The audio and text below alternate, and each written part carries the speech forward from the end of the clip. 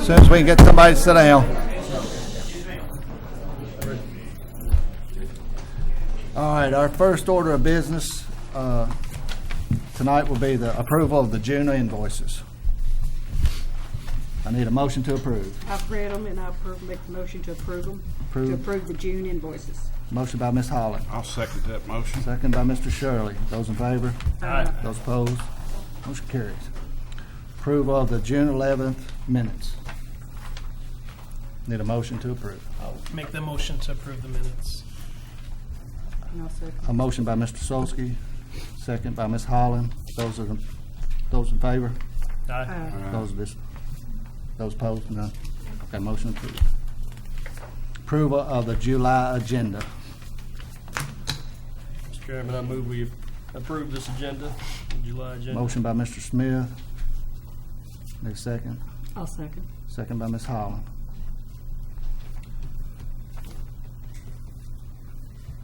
Oh, I'm sorry. Come on, man. Well, what am I looking at you for? I don't know. Those in favor? Aye. Those opposed? Motion approved. Items for postponement withdrawal. We have Oakleaf Townhomes is postponing till next month. The Oakleaf Townhomes is postponing till next month. Anybody here for the Oakleaf Townhomes? It will be postponed till next month. We will not be hearing it tonight. Do you have a date? What's the date next month? August 13th, August 13th. 6 o'clock, same location. What property are you talking about? The Oakleaf Townhomes in the Collins subdivision. Yeah. On Boulevard? Yes. Is that what you talked about tonight? It's going to be postponed tonight, so we're not talking about that tonight. It's postponed until August. Is that the one? These two may go consent. We'll let the room empty here real quick.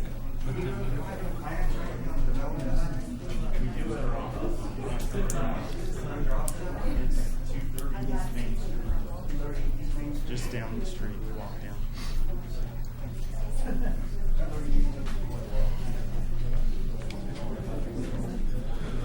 We don't. I cleared the room a little. I didn't realize we didn't have any chance. Do that again. Go on.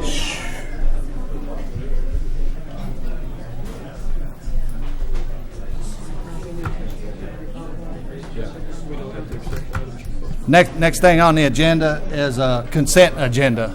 I think we have two items for consent. Items eligible, the Smith property, item A, and item E, Toyota 2 show. Is anyone here to speak on the Smith property other than the applicant? No. And then is anyone here on the Toyota 2 show? Is that what you said? Mm-hmm. On the Toyota 2 show other than the applicant? Other than the applicant? So both of those applications can go consent. Is that property the one on Luke No, that's a different. That's a different one. That's a double R. Yeah. So we have, on the consent agenda, we have the Smith property and the Toyota 2 show. We need a motion to approve those consent. I'd like to make a motion to approve the consent agenda. Hold on just a second. There's somebody here that wants to hear Smith property. Okay, so the Smith property be crossed out, but the Toyota 2 show is still eligible for consent. So we need a motion for that one. Toyota 2 show. I've moved that we accept the Toyota 2 show for consent agenda. Motion by Mr. Smith, I'll second that. second by Mr. Shirley. All those in favor? Aye. Opposed? Motion approved. So Toyota 2 show went consent. Okay. Who is here representing Toyota 2 show? Oh, can I get a signature then, please? And for the record, we need to state that Mr. Wiseman, Mr. Moran, Ms. Mizell, and Mr. Caldwell are absent this evening.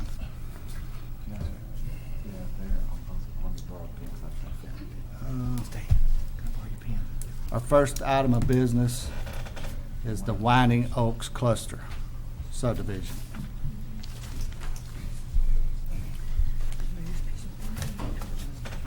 Before you start, Joe, can you go ahead and swear everybody in, Charlie, that's going to speak yes. tonight? Everyone that is signed in to speak to an application, if you could stand and raise your right hand, please. Do you swear or affirm the statement you're to make tonight to be the truth to the best of your information and belief? Thank you.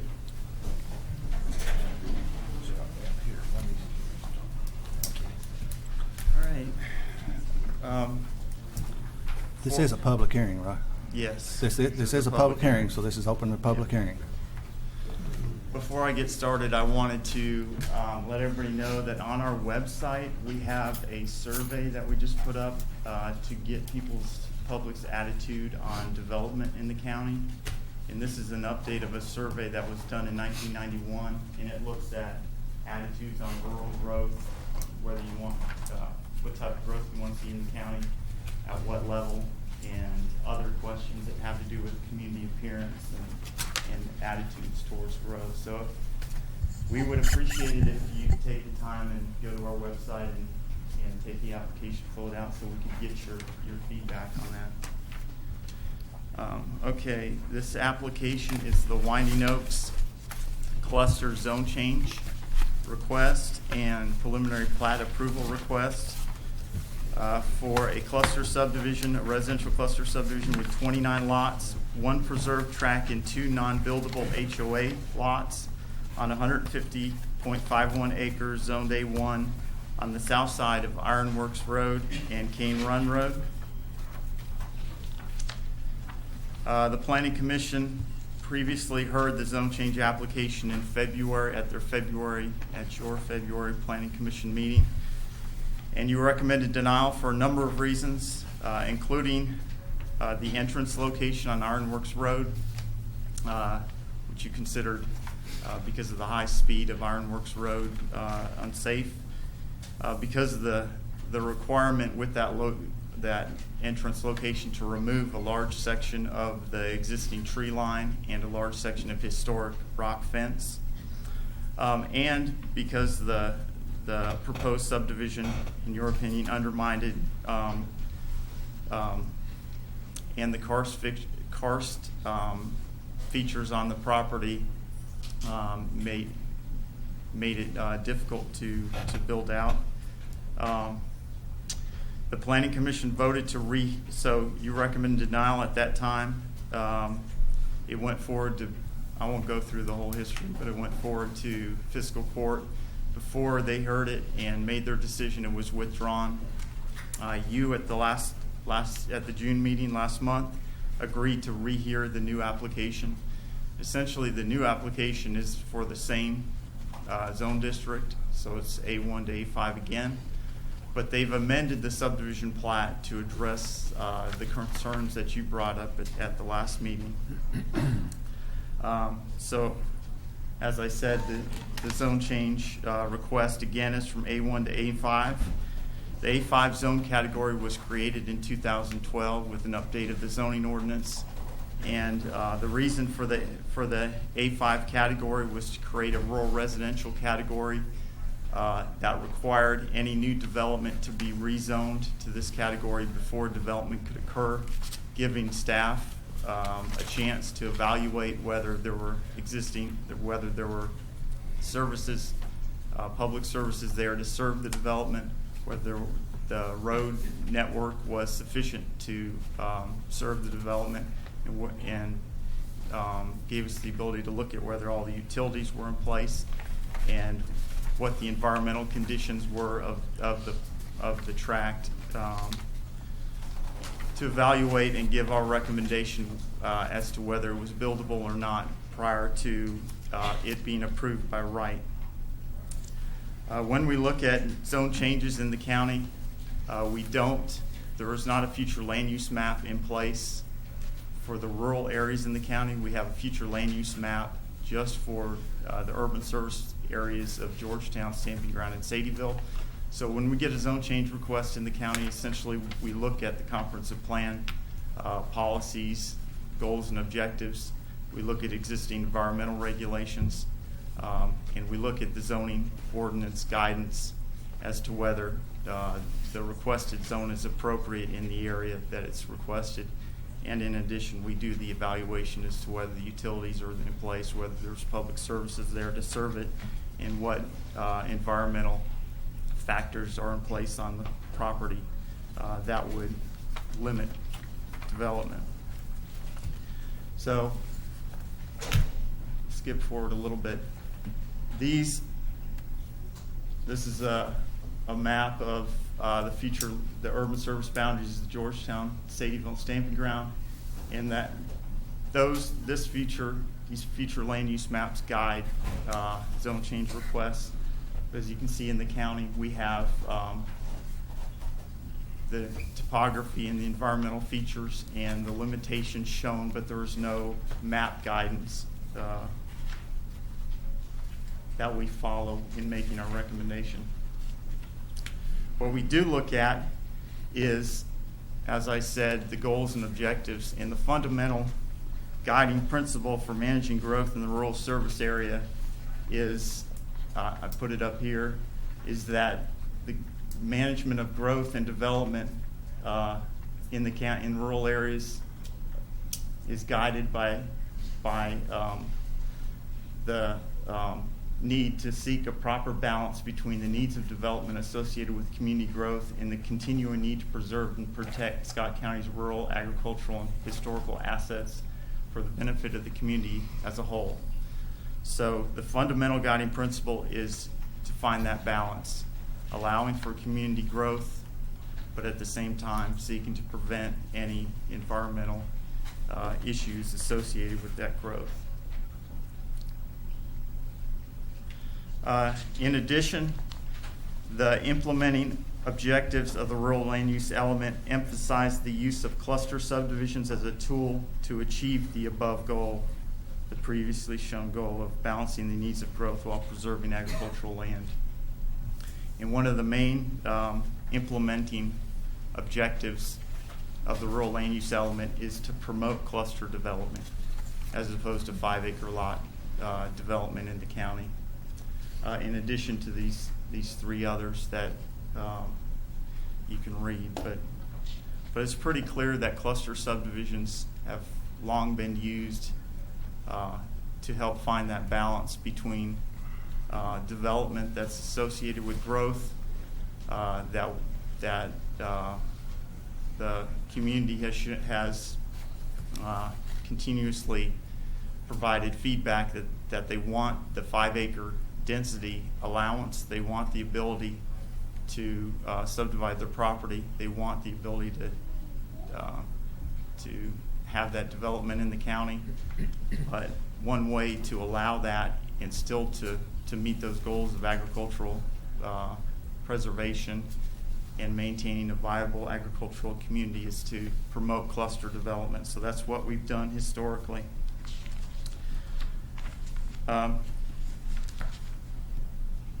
So with that being said, the application tonight is for a zone change to A5, but also for approval of the preliminary subdivision plat. The Planning Commission has the option to approve the subdivision plat contingent upon the zoning being approved by fiscal court, or you can defer on that and wait and review the subdivision plat at a later date. But the applicant has submitted all the background information I think we need to evaluate the plat. So we've gone ahead and evaluated the subdivision plat and made a recommendation on that as well. This is the property. We've talked about it quite a bit, but it's south of west of Ironworks Road and south of Ironworks Road and east of Cane Run. This is Cane Run, a county road. Ironworks is a state road. It's a 150-acre parcel with a lot of frontage on Cane Run. It also surrounds this 40-acre piece that was split off a couple years ago.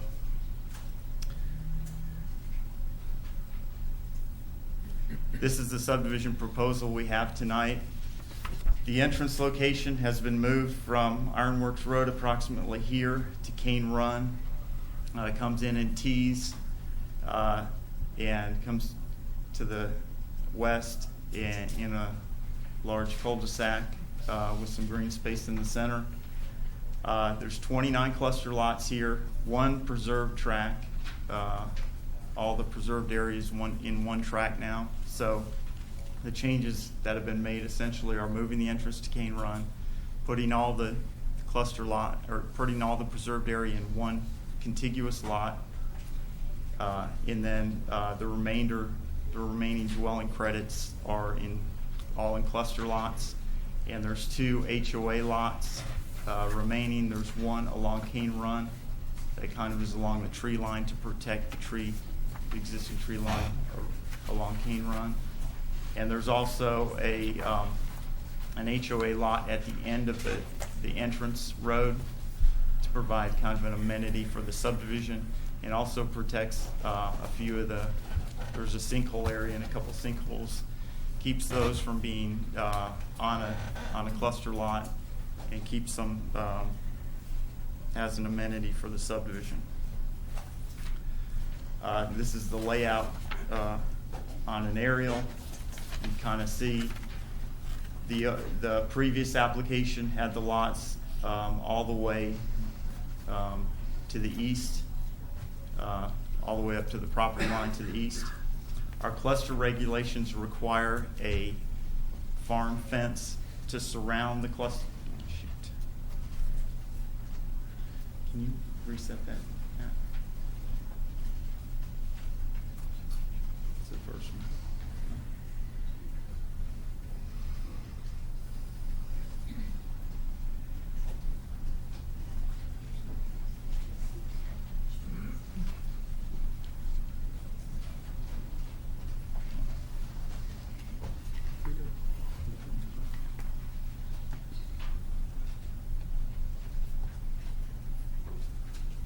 Sorry. Okay. Our cluster subdivisions require a continuous buffer around the cluster lots, a double row of trees spaced every 40 feet, so they're 20 feet basically apart in a double row, along with a farm fence around the entire perimeter. So there is a buffer between these cluster lots and adjoining property. Here's the topography.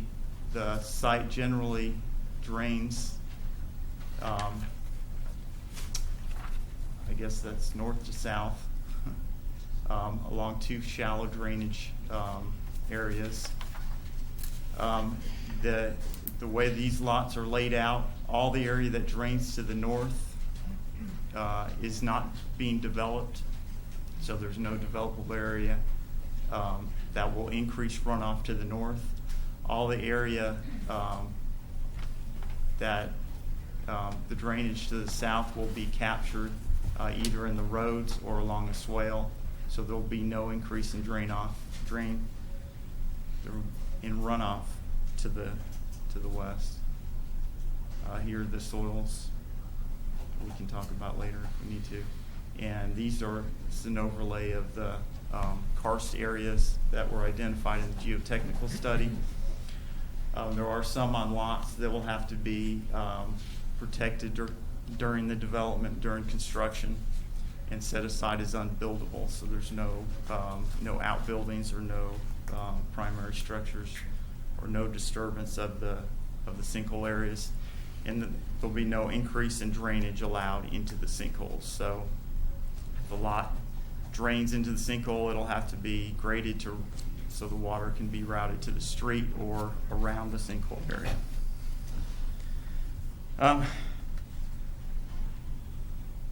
The farm includes these karst areas, which were identified in the geotechnical report done by Malcolm Barrett and Associates and identified here in this GIS layer. It was identified in the geotechnical report that these features were stable and had no significant voids and would not preclude development of the site.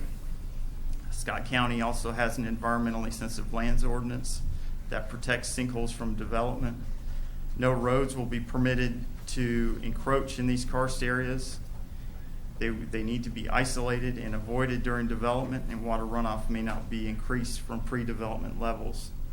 It appears that there's one karst area that was outside the lot.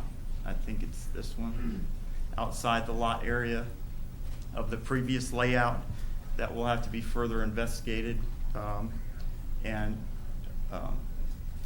fact, all of them that impact the development will have to be further investigated as part of construction plan review.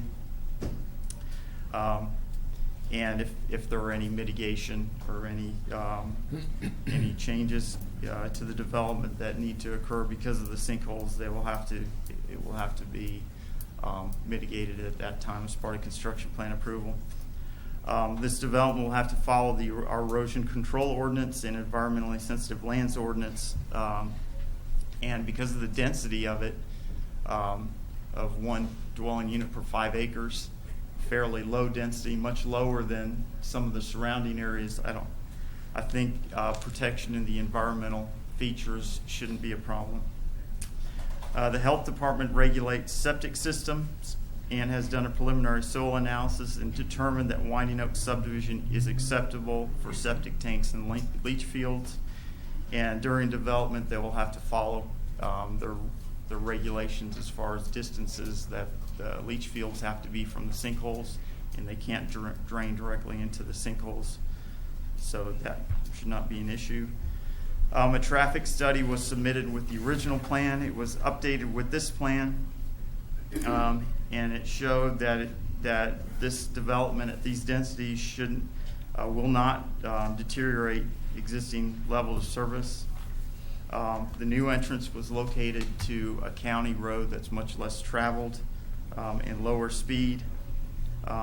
Traffic counts on Cane Run are approximately 300 average daily trips. The applicant will have to widen Cane Run along their frontage. However, our subdivision regulations required when development occurs along a county road that they have to widen from the center line along their frontage to county standards. So they'll have to widen that length of Cane Run Road to 9 feet and maybe improve the ditches and shoulders. So that is an additional requirement that they'll have to meet because the entrance is now on a county road. All utilities required for residential development are available to the site. A preliminary drainage analysis was completed by Midwest Engineering and submitted as part of this new application. Brent Combs, our engineer, reviewed the submittal and had a few comments that I've included in my staff report. Essentially, it showed that that 4.35 acres of impervious area was being added to the development, to the farm with the development, for an approximate 3.2% increase in flow rate for the 100-year 24-hour storm. A preliminary routing showed that a detention pond with a storage capacity of 3.5 acre feet would reduce the post-development flows to pre-development flows. And the plat itself, which you'll have to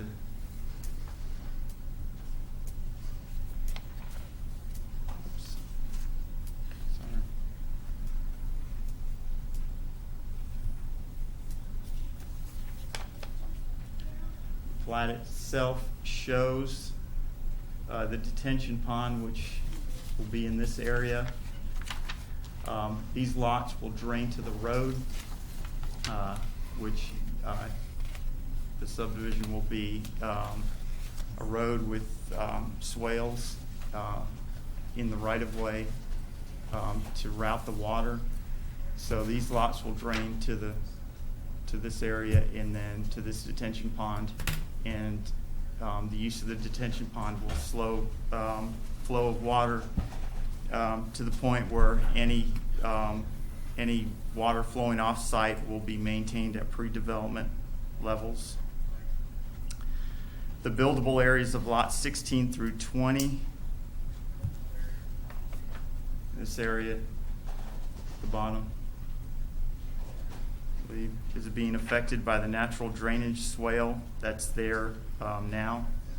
This plan indicates a rerouting of the swale to ensure adequate buildable area on each lot. At final plat stage, these lots will have minimum floor elevations and probably preclude basements in this area because it's at the bottom of the drainage area. Except for a portion of lot 13, which drains to 2 existing sinkholes. The runoff from all the proposed lots bypass the property to the east. Also, the area that drains to the north towards Ironworks and Lancelot will remain in its current state, so there will be no increase in runoff to the north. The sinkhole on lots 25 and 26 may need a partial diversion ditch to make sure we are not adding flow to it. We did a review of the cluster regulations, and with the amendment to include all the preserved area in one tract, they are meeting all our requirements of the cluster regs, including landscaping, fencing.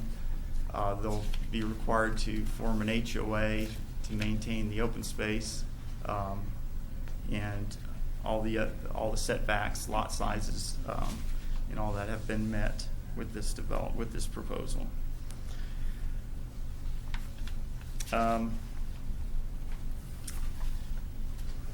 In conclusion, the subject property is in a wide belt of prime farmland that we acknowledge needs to be protected through proactive measures, including acquisition of voluntary agricultural easements, purchase of development rights, which we hope will continue to be funded, transfer of development rights, or other measures to maintain the long-term viability of the local agricultural community. This is an important agricultural area that needs to be protected. The use of the cluster subdivision option is one means that has been encouraged to slow down the consumption of prime agricultural land in rural subdivisions while allowing some growth to occur. So this development, even though it has 29 lots, they still maintain the overall 5-acre lot density, and this subdivision preserves almost 86 acres of agricultural land that cannot be further subdivided, that acts as a buffer from the existing lots against adjoining farmland, and meets that we think that intent of finding a balance between the development that needs to occur to some degree in the rural areas to meet demand and preserving the agricultural land in the area. This relatively low density subdivision, when regulated by existing environmental and water quality protection ordinances, should not cause harm to adjoining properties and is, in the opinion of planning staff, in conformance with the rural land use element of the Georgetown-Scott County Comprehensive Plan. Also, we believe the subdivision plat as submitted meets all our requirements for a cluster subdivision, and with the density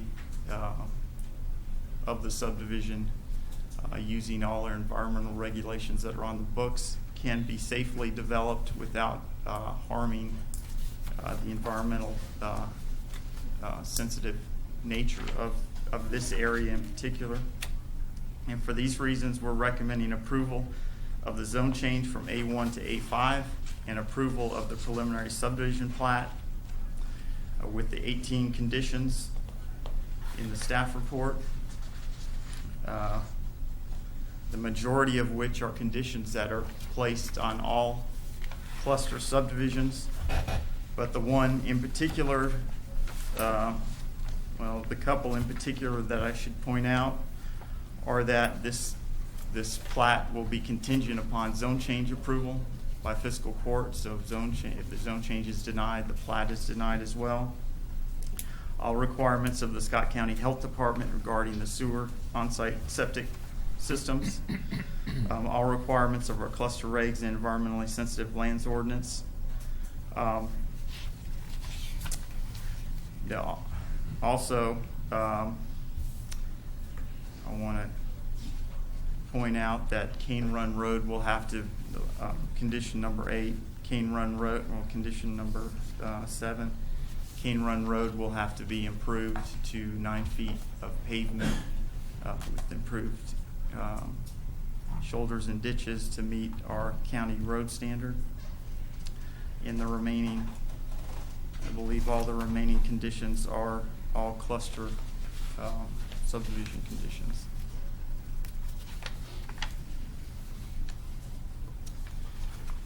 That's all I had. I can take questions or wait. Anyone have till any the questions end. for Joe?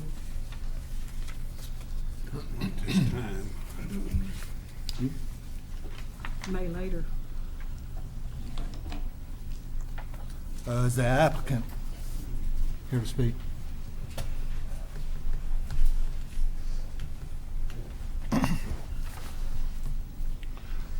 Mr. Chairman and members of the Planning Commission, Mr. Langford? yes, I think Joe stated it already, that for the record, I think that all the evidence that was submitted in the last application about the water runoff, the karst areas, and the traffic study, so I think that's it, wasn't it, Joe? That all that's going to be submitted into this application also? yes, yes, I was going to make that clear, yes. Okay. For the record, my name is Bruce Langford. I'm here for the applicant, Matthew and Brittany Welch, and their Welch Real Estate Holdings Company. I want to say first of all that we accept this recommendation because it is a recommendation of approval prepared by the planning director, Joe Kane. Put a lot of time on it. 10 pages, that's the longest one I've seen. It's the most detailed report I've seen. That doesn't mean that it's the most detailed report. It's the most detailed report I've seen. But he covered all the issues. He covered all the aspects of this development. He touched upon the things that were important to the Planning Commission at the February meeting. All of those are favorable for this development. We are prepared to go forward with this development if it's approved. Mr. Welch is here to confirm that we can meet those requirements and the 18 conditions that have been laid down. We're going to do that also. I will have other things to say as we go through the meeting, but Mr. Chairman, as I said at the agenda committee meeting, I am not going to go through all of that information again. As you just said, we'll incorporate into the record, and what I'd like to do specifically is say that I want to incorporate into the record Malcolm Barrett with he's the geotechnical engineer, and he filed a report at the February hearing. I want to incorporate that into the record. Andy Holmes with Midwest Engineering filed a drainage analysis report into the record. I want to incorporate that into this hearing. Diane Zimmerman with Jacobs Engineering Group in Louisville filed a traffic study and amended it, and I want to put her report as amended into the record of this hearing. And that information, as you have already heard, was considered by Mr. Kane in the preparation of his report. I would like to take just a moment for Tony Barrett to come up here and tell you very quickly why the design changes are as they are. And then when he gets through, I'm going to have Gene Thomas make a couple of comments about WEDCO's analysis of the property. So if we could do that right now, have Mr. Barrett come up.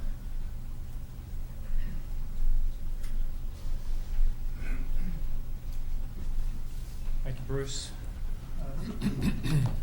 Members of the Planning Commission, I'm Tony Barrett with Barrett Partners. I'm a landscape architect and prepared the plan originally and as amended.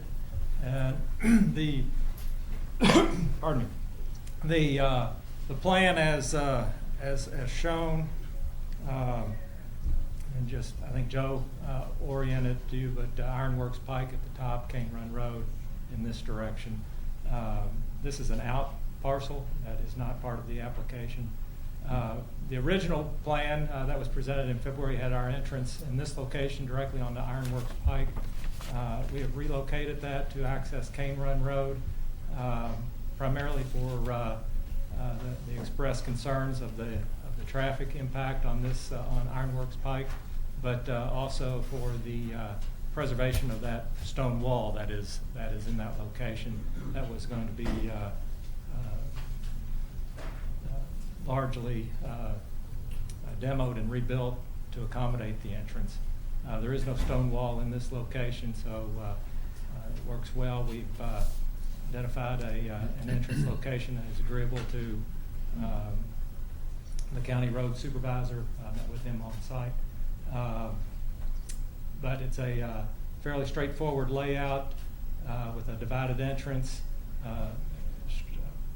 main drive in. There's an HOA area here at the terminus to as kind of a endpoint and a feature there for the community to enjoy, and a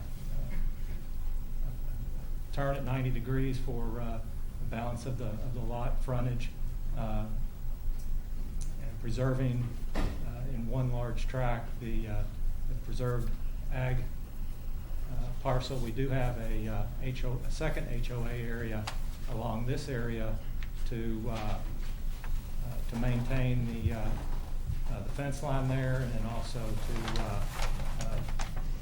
somewhat control the landscape to screen the backs of those houses at the side of this lot. But these two lots here are backing up to Cane Run Road, and we thought it was important to control that so that we have a buffer from the Cane Run Road that the homeowners association would be able to manage. We show, as Joe indicated, a retention area in this area that we'd be able to manage the stormwater runoff before it leaves the site. I'll be happy to answer any questions. Any questions for Mr. Barrett? Thank you. All right, thank you. Mr. Chairman, Gene Thomas has done an analysis of the sewage disposal system proposed for the development. He has filed a report into the record, and he is here tonight, and I've asked him to explain, if you would, the results of his analysis.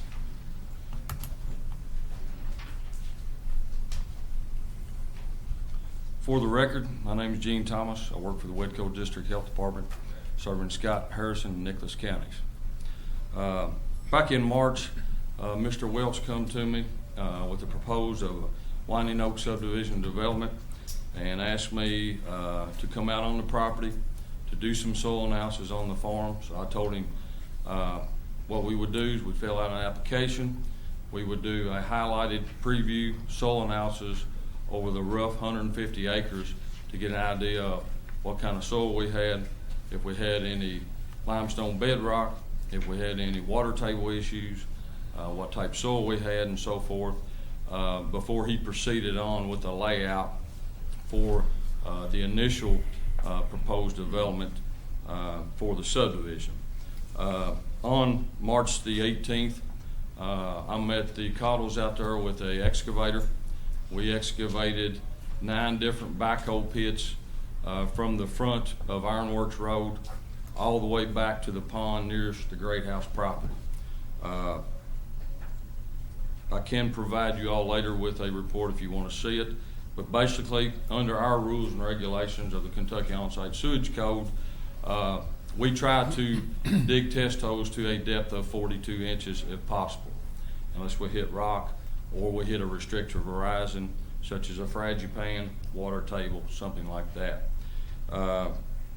On the 9 holes, I chose to dig at a depth greater than 42 inches should we not hit one of those restrictor horizons, limestone rock, and so forth. Of the 9 holes I dug, the shallowest depth that we excavated was 50 inches and up to depths of 60 inches. On the 9 excavated holes, we hit one rock at about 42 inches. The worst excavated hole that we excavated was up front near the pond, near Ironworks Road, and that was a Group 3 soil to 32 inches deep. The other 8 test holes that we excavated all had a Group 3 soil to a depth of 42 inches or greater. So by saying that, I feel very confident that should this be approved at some point in time, and we go out naturally in the future, we will have to dig test holes on each and every lot to make sure that they conform to meet our Kentucky on-site sewage regulations. But at this time, I feel very confident that we will not have any problem installing a leach field on any of the proposed lots on this development.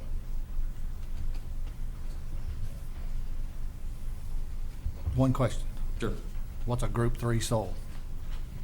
Well, there are 4 different types of group soils in Kentucky. There's a Group 1, a Group 2, a Group 3, and a Group 4. Naturally, we don't have very much Group 1 here because it's river bottom sandy loam. Group 3, many of y'all probably heard of a Maury soil series. That's our best soil series here in Scott County. The only thing any better is in Ashton. There's only like 900 acres. It's next to a creek. For the most part, that's the best soil you can get in this county, in Scott County. Naturally, a Group 4 soil would be more of a high clay content soil that you would see around the Sadieville area or northern part of the county. So the southern half of this county generally has more of the Group 3 soils. The northern half of the county generally has more Group 4 soils. Naturally, the lower the soil group, the better the drainage. Does anyone have any more questions for Mr. Thomas? Thank you, sir. Thank you. Could I ask a question? Not yet.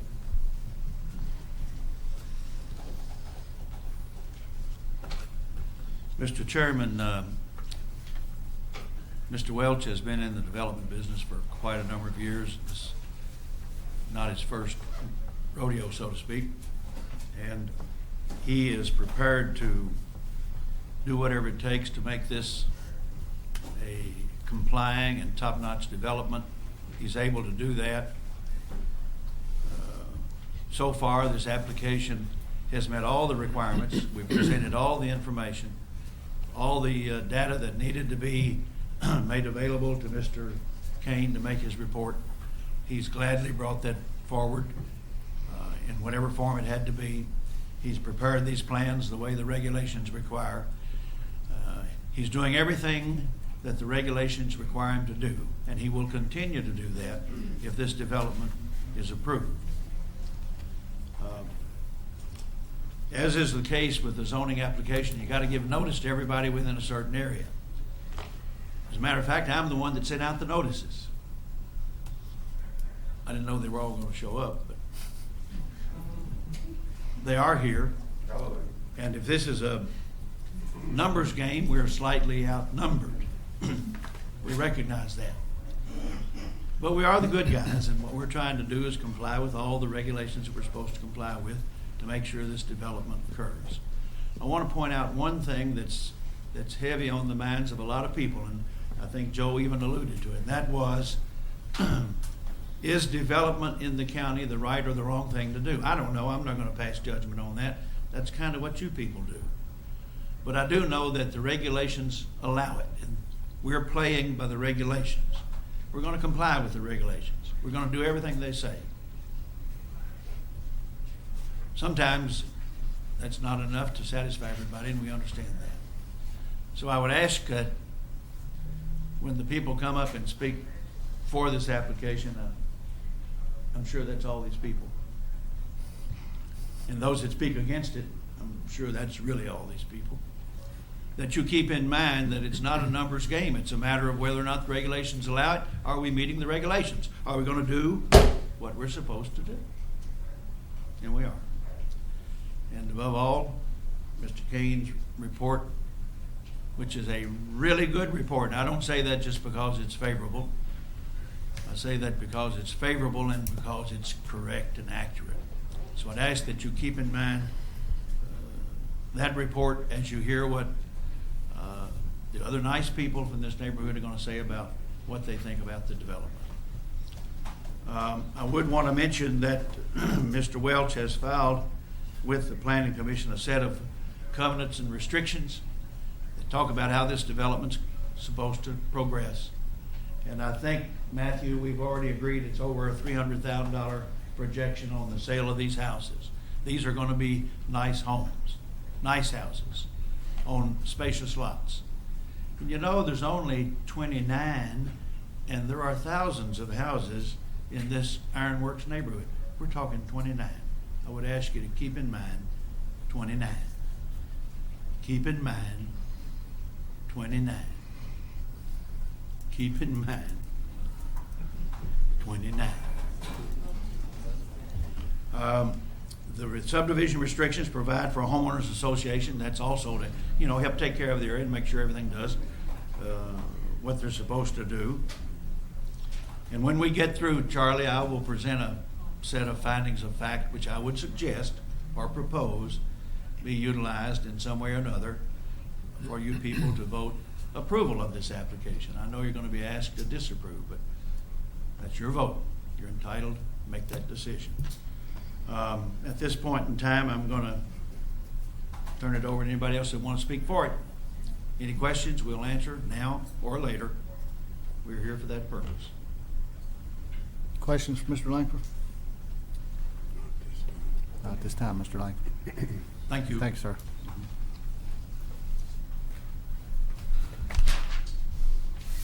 I guess at this time we'll start calling the other side, I guess, is what we'll say. Charlie? Mr. Simpson? You want to call Mr.? Thank you, Mr. Chairman and members of the Commission. My name is Bruce Simpson, and I'm here tonight on behalf of an adjoining property owner, Ms. Kim Jendlicki, to review our concerns.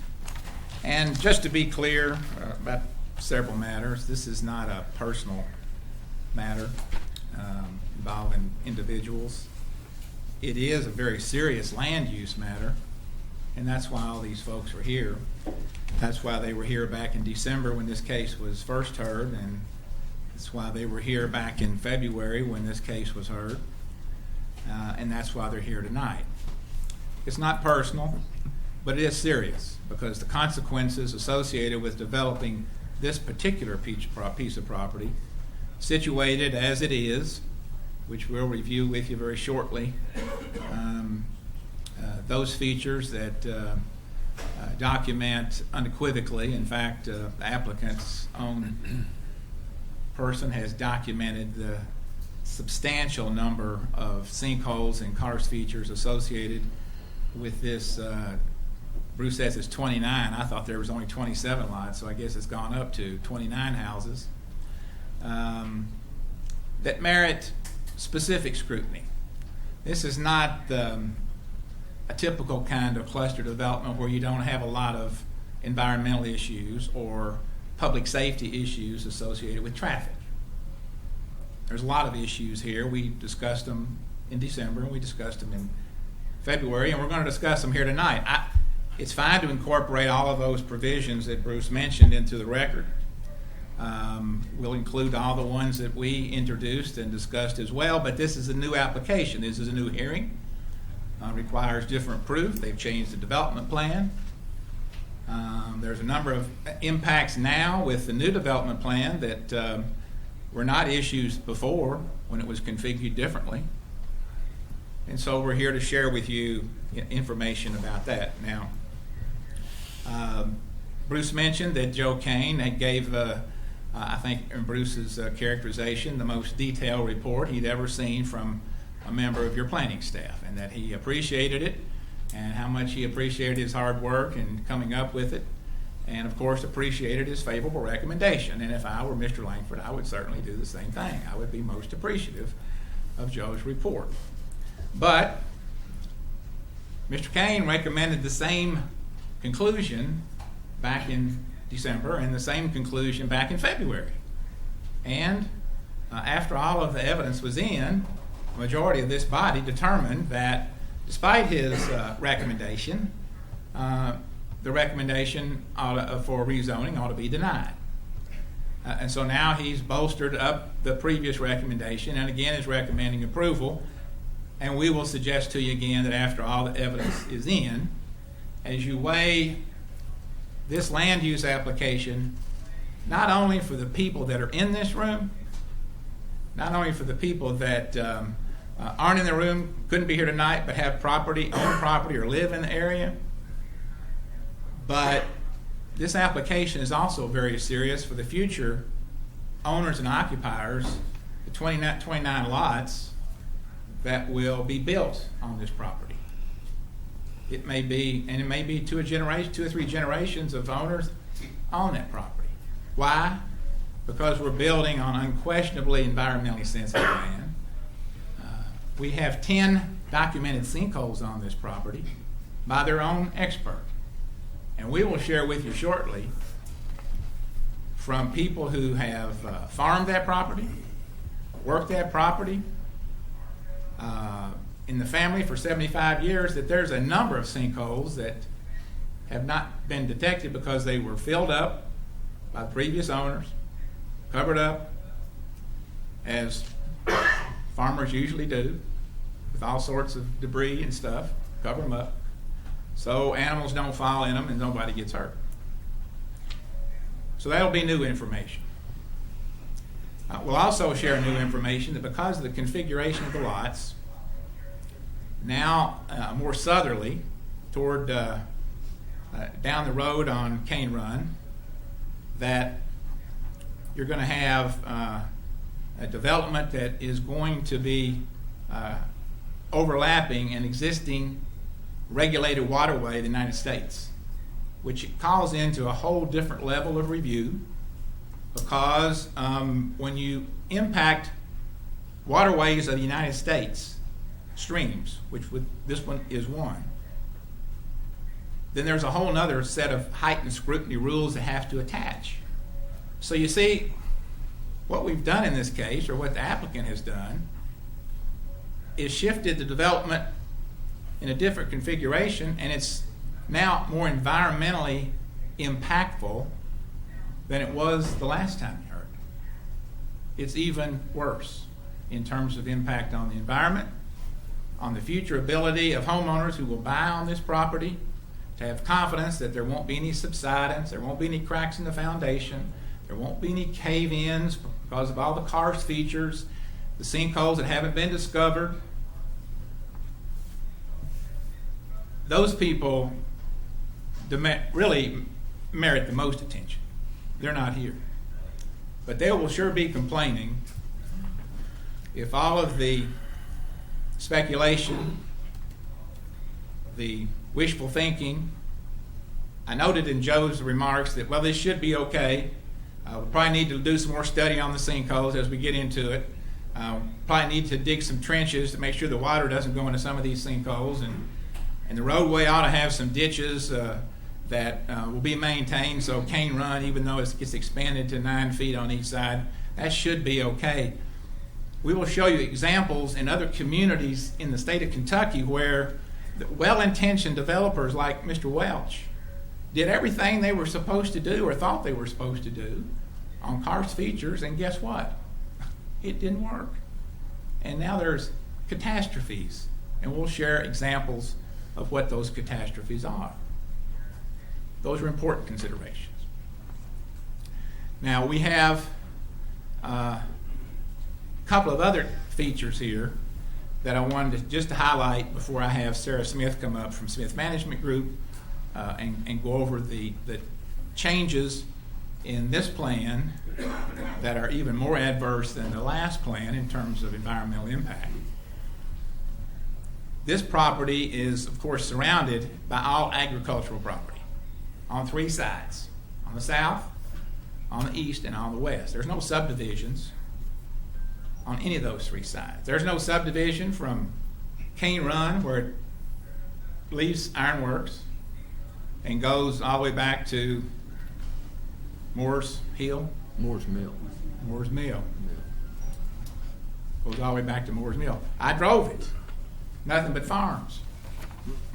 This development is a half mile into prime farmland. Even Joe acknowledged it was prime farmland. This development is 1/2 mile into prime farmland. This property's been farmed since Scott County was a county. Drive down Cane Run and see if you can see any cluster subdivisions. 5-acre tracts. No. What you've got is Glencrest Farm and a number of other farms, horse farms, general agricultural farming, that have been this way for years and years, and that's what your comprehensive plan speaks to. Preserve these. So not only do you have that strong policy of preserving those agricultural interests and to preserve the success of important farms like Glencrest and the others. But you also have an obligation to protect the future home buyers that might live on this if you decide to take a chance and approve it and hope everything works out like Joe indicated he thought it would. So that's an overview of what you're going to hear. Now we're going to introduce our proof. I'm going to have Sarah Smith of Smith Management Group address the body and go over a comparison of before and after, if you will, of what the last plan consequences were and what this plan's consequences are. And then we'll move on from there into our traffic impact, and then I'm going to have one of the adjacent farmers in the area come up and share with you some firsthand, on-the-ground observations about this property, its farmability, its suitability for farming, and the number of sinkholes that have yet to be marked on the applicant's exhibits. Sarah, you pass some stuff out. Yep. Get a PowerPoint up if we could.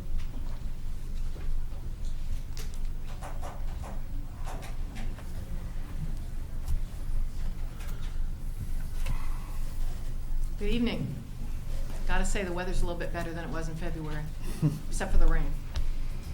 Sarah, just for the record, we've been engaged to look at this property since back in I think January or December, since the December hearing anyway. We've asked you to examine this particular new application, new development plan, in terms of its impact on the environment, impact on the future purchasers of these homes, if you will, impact on the surrounding neighborhood, in terms of what you all do, which is an environmental assessment. And you have done that and are prepared to update the committee in terms of your work. Yes. And explain the consequences of this development as compared to the previous development plan that they rejected. Is that right? That's correct. Right. If you just kind of introduce yourself, a little bit of your background again, for the record, please. My name is Sarah Smith. I'm president of Smith Management Group. We are an environmental consulting firm that is headquartered in Lexington. We also have offices in Louisville, so we can reach the western part of the state. We've been in business for over 26 years. We do assessments of properties. We look at sensitive environmental features. We also do a lot of permitting. So it's our responsibility to know what rules and regulations pertain to the development of property, to changes on property. And that helps inform what we're doing. Karen, do you have a pass out? I do. Okay, and we have a clicker. And hopefully I can run this thing. What's that? Just a copy of the presentation. Thank you. If I get this wrong, it's Joe's fault. Yes. Thank you. All right. Here we go. Maybe. Yeah, one for Tony. It's not doing anything.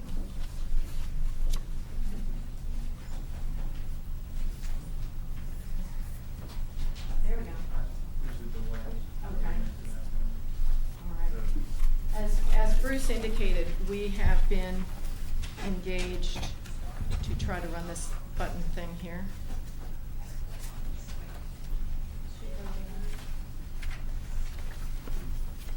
I got it. As Bruce said, we've evaluated the proposed development. We looked at it in February, came and spoke with you, and we looked at the revised plan that has been proposed this time around. We're looking at potential issues associated with the development and trying to understand the sensitive environmental features that we're dealing with. Just to remind you, this is what we looked at before. You can see that the lots were in a slightly different configuration, mostly hanging to the north.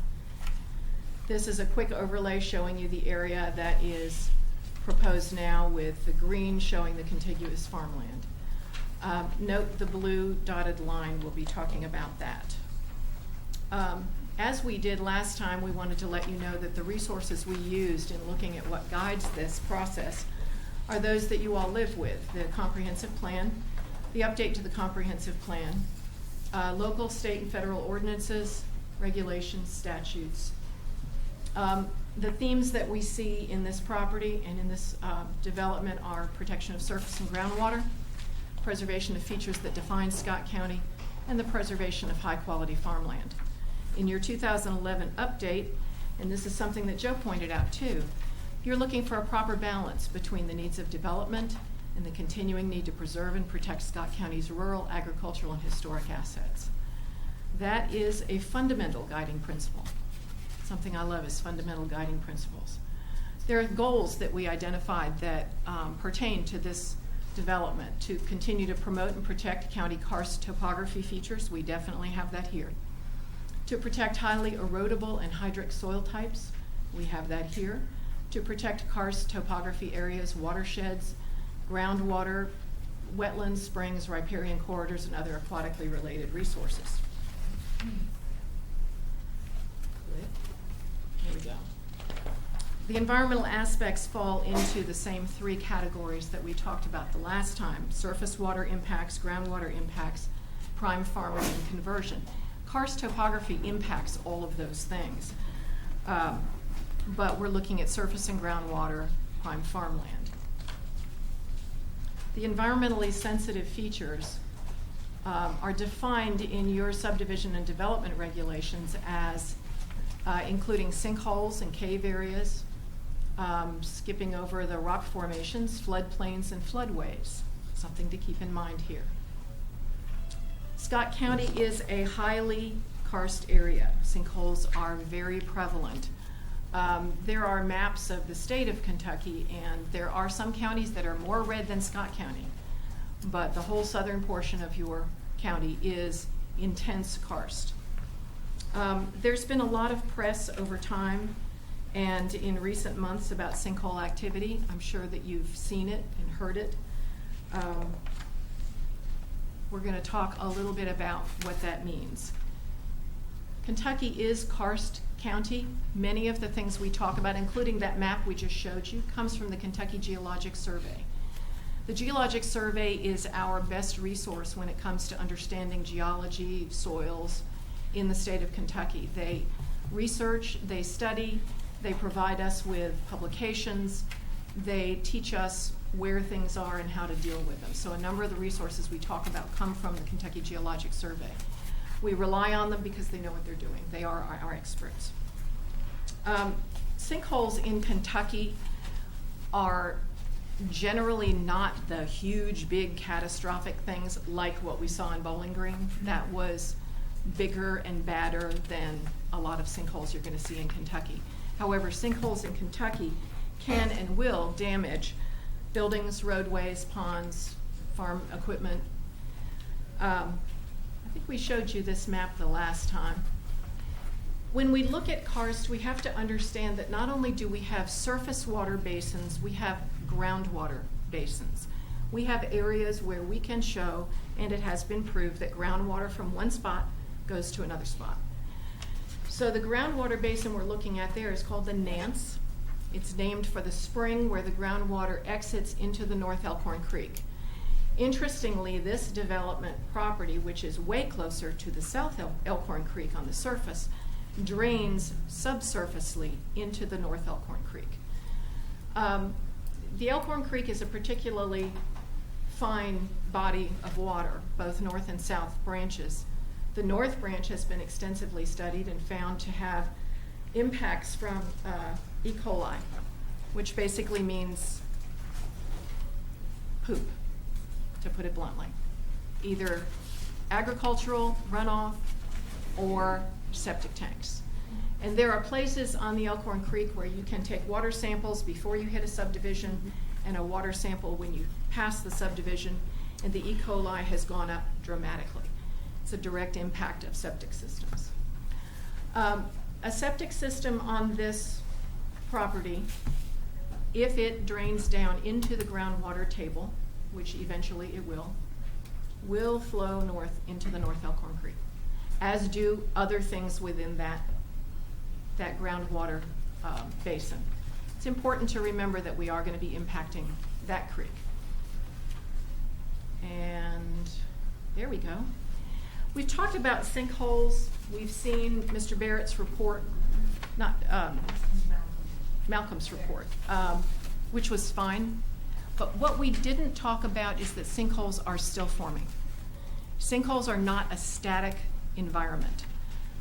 Some sinkholes can show up, settle down, become very stable, and then new sinkholes are also forming. These are two new sinkholes that are currently forming. These pictures were taken a month ago, 6 weeks ago.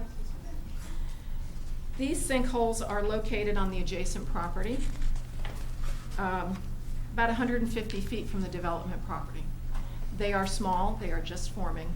The cover, the soil cover, is beginning to collapse down into the sinkhole. It is not a static environment. They are continuing to develop. Those are very small. This one's not so small. This one is on Glencrest Farms to the southwest of the development property. This is a fairly new sinkhole that is recently formed. It's approximately 10 feet in diameter and about 8 feet deep. Again, it's not a static environment.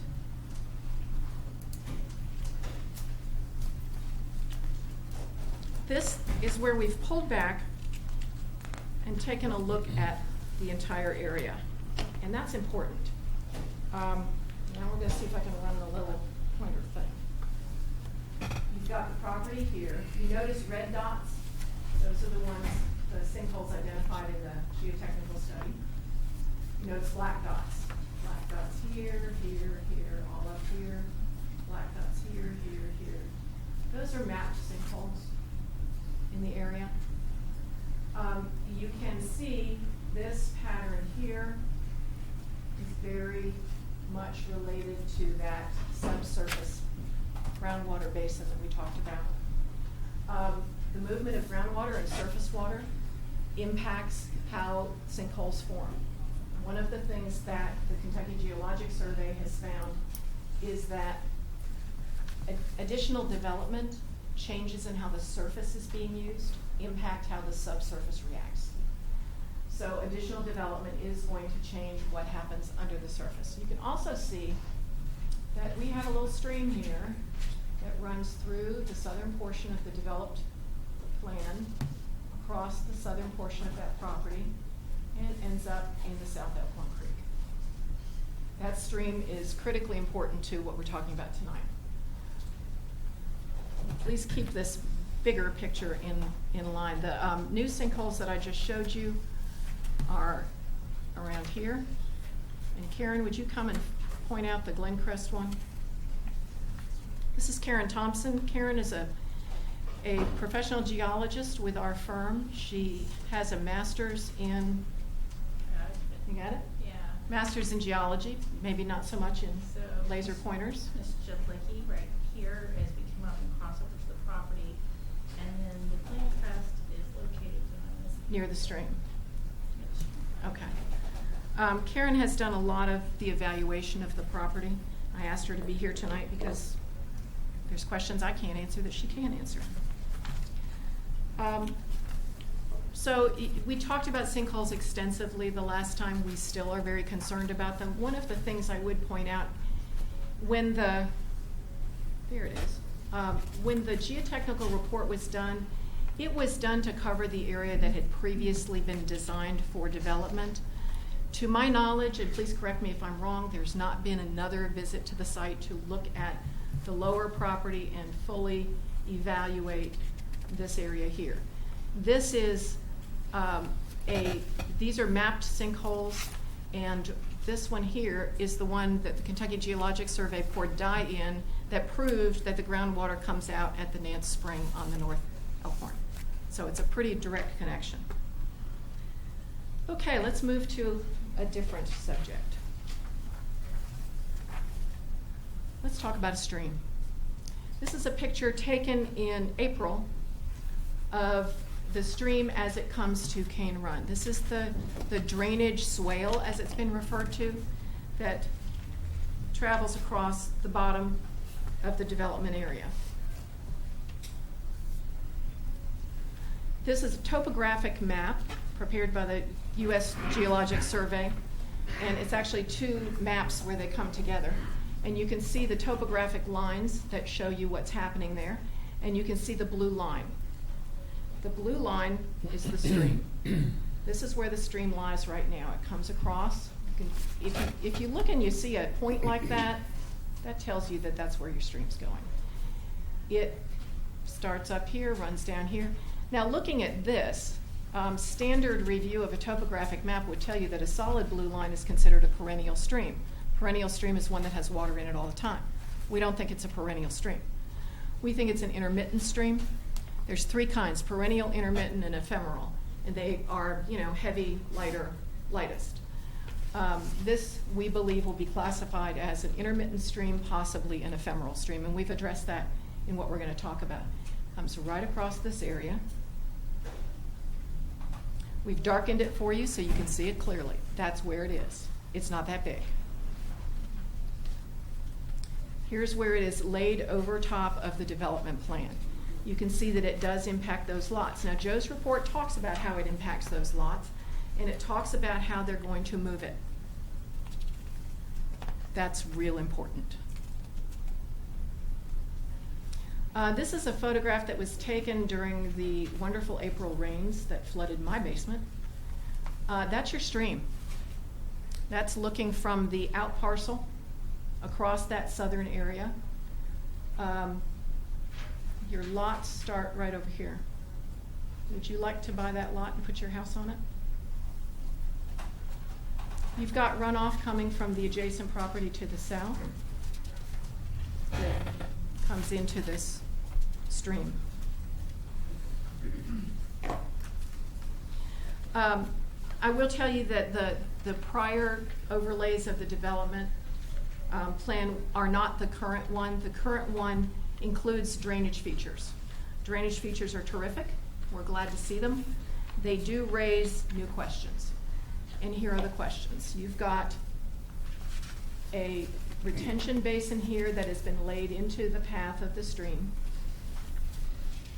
which makes logical sense. You have the path of the stream has been moved to be less intrusive on those lots. Makes logical sense. There's a problem with it, though.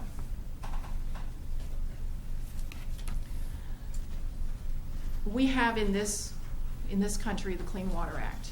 Within the Clean Water Act, we have waters of the United States. You may be aware of the noise that has been happening over the last couple of years about changes in definitions of what the waters of the United States are. That's something that has just been adopted. It's a final rule. We are all being guided by it. It was not final in February when we talked the last time. Although the Corps of Engineers, who is the regulatory authority that takes care of this, has been expanding its jurisdiction before this rule. This rule just does it. This is what would be considered a jurisdictional stream because it is an adjacent water that has significant nexus to traditional navigable waters and is considered jurisdictional water. I tell you that, I don't tell you that I necessarily approve of it, but this is what the law is.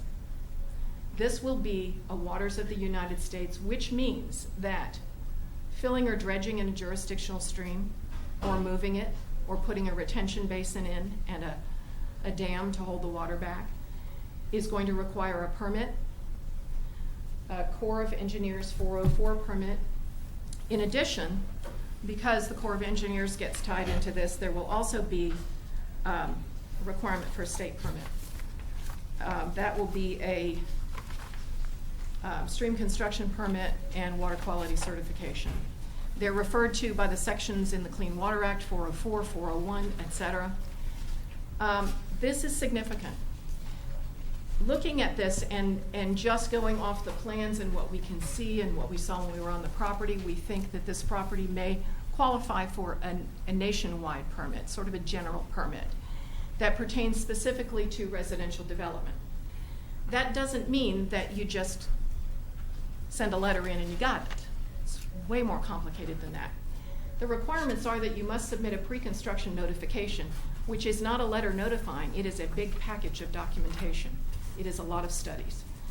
You have to identify, you have to delineate this stream with stream experts who are going to say it's ephemeral or it's intermittent. They're also going to grade the quality of the stream.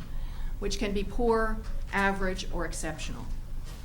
You are tied to not losing a half an acre of the waters of the U.S. or 300 linear feet of a stream. When you move the stream, you're considered to have lost it. When you put a basin on top of it, you're considered to have lost it. Let's back up for a second. Come on. There we go. Hopefully I didn't do that too many times. Okay, so you're moving the stream from somewhere around here, through this. Ballparking, and I don't have these plans in the original, so we're just kind of guesstimating, looking at the scale on the map, about 1,200 feet of stream. So you're way over that 300 foot. Doesn't mean you can't do it. There's a way around it. It gets a little hairy though. Oh, there we go. Let me give you some numbers. If you impact 1,200 linear feet of stream, you can still potentially get this nationwide permit, which is way easier and way quicker than getting an individual permit. However, you're going to have to pay for those feet of stream. You're going to have to get the Corps of Engineers engineer to say, okay, I waive the 300-foot limitation and I'll let you do more, but you have to pay for it. You have to pay mitigation costs. And mitigation costs are the length of stream, is it ephemeral, is it intermittent, is it good quality, is it not good quality, and then there's a multiplier. And then there is the fact that they cost $300 per linear foot, times the multiplier, times the length. If it is ephemeral, it's going to run you about $300,000. If it's intermittent, it's going to run you about $600,000 to pay for that 1,200 feet. That's in the law. In addition, you have to get the permit. Because it is a federal permit, you then have to follow the rules of NEPA, which means, and this may be easy, but it has to be done. You've got to look at threatened and endangered species. You've got to determine if any of this stream is actually wetlands, or there's wetlands around it, and that could increase your impact. You have to get the permit. Our experience says for a nationwide permit, once you've submitted absolutely everything and answered all the questions, you're looking at about 3 months. The average in the country for a nationwide permit is a year. An individual permit, which you could be thrown into, but hopefully not, is 2 years. And the cost of the studies and the consultants. This is a significant change, moving these lots into a stream, and it's not just a swale, it's a stream. It's been identified as such on the topo maps, and it will be when somebody goes and does the study. We do believe it will be. The cost for those permit applications, there was a 2002 study published in the Natural Resources Journal, which indicated that a streamlined nationwide permit cost the applicant about $30,000. That was in 2002. We're 13 years later, and those costs haven't gone down. We did discuss with the Kentucky Division of Water and the Louisville Office of the Corps of Engineers as to whether they had seen any preliminary information, meaning that the process has started and we might not be waiting that long. And as of Friday, there was no indication that anything had crossed their desks. That's not something that fits in your rules, but you need to know that this is an impact to the property and an impact to the project. And it is an environmental impact. Stormwater considerations we've talked about, and that has a lot to do with what's happening with the stream. Moving the stream so that you can build on those lots, creating a retention basin, which can help hold the extra runoff. We've looked at the stormwater study, and using their figures, you're looking at approximately 3.5 million extra gallons coming off the property. There is a retention basin that will be there to help it once you get it built. And by the way, you cannot build anything until you have your permit from the Corps of Engineers. Penalties run up to $75,000 a day. Every day you're out of compliance. You know as well as we do that the subdivision development regs require that you're not going to aggravate flooding on the proposed development, adjacent lands, or connected and adjacent sinkhole clusters or systems. you're in a sinkhole system. You're in a karst groundwater system. Soil erosion. We've talked about the soils on site, and they really are good soils. They're really good soils for farming. They're also highly erodible. And they're not listed as particularly good for septic tanks, although they did have a good investigation for preliminary, so good. Highly erodible soils, which these are. And these are the same soils on every one of these maps, they're just for different purposes. This is from the Natural Resources Conservation Service. They indicate that the dark greens have moderate erosion potential. The darker the blue color, the more easily the soil erodes. I want to show you what we're talking about when we talk about erosion.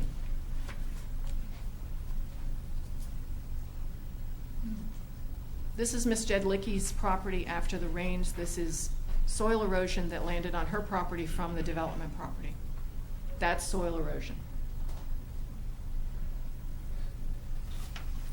Prime farmland protection. It's one of your primary goals. The soils are outlined as to which ones are particularly good. The ones that are in dark are the ones you have on this property. This is prime farmland. This is the thing that your goal says protect it. And again, these are your prime farmland soils, and they all are.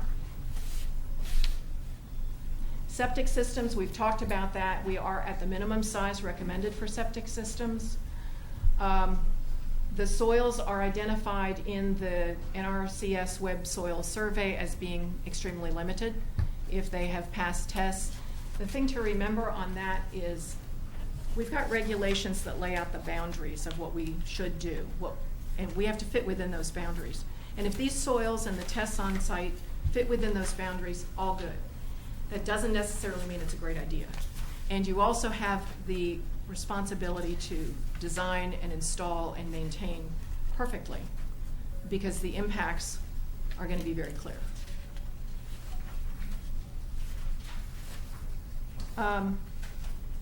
And hopefully I can make this work. Should just with a click. I'm going to let Karen click this, because then if it doesn't work, it's her fault.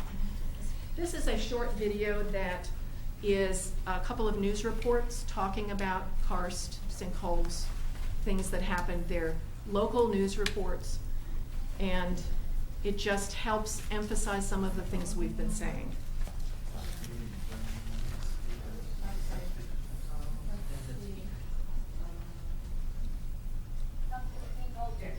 There you go. The most famous is the recent sinkhole at the National Corvette Museum in Bowling Green. We found an expert who's been studying the phenomenon for more than 4 decades. Tell me what you like to see early choices like. What has to say? Thank you, Rick. James Courage with the Kentucky Geological Survey told us you can't predict what areas of the Commonwealth are most likely to have sinkholes, but there's no figuring exactly where and when one will open up. They happen fairly frequently here in Kentucky. As a matter of fact, as you can see from this tracking map, there are thousands across the state. Kentucky is ranked 7th in the nation in sinkholes. You can blame karst. Underground water sources eat away the rock, creating a void, and eventually leading to a collapse. This would occurred in Boyle County. A larger sinkhole opened in Hart County. Last month, a senior living center in Hopkinsville was forced to evacuate. Sinkholes often become dumps, especially in rural areas, which does not help the situation. Either agricultural waste or household domestic waste or construction debris that have been buried in these features, and then that rots and it reactivates the sinkhole. As for what happened to the National Corvette Museum, hydrologist James Curran says the Sky Dome was built over an abandoned cave passage. The moorings from the engineering studies and so forth did not detect the presence of that passage. According to Curran's observations, rainwater from the museum was diverted away from that structure as it should have been. However, that caused the clay, which acted as an adhesive for the dome of the passage, to dry out, leading to a collapse. It's a case where most things were done correctly, and it still it resulted in a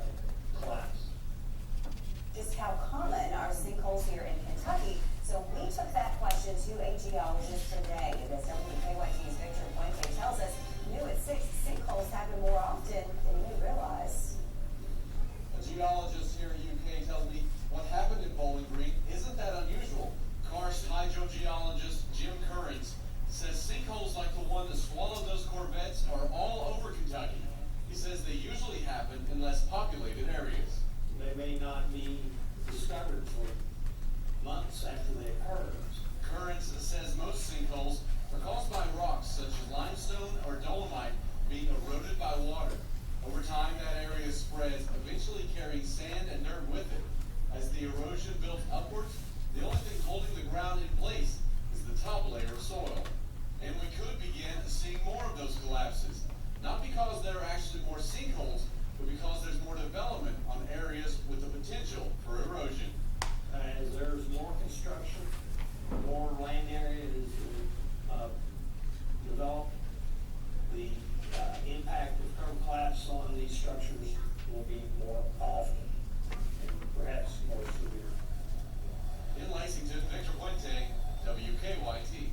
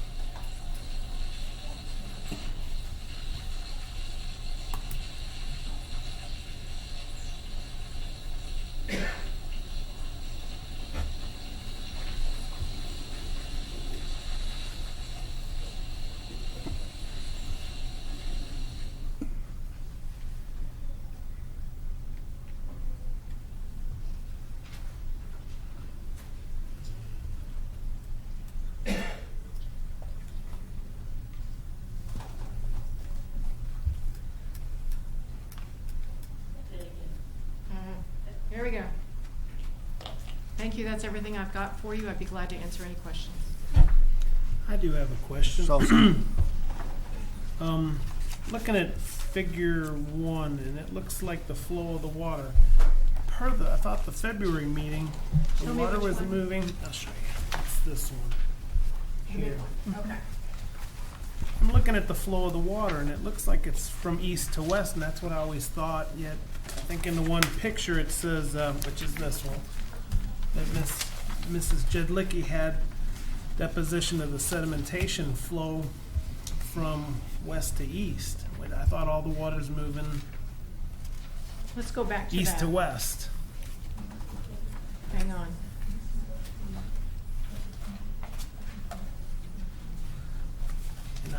And on that Oh. map, all the blue arrows do show east to west, so I'm not sure. How's water moving backwards? It doesn't. Goes downhill. Hang on a second. Let me get to that right spot.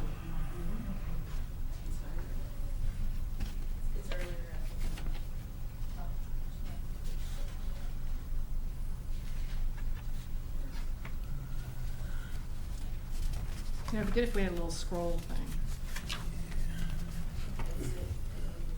There we go. Okay. Get the, so I give you back the pointer? Thank you. Okay, you're right, you've got blue. If you look, this area here does drain over to Miss Jedlicki. Other areas drain here, and you can see it's going into that stream. So you've got water running this way, water running this way. This is the area where that soil erosion occurs. You do have a hill coming down, and there were some lots there on the last plot. This time they've moved them to the south, so they're not directly on that property line. But that erosion that we showed you came off of a farm property that's not got extra hard surface that's gonna run more water off. And the rest of the water pretty much comes down. You can see too, you've got water coming from here and from here into this stream and then carrying it down to the Elkhorn Creek. But the way, maybe I misunderstood it, you're saying it's coming the opposite way. Well, you've got it coming in different directions. Right, It's coming but to doesn't the it low feed the spots. stream? If it feeds that stream and then it comes out and Yeah, eventually west. it all feeds the stream. Okay. Absolutely. That's the watershed. Yeah, you can kind of back up and see where the arrows go the other direction and draw a line around it, and that becomes your watershed.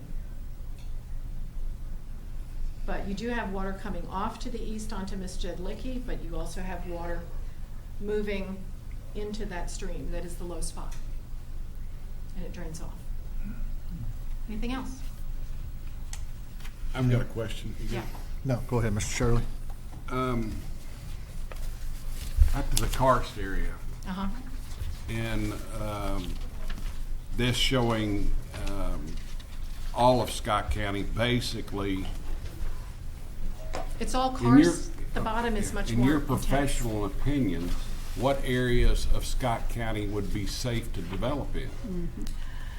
There's going to be development everywhere, but when you have a piece of property that has as many identified sinkholes as this one does, I would go to another piece of property that had less identified sinkholes. Doesn't mean you don't have karst, doesn't mean that sinkholes won't occur, but you're going to have development. Certainly the northern part of the county would have less impact from karst. Jessamine County has the same problem. It's almost all red. What about the existing development that's directly across the road? Should there be major concern for that area? I haven't looked at that. Should everybody move from there, or should we condemn it, or? We're not going to move. We're not going to condemn it. We are going to continue to see development, but we need to do it in as smart a way as possible. And that means looking for areas where you have less obvious evidence of impact from karst, issues of groundwater, issues of surface water. It's difficult. On the other hand, it's fabulous farm property. Thank you. Is there any more questions for Ms. Smith? Thank you.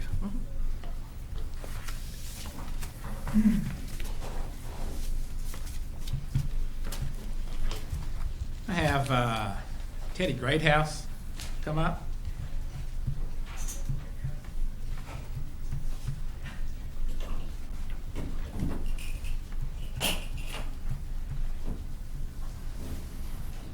And see, Brad, can you be my easel? Sure.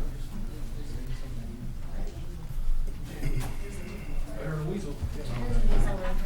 Come on over here and just hold it up. Okay. This way, so everybody for the commission. Okay, Teddy, would you state your name and address, please? I'm Teddy Greathouse. I'm one of the owners of Glencrest Farm. And Teddy, how big of operation is Glencrest? How long has it been farming? And you see this map that's on the screen here. If you could take this pointer and just kind of point generally where your farm is in relation to the development. Here, I'll show you. Took me a year in law school to figure it out, so just push that right there. We consist of right here, over here, and all the way down in here, all of this, about 850 acres. And I'd like to tell right now, you just saw the picture of Lancelot. I get all that water today as it is now. It all runs on our property. So now you're trying to add this water. I already get this water. So we're making more water with another subdivision. Because this one didn't used to be like this. There's several sinkholes right in here. They're mapped on here. There's two there actually, not one. And so we are already getting the water. And I farmed this farm for, I don't know, 15 or 20 years. There's several more holes right down through here. All right, Teddy, let me, I've got an exhibit here that is based upon the applicant's development plan, and they've identified 10 sinkholes on this property for these 29 houses, and I've identified them 1 through 10. And they didn't mark this one. Well, wait a minute. I got to give you. Thought I had a magic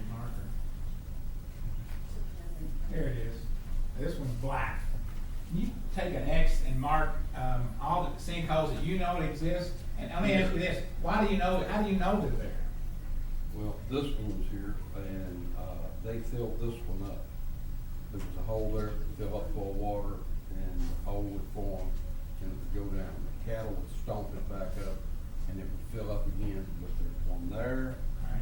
there's one, I filled one up here, okay, one here, How big a sinkholes are we talking about? 6 feet diameter, maybe 10, 12 feet deep. Okay. And So, I mean, why you're okay, doing here, this? here, Right. and one below. Now, I'm gonna number these. This one here, so this would be number 11. Here, let me have your marker. This would be number 11. Is that right? Okay, where's the next one? Right here? That number 12? Right here, there used to be a trailer right here on this property, right at the end of it. All right. And 13. there were several small ones through all of this old railroad track, all through here. Nothing as big as like this one or this one here. All right, this one's 14. How deep was this one here, number 14? It's more like these up here. It's not as big and as prevalent as this one, where the geologists and people had come and tested it before. Yeah. Of that one, you can actually get in and you can walk in that one. You can walk in number 10? All right, now, you mentioned there's down in here more sinkholes. Was it a cluster? Several holes. The farmer would call it crawfish ground. I mean, it's just wet, and that's just the way it is. Holes open up like this, sometimes not very deep, sometimes big, but just little holes going off of it. All right, I'll mark this one 15 plus, is that fair? Yes, sir. All right. So did you see water bubbling up from down here? Oh, yeah. Oh, yes, yes, sir. How often? Anytime like it's wet like this. Okay. What about its farmability in terms of this land that's Nothing. left here, Nothing. and over there? You get hay off of it. That would Get hay and that's it? be- Yeah. you can't- Why is that? It's just wet. It'll always be wet. Okay. It was wet for the 20 years I was there. I'd say it's still wet now. Would the prime farmland be where these 29 houses are gonna be? There, I mean, there's some good land here. I'm not denying that part. There's good land. That's a good farm. But, I mean, it has several sinkholes. Upper ground, like they marked them, they found them, up here behind the barns. I mean, they're in there. One more. There's one below this pond right here. Right here? Or, no, this pond, right? It's the pond up on the front of the property, right down where the fence goes across. All Where along. can I mark? Show 'em. It would probably be, there's one here they have, yeah, right in here, and they have the one right here that's right in the middle of the houses. Right here? Mhm. That's 16. Okay. Any other sinkholes? None that I can really say, no. All right. Now, Sarah Smith had a photograph of some water going through this low-lying area here where the, it's supposed to be for farming, that's wet and has the crawfish holes. Have you seen that water come across that part of the farm? All of it gets back there, just like the picture I said before we came in here. I said it'll get up as 400 or 500 feet wide, and it does. And mostly it goes on back up in there, goes up into Kim's and Robert Commons. That's where all the water comes from. And then, of course, the water comes from Lancelot here and comes all the way down, and then over on Lancelot. So we get all the water over there, and we've got holes now just from the development, is what I call it. Yeah. I noticed it's not on the development property, but it's identified as a sinkhole, potential sinkhole on this lady's property, which would, I'm counting, I guess that would be 17. It's not on the subject property, it's right close to it, but I'll just put a S there, I won't count it, but So you've identified at least 7 more sinkholes, and the ones down here are like in a cluster, it looks like. Is that right? Mhm. Is that fair? Yeah. Okay. Now, what kind of farming do you do on your farm? Just everything, cattle, tobacco, grain, horses. Horses? Yeah. What about Cane Run Road? Do you ever have occasion to have to cross that road with any livestock or horses? I do. How often do you have to do that? Horses every day. Every day? What kind of horses are we talking about? Thoroughbred horses. We talking about mares and their babies, or? Mares and bulls. Okay. And every now and then we bring our cattle across the road from there to the other farm. And I noticed that we talked about doing Cane Run Road from the entrance to Ironworks. Nobody gonna drive the other direction? What happens if they drove the other direction? Well, I mean, if I meet a car on Cane Run Road, I have to get off the road every time. It's not just occasional someplace, every time. And we travel that road because we farm on both sides, so the men that work there have to travel that road. And every time you meet a car, you gotta get off. It's not sustainable for 2 cars, and no farm equipment can get by unless you pull over, back up, or anything else. The trees are on the road. Anybody that travels it would know it. Now, Brad Johnston has done an assessment of Cane Run and has determined that it's between 7 and 8 feet wide, and Joe Kane has indicated that the applicant, if this gets approved, at least for the part that fronts the property, it would have to go to 9 foot wide. But the rest of it from here all the way down to the end would still be just as you described, right? You still have to pull off the side of the road, and so it would have to be a condition to eliminate any conflict, that everybody would have to never come down this way. They always have to go that way. I don't know how they can approve Ironworks Road. Mr. Smith there understands. Any cattle trailer that goes down Ironworks Road today has to run on the white line and the yellow line to get down the road. There is no give. That's all the wider it is today.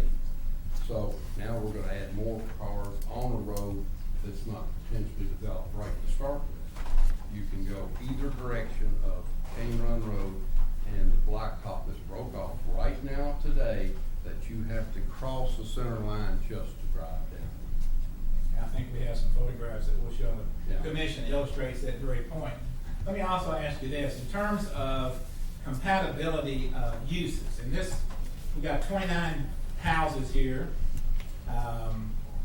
and you got a farm with cattle and horses, thoroughbred horses and babies. And generally, I think it's fair to say that in most houses of this size, you're gonna have some children, and you're gonna have some dogs, some pets, correct? Share with the commission the compatibility that you see, if any, with kids and dogs and teenagers, etc., and thoroughbreds, mares, babies, cattle. Anybody knows they won't mix very good. I mean, but that's my problem, not theirs, but I guess if you put anything to it, I was there first, and we've always been there. It's been there since '44. And, you know, I would like to have a little more consideration. You know, somebody's been there, somebody's trying to bring something new in, that would give some kind of consideration to that part of it. But, you know, no, it doesn't work. I guess you can make it work. You can make anything work if you have to. And you would have to, as you say, you would have to be the one to adapt to the incompatible uses. Is that fair to say? So, And are you concerned that if the planning commission were to approve this 29-unit development, these 29 houses here, over the karst, 6/10 of a mile into an exclusively rural agricultural area next to your horse farm and cattle farm, that the adjoining property owner or someone else down on Cane Run come in and say, well, you know, they approved it with all those problems.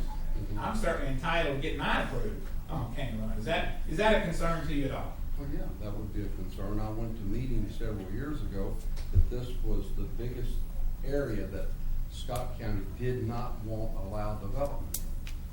And so here we are. Okay. Anything else you want to share with the planning commission? Any other concerns? Yeah, the concern, I'm really concerned with the water, we've looked at it, we're gonna put in the road to serve the people. It's not gonna serve anybody that's there.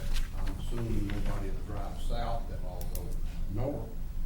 And, but I don't think it's got much consideration of the people that are already there.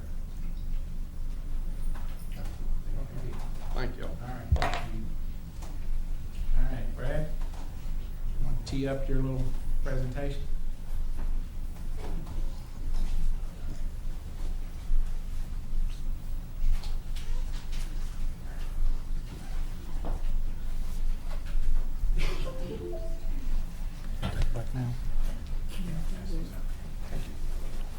Before you start, Charlie, can we take like a 5-minute break now? If we'd like to take like a 5-minute break real quick. Sure. Thank you. Thank you, sir.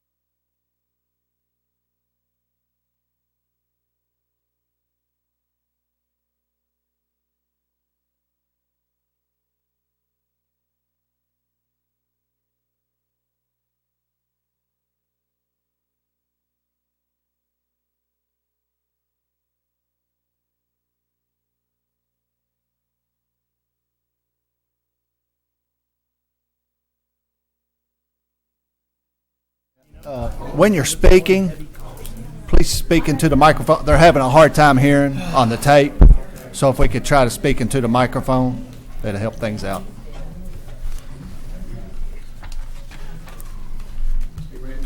Yes, sir. You can continue.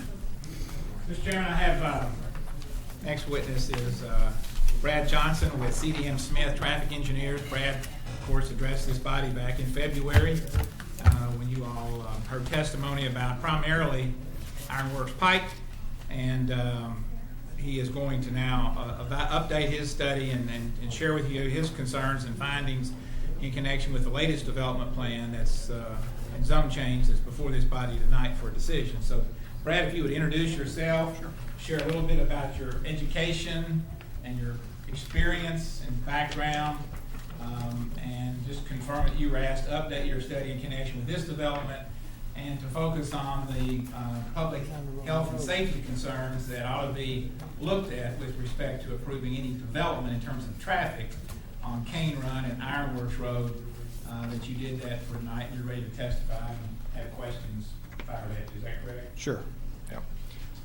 Again, my name is Brad Johnson with CDM Smith. Have 16 years of experience with traffic engineering.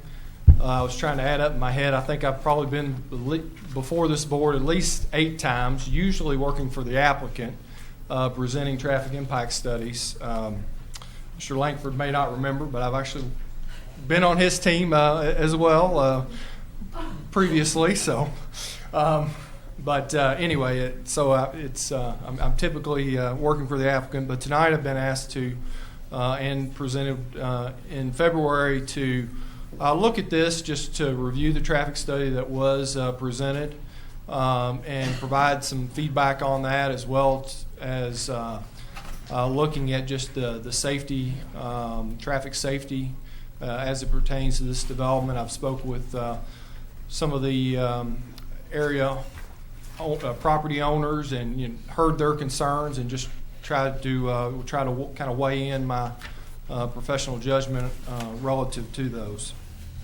All right. Now, you want to put up the first slide there? Sure. One of the traffic study that was done by the Jacobs Group primarily focused on peak hour movements in the morning and in the evening. And it's my understanding in terms of peak hour movements, that's morning what would be rush hour in the morning and rush hour in the afternoon, and the purpose would be to determine the level of service, length of delay, if any, as one would exit the proposed 29-home development and get out on Cane Run, and also eventually get out onto Ironworks Pike. And the Jacobs Group assessed the level of service. That was their exclusive focus in terms of their traffic study. Is that accurate? Yes, that is. They didn't, for example, share any information relative to how many new trips per day would be added onto Cane Run from this development, did they? No, I did not see that in their study. And I asked you to look into that, and first off, what's the average number of trips that are on Cane Run today? It's primarily, obviously, as you heard Mr. Greathouse discuss, a rural service road for farm implements and farm vehicles. What's the average trips per day on the whole segment from Ironworks till it terminates south? The current count is 300 vehicles a day. 300 a day.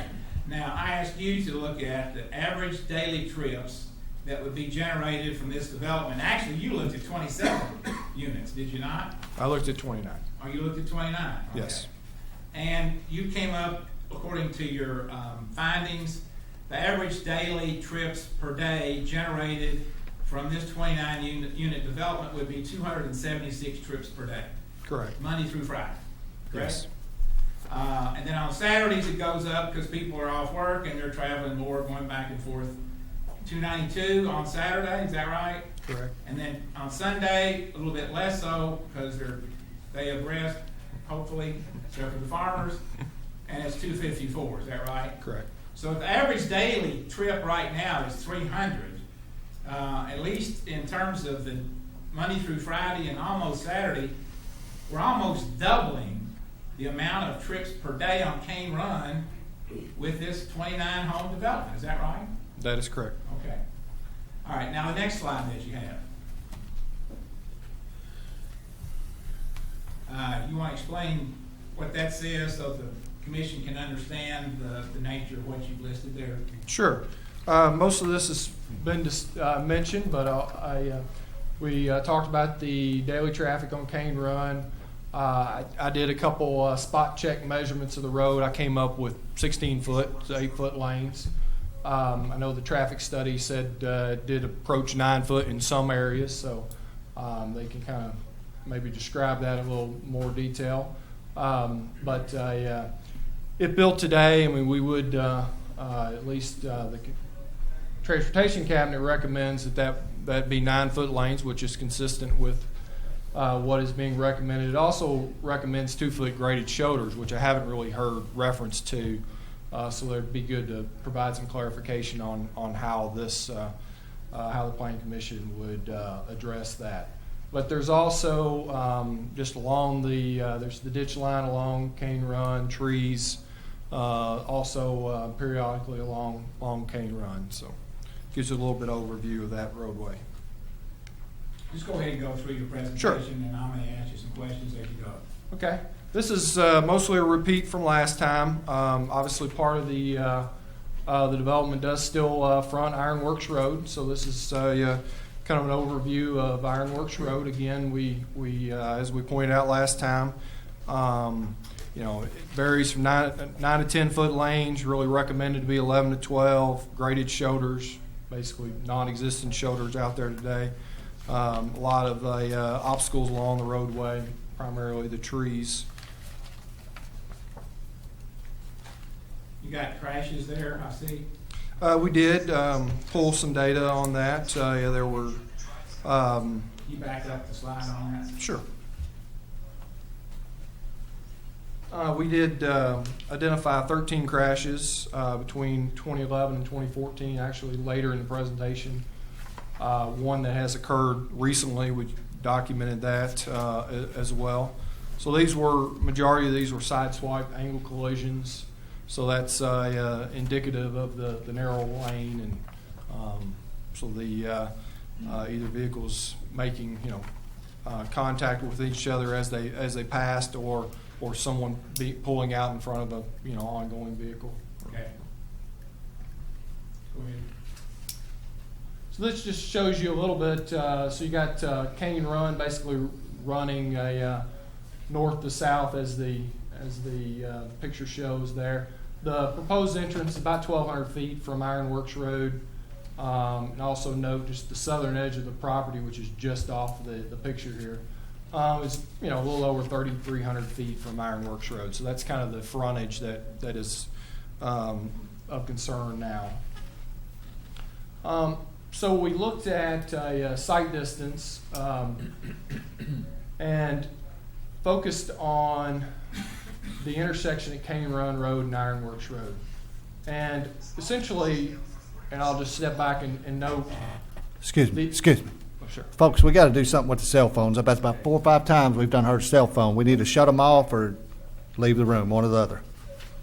Okay.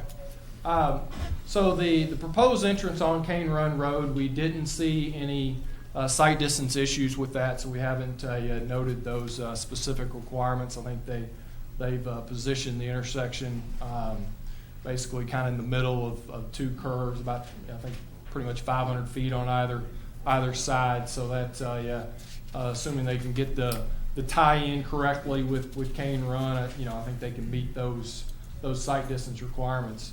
But as noted in the traffic study, they assumed all the traffic would then pull out of development and go to Ironworks Road. So we did, since it's still adjacent to the property, we did want to talk about site distance on Ironworks Road, and did identify deficiencies basically with folks turning left from Cane Run Road to Ironworks Road. They're having to look back to their right. They need to be able to see 600 feet. They're not being able to see that distance. And we'll have some pictures here in a minute. I can better illustrate that from kind of your vantage point of sitting in the vehicle.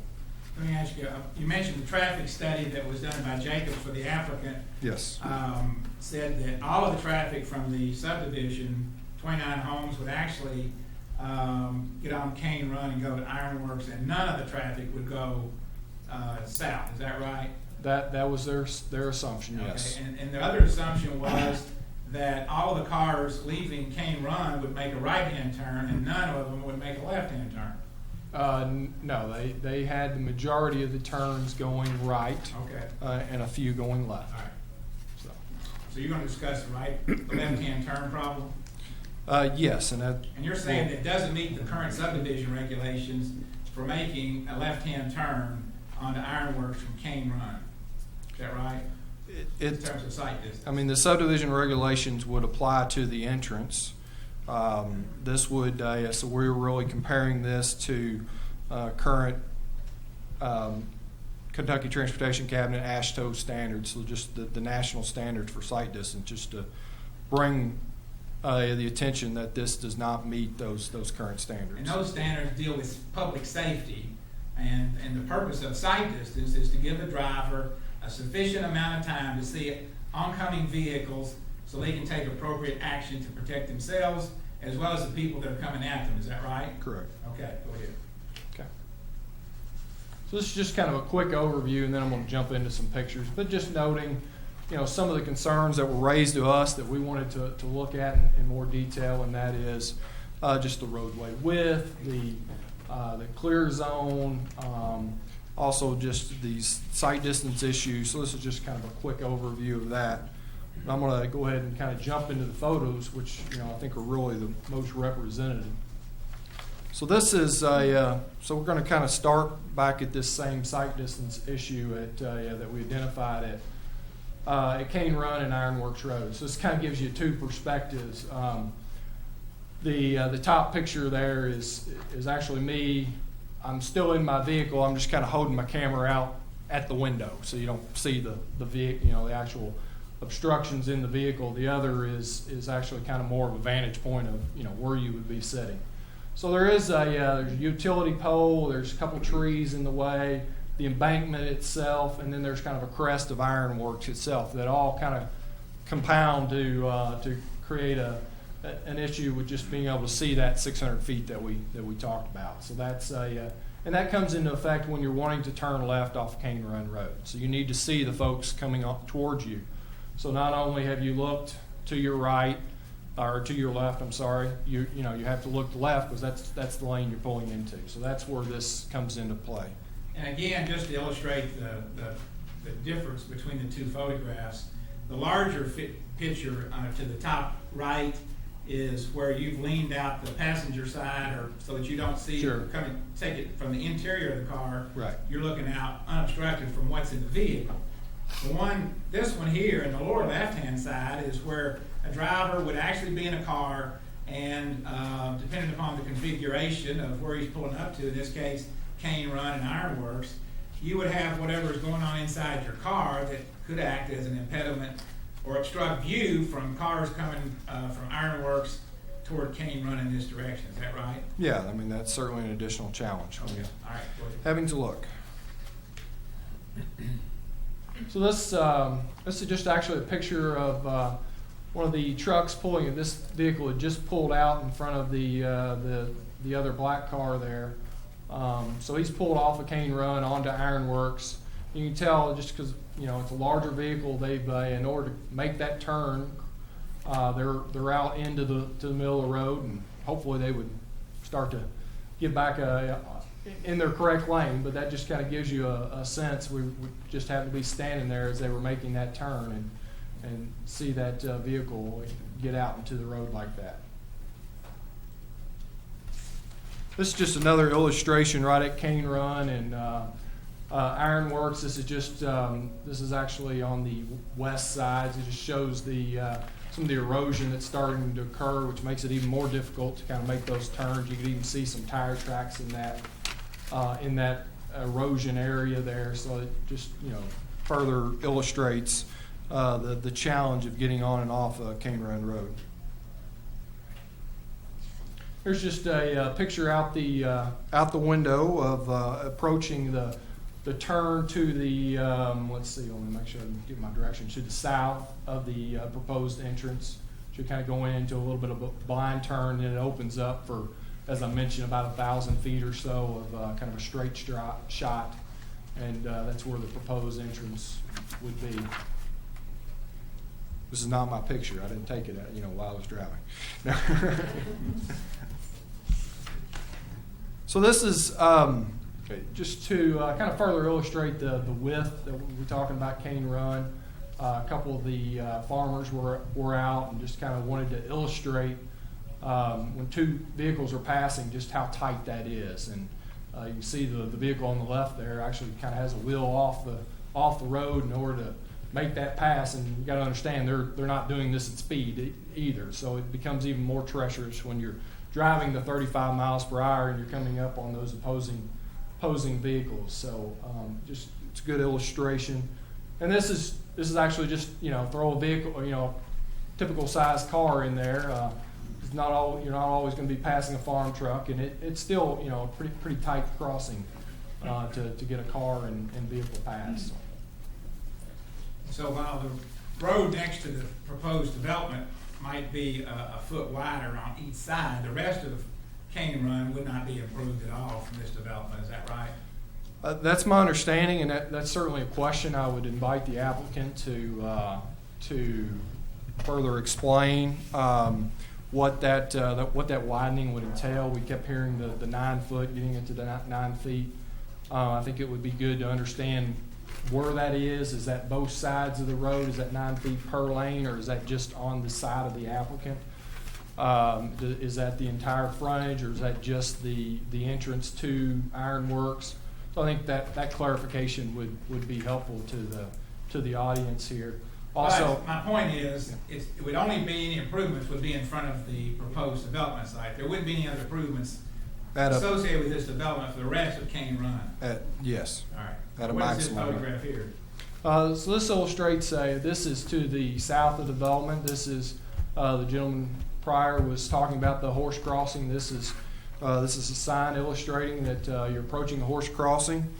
And then we actually have, so this is that movement he was referring to, that this occurs on a daily basis, and this is just it's about 500 feet south of the development. They're making this going from the barn to the field each day. So kind of illustrating that. Some other operations, breeding shed. This is a little bit further down Cane Run, away from the development. But this is, just kind of illustrating all the different operations that are going on at Glencrest Farm. This is off of Cane Run? Yes, this is still off of Cane Run, closer to Moore's Mill. Yeah. The breeding shed is actually right off Cane Run, right in here. Is that right? Yeah, it's just to the left of the picture.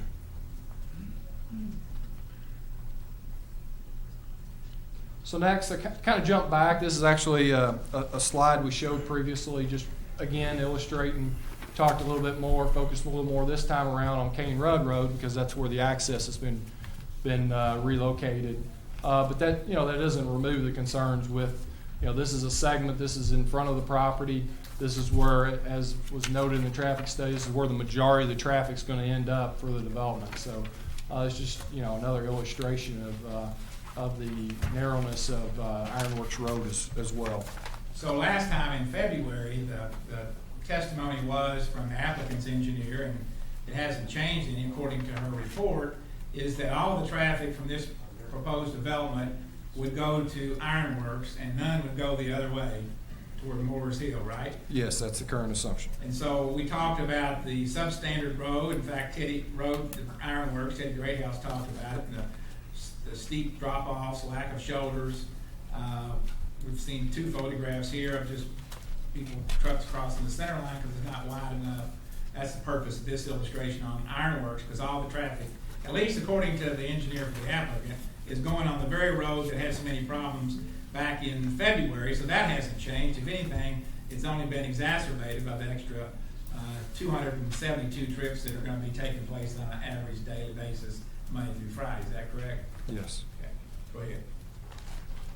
So this alluded to an accident. This is actually an accident that has occurred on Ironworks Road since the February meeting. I didn't personally witness this, but Certainly, I know a couple folks in the audience were aware of this accident and took this picture and provided that to me, and may speak to that. I understand there was another accident occurred in April, so those are continuing to occur. Again, it's run off the road, lose control, and overcorrect, those types of things that are symptoms of a narrower road.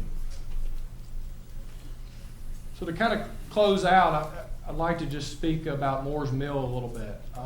As we've obviously pointed out a couple times, the traffic study did assume all the traffic would go to Ironworks Road, and then the majority would go to the east. But there has been some concern about what if some others do decide to, as a shortcut to 62, to go the opposite direction on Cane Run and end up here at Moore's Mill.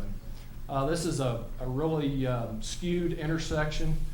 This would actually be looking to the west, so you're having to look to your right in order to make a left turn, and you have virtually no visibility. I mean, you got lower speeds here, so you got a little lower requirement than we showed on Ironworks Road, but you're still trying to see almost 400 feet, and there's just no way of doing that at this location. You got to get your cars out in the roadway to make a movement at this intersection. And this is looking the other direction. So again, this is you can see a couple hundred feet in this particular example, but you're really up further. In this example, I mean, your car's out already starting to cross into Moore's Mill Road just to be able to see down and make a safe right turn movement. So, there is some concerns why we don't anticipate a lot of movement towards Moore's Mill Road. There is that possibility that some will use it as a shortcut, and there are some major concerns with this intersection. And then Moore's Mill is really kind of a repeat of Cane Run Road in terms of the roadway width and the sharp curves and so forth. So just wanted to kind of make you aware of what happens the other direction, although we really haven't talked about it to this point. Okay. So that concludes my presentation, unless you have questions. Just a couple of follow-up Sure. questions. Brad, you certainly have focused in on public safety issues of accessing Ironworks, trying to make a left-hand turn from Cane Run. You have done the research to determine how much extra traffic is going to be on Cane Run from what it is right now, and it's almost double with the result of the new development if it gets approved. You've talked about the accidents that are on Ironworks. We talked about that in February. Nothing has certainly changed because the applicant believes that all the traffic is going to go to Ironworks, so whatever traffic safety issues existed at February's hearing, which were substantial, still exist, plus the extra 272 trips a day on a Monday through Friday going out there with this development if it gets approved. And you looked at ingress, egress on the Moores Hill Lane, assuming that the applicant's optimism wasn't well-founded and cars wanted to, if there was a wreck on Ironworks blocking to go to try to get to 64, and they wanted to go back road through Moore's Mill and deal with the horse crossing and the breeding shed and the other farms down that area, and then try to make a left-hand turn onto Moore's Mill to get on to Payne's Mill to get back up on the interstate. You looked at all of those issues. The applicant didn't look at any of that except for level of service in the AM peak and the PM peak. Is that right? The traffic study, that was the focus of the traffic study. All right, that's good. Thank you very much. Okay. Does anyone on the commission have a question for Mr. Simpson? I got one. Mr. Shirley? On your estimated trip generation, correct me if I'm wrong on my math, you're saying on Saturday, this 29 homes would generate 292 trips? Yeah, it's right around 10 trips. 10 out of each household a day? Yes. And that's pretty standard. I mean, that's a single family home. That would be what the amount of trips we bring on any single-family home development to this body. I mean, that's pretty standard, 10 trips. Is that one way or two way? That's all trips. So that's in and out. Each way is considered one. and go Correct. next Two. Correct. So you leave, one person leaves, comes back, that's 2 trips. So basically, you leave your house 5 times, or you're 2.5 people per house, leave the house a couple times, and you get to 10 pretty quick. Thank you. But I dare say that that would be the only road in this city or county that would experience that. I'm sure it's not only Cane Run or Ironworks that would have that many trips a day, and not any other subdivision or road in this county. Am I wrong in my thinking? I guess I'm not sure. What's your question? From what you're saying, would Cane Run Road or Ironworks Road be the only roads that would experience an increase in traffic because of 29 houses going to be built? No, I mean those trips would distribute throughout the area, and obviously every turn they make, it gets dissipates a little bit more. So the impact. Brad, just for clarification, Sure. Mr. Shirley asked about how you calculated the trips on a Saturday, or for that matter, a Friday or on a Sunday. The information you relied upon is the same information that the Jacobs Group relied upon in terms of traffic projection, which is the ITE trip generation manual. That's correct. And that is the recognized traffic engineering professional treatise upon which traffic projections are based throughout the United States. Is that correct? That's correct. That's correct. And then in terms of what Ms. Holland asked you, it's true you're going to have 272 trips from this development. It could be 272 trips if it was located elsewhere in the community. The point is, it's located here, and when you get on to Ironworks, it doesn't have the site distance requirements to have safe left turns, does it? No, it does not. And it doesn't have safe left turns or right turns if you go out to Moore's Mill. That's correct. Okay, that's all. Thank you. Excuse me, you said 300 trips a day on average on Cane Run. What is it on Ironworks? Those all end up on Ironworks, except the difference is. Well, I know there's lots of other houses on Ironworks. What do you know? What the daily count is? I'm on sorry. Ironworks? Yeah, it's about 2,200, I believe. Current. 2250. Kentucky Department of Transportation, 2,250. If 10 trips a day, that's only 225 houses. No, because on Ironworks, they can go to Midway Road, they can go elsewhere, but the Kentucky Department of Transportation on the website that I visited indicated, and let me back up. Ms. Jedlicki. Ms. Jedlicki, We'll get you up there in a minute. could you please come up, The please? average daily trip. State your name, Ms. Jedlicki. I'm sorry, Kim Jedlicki. On the Kentucky Department of Transportation website, how they measure trips per day is between certain points on a map. Okay, so for instance, in order for you to go from 62 Paynes Depot all the way up to 460, you would have to add from midpoint A, B, C, and D. So you'd have to do that. So they do it for midpoint. Thank you. Does that answer your question? Yes. Okay. Any more questions for Mr. Johnson? Thank you. Mr. Chairman and members of the commission, Ms. Jedlicki wanted to address the body, and then I'm going to present some the supplemental materials, and that will include the presentation on behalf of Ms. Jedlicki, who's an adjoining property owner. Obviously, there's a number of folks that are here independently of us that want to address the commission, but I have Ms. Jedlicki come forward, and then I'm going to introduce some exhibits, and that'll be our presentation. Good evening, and thank you for your patience, not only now, but December and February as well. I'll be very brief. If an overriding guiding principle of the comp plan is preservation of farmland, this plan doesn't do it. The houses are located on the prime farmland. Furthermore, yes, you could say it's contiguous. If you squint and you look way far back and you have a narrow inlet that can't be farmed, yes, it is contiguous. But let's see that for what it is, okay? from an agricultural standpoint, the entire lower level will be lost. Okay, you won't be able to farm that. Furthermore, how big are these drainage swales going to have to be? Okay, Iron Horse Estates, or I believe that's the one up the road. That is a well-planned, well-thought-out cluster subdivision. It's a big square, and the houses are on the front, and it can be completely farmed, okay? Now you're going to have homes adjoining all the farmland, people complaining about the smells, and that they're haying at 7 o'clock at night, and all those kinds of things. So this is not a well-laid-out plan.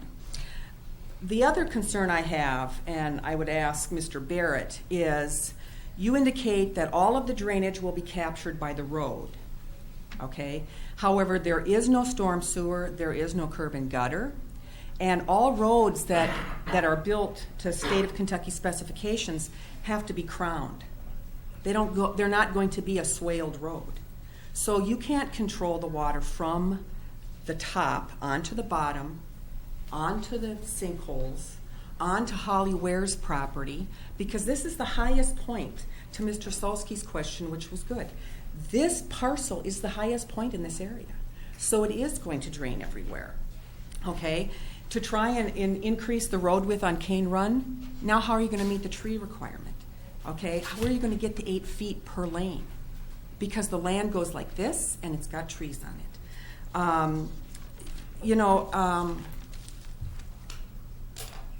Is there a reason to approve this development? Is there a need with 4,500 undeveloped approved lots already in Scott County? Okay? Yes, we need to balance the need with development, and I am not against development, but when you look at this parcel with this many sinkholes, with this many issues, and with the fact that we can accommodate growth with the amount of developed lots that we already have approved, would you want to live here? Again, I appreciate very much your time and attention. Thank you. Thank you, Kim.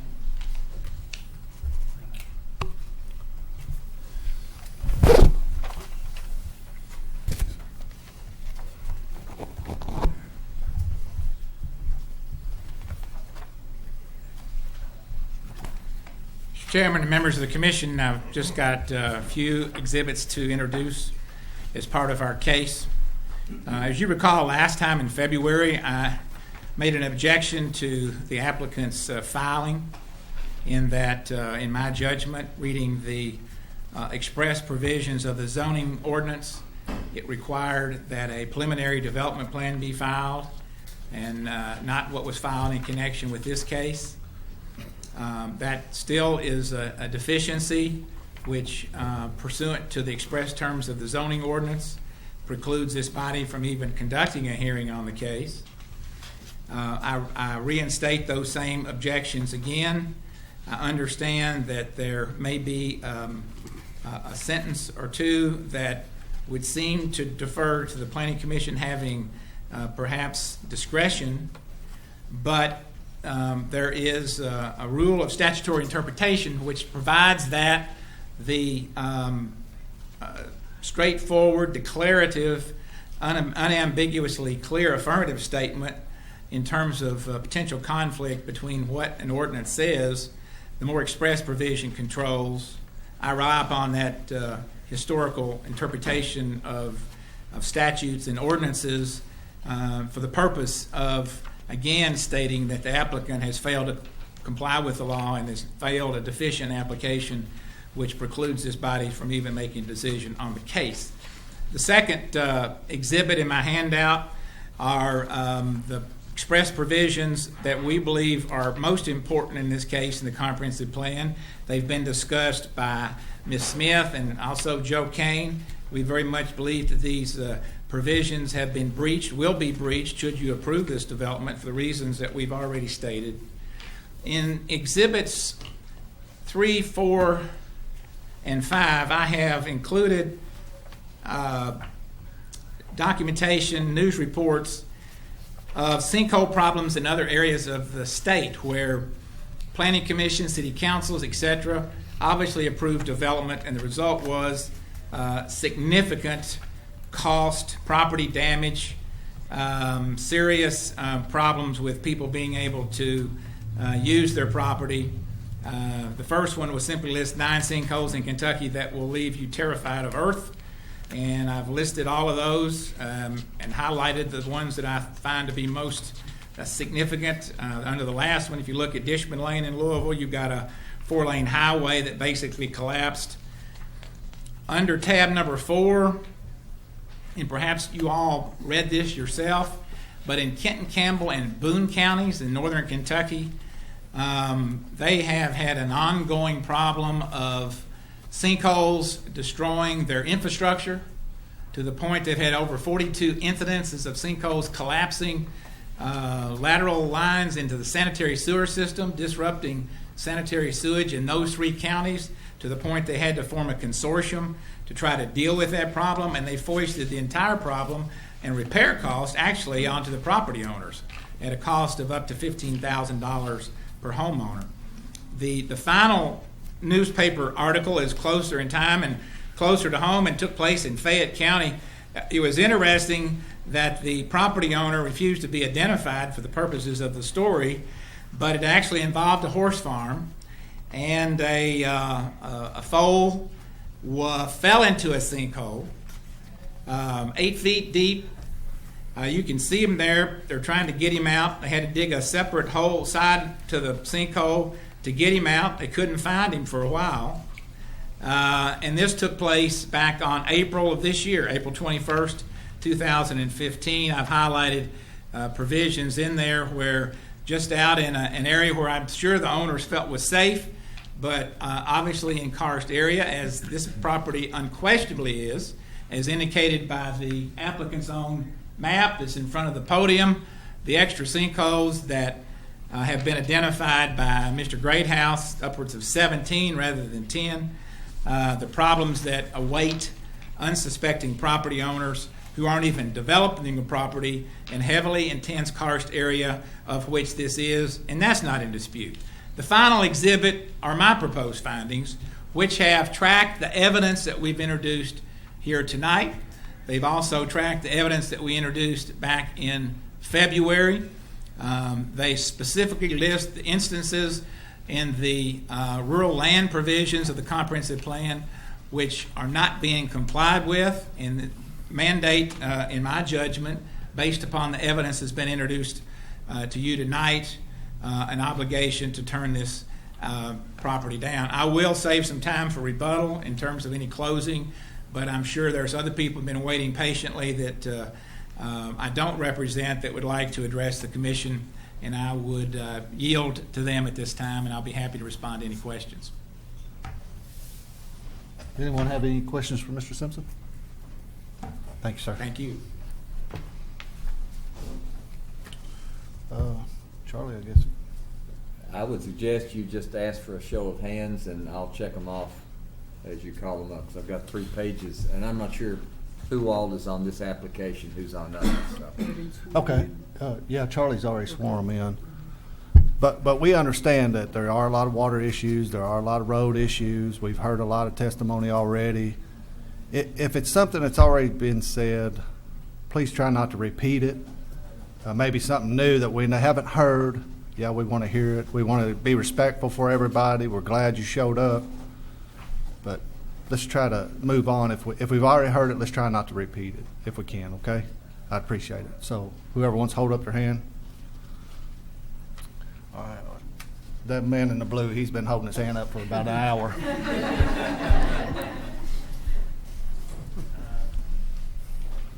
For the record here, my name is Andrew Burgoon. My name's up on there. Yes, try to speak into the microphone. I'm sorry. Okay. My name's Andrew Burgoon. I live in Lancelot Estates. I'm a school teacher here. My neighbors are here. Some of my students and former students are here. Well, I would like to say this, and I would like to because a little bit ago, a long time ago, Mr. Shirley, I think you made a good point when we were talking about my neighborhood, and we were talking the flooding that happens in my neighborhood, and Mr. Shirley said, well, what should we do? Should we condemn that place You know, should we not let anybody live there? And my suggestion, and I was ecstatic when you said that, because here's somebody at the county government who's recognized we've got a problem in our neighborhood. And my suggestion to the county, a better way, and if this came out of this meeting, I'd love it. If the county would remediate the flooding, do something so that the flooding, doesn't, get so crazy and threaten property and stuff, that would be great. I would love that to happen. That's something that's cheaper from the county, and we don't have to condemn that area. What I want to say is that because we have those problems in Lancelot, and anybody over here, who lives in Lancelot can testify to that flooding. We're a prime example of what happens when we're not super careful about where the water's going to go. We're right next door. If you don't get it right on this one, you know what's going to happen. You know what's going to happen. Anybody over here get a flooded basement? Yeah. And that's the smallest of it. I understand you want to move on there, so I will. But I just wanted to say that point. I want to thank you for acknowledging that, and maybe that's an opening for getting some type of something working there. But I think Lancelot is a clear, I guess, what to avoid in that area if we can. Another thing I want to say about Lancelot is that unlike this plan right here, Lancelot's a square, which is real difference in terms of the concept of continuity. And if you'll excuse me, I'm a school teacher. I improvise a lot of times, so I don't have all the fancy stuff that both sides here have. But I've got these here. These are my shapes. I don't know if I should do this right here. These are my shapes here. This is shape A. I'll say because I don't know what to do. Exhibit A or something. This is shape A. Okay. I'm not shaping. I just showed you B. Would you say this is pretty contiguous? If you can. Square. Yeah. Is this contiguous? Contiguous. What do you mean by contiguous? Well, what do you mean by contiguous? Because you're the one that's saying this thing's contiguous. Okay. Okay. All right. Okay. Here's shape B.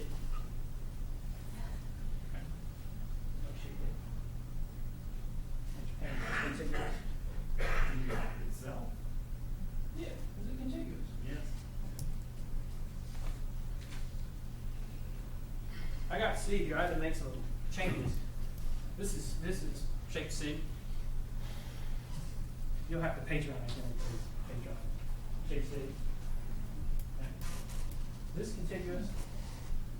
Contiguous with itself. Okay.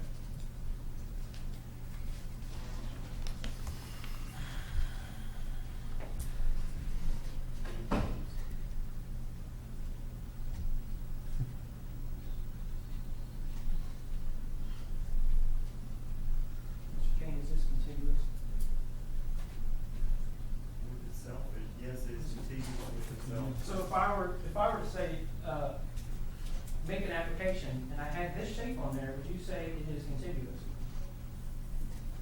Not necessarily. Why not? You just said it's contiguous, and now you're saying not necessarily. No, I don't have an application with that on it. So well, I'm asking you now on this right here. It depends. It depends. I like that answer, by the way. We really don't do hypotheticals. Okay. Yeah, But what's my your- point what's is your this. point? My point is this. Do I have any neighbors here that have any agricultural experience? Anybody with agricultural experience? Gentlemen, I give you two contiguous pieces of property here. Which one do you think is preserving agricultural use? Could you come back up this way, please? I'm sorry, sir. Yes. You want to do this way? I don't. Yeah. You're not at the No, microphone. but you're not at the microphone either. You can tell I'm a rookie at this. I do public speaking, but Yeah, I'm not very make good your at point this. and let's move on. Yeah, okay. Which one would you choose, gentlemen? This one right here? Why? Of course, I would choose A also. I mean, that's Okay, pretty okay. obvious. I mean, the land is contiguous, so we're not arguing that. Okay. But the point of it is this. All right? Is that shape A is what was left behind when they subdivided Lancelot. Squares and rectangles. You look at the farm in front of us. You look behind us. We've got viable agricultural land, right? And if you look at the shapes of their farms, what would you say it looks like? A, your farm in particular, A, or D, more like? A. Difference is Okay. developed the whole thing. That's all the subdivision. There was nothing preserved. Nothing was preserved. And Lancelot was built in when, Charlie? 60s? In the 60s. Right. We didn't even have a commission then. I'm talking about the shapes of it. Yeah. Okay, but What- now what I I think wanna we're say- improved on that a little bit more. Absolutely. And hopefully we won't have another Lancelot if this is approved. Amen to that. Amen to that. So, what I want to say is that if you're interested in if the whole idea, like Mr. Kane said, is to balance agricultural viability with development. And by the way, I'm not against development. I live in Lancelot. I have houses behind me, so it's not like I got them on all sides of me. It's not like not in my backyard, because I got houses in my backyard and I'm not afraid of them. That's why I bought my house there. It's not that situation here. It's that simply this is that way back, Mr. Langford asked you basically to ignore us. He said, we're the good guys, and these guys over here, we'd like you to ignore the public, everyone who lives next to it. Just ignore them. And we have gone through, and although we may not fill the spirit of the law, we, in our most narrow interpretation of the law, have met your requirements. Right? I submit to you that this fits the requirements. Right? This shape right here occurs when state legislatures are left to their own devices and they do something that is best for them and their political party and not for the public. That's where you get shapes like this. You get shapes like this. This is my rendition of Iowa. When it's left up to agricultural viability, they leave it like this. Yeah, we kind of get your point on all the shapes. But here's my point now. Y'all have to make a value judgment. Is this shape right here, does it reflect this? Or does it reflect this? Now, I'm not, you don't have to answer that now. You don't have to answer that now. I'm just, or you can if you want, it doesn't matter to me. I'm not worried about the shapes. I'm worried about this plan we're trying to look at. Well, but that's the plan is a shape.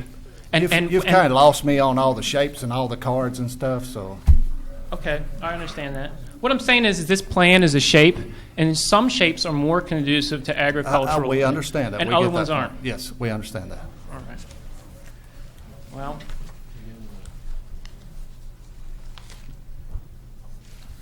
next thing I want to say is if Cane Run is a better entrance to this, why didn't they choose it and this is not for you, this is for them. Why didn't y'all choose it for your first entrance on your first shot? Why'd you pass it over? I don't think anybody's ever said it was a better choice one way or another. That's a choice they had to make. So. Okay. I understand why he came back with another proposal. If I was him, I would, But I think that he's got a worse proposal. What Mr. Langford has proposed is the basest and narrowest interpretation of the law, and completely throws out the spirit of balance. And that's my point I want to make. And I probably overstayed my welcome, but I want to say thank you, and I'll take off the microphone. Thank you. Yes, sir. My name is Daniel Nahuman. I'm a 22-year resident of Cane Run Road, and my farm is right across the development. A couple points I'd like to make. First of all, I have a lot of respect for this commission and the time that you all give to this effort to balancing the needs for farmland as well as development. The point, though, all the points have been made very clearly, but my point is very emotional and has a lot to do with the fact that we're living in an area that's probably one of the most beautiful areas of Scott County, surrounded by beautiful horse farms, and that will be lost for all generations to come. if there's development. So I think it's extremely important to preserve that land. The traffic there is not any ordinary traffic. It's farm traffic. So it doesn't mean the same thing that it means in an ordinary road. When two vehicles come across each other, they're large vehicles, there's a big shoulder, and that's a tremendous impact. Every time I've turned from Cane Run Road onto Moores Mill, left or right, I'm scared because the visibility is almost zero on both sides. And with an additional traffic caused by development, I think that we have a very significant impact and would literally be very dangerous. So in terms of preserving lives, I think that will pose a tremendous issue for the area. So all in all, I would suggest that we do not approve this development. Thank you. Thank you. The lady back there. It has to be for comic relief. So I'm Sandy George. I live in Lancelot. And I just want to say that I have horrible children who every day get up in the morning and put a song in my head. And since we're coming here this week, I keep coming up with they paved paradise and put up a parking lot. So please don't do this. Thanks. Yes, sir.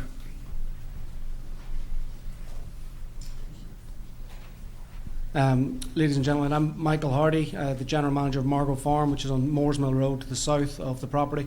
I'm here to voice my objection on behalf of Margot Farm. We're an agricultural farm, but we focus primarily on thoroughbred racehorse training, which is slightly different from some of the other farms in the area.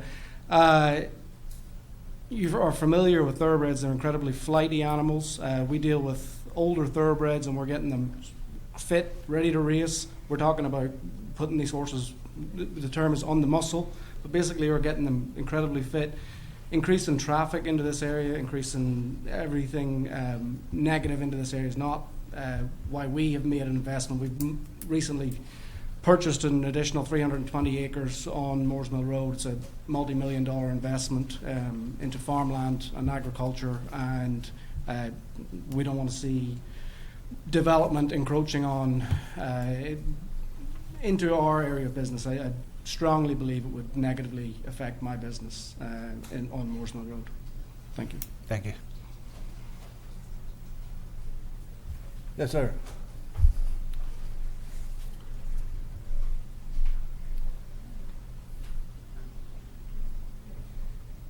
Roy Cornett, lifelong Scott County resident. I live out off Ironworks Pike and back in Ironworks Estates. I own some farmland next to old friends. I'm a real estate appraiser by trade. I'm not a hired gun. I'm here as an interested citizen. The question I've got, the concern I've got, that we have a system here in Scott County we've had for years. I think, if I'm not mistaken, Charlie, Plains Zoning started in '72 or thereabouts. Mm-hmm. And the Plains Zoning system has been what we've driven the train by. And the planning zoning system is what people look to in making decisions on whether they're buying a piece of land or not, whether it be a farm, a house, shopping center, or whatever, is what is allowed under that system. If we change the rules after somebody's made an investment based on that history, that's not fair to the investor. Me as the appraiser, when I appraised that property, no, I did not appraise the property that Mr. Welch has. I've got no connection to this project at all other than an interested citizen. If I had appraised that, one of the big concerns you think about is what is the highest and best use potential in that farm or whatever it is you're looking at. And let's face it, yes, farming is a pretty serious part of it. Is it the only part? No. The potential development is in fact an option that's been there for decades. Are we changing that? If so, that's a social decision that we as a community should make. But if we do, we are doing a partial taking from a farm or whatever it is without compensation. Mr. Welch bought that farm based on the expectation of what the rules were and regulations were. If he, in fact, has put an application in that meets muster with planning and zoning staff and recommendation, which they've approved, I think the job is there. If we want to go a step further and start saying, no, we don't want to see that, we have the PDR program in Scott County. If I'm not mistaken, aren't you on that board, Steve? No, you're not, brother. Somebody, anyway, we've got a purchase development rights program in Scott County, which I praise for. We do, in fact, have the mechanism by which to go buy the development rights from farms, but they're getting paid for the loss of those development rights. I don't think that's the case here. Thank you. Thank you. Young lady.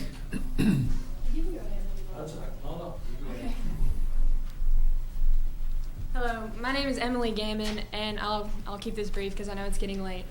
But I hope to offer a different, yet perhaps more holistic perspective on this issue. It's been attested tonight that your only deciding standards are based upon regulatory statutes.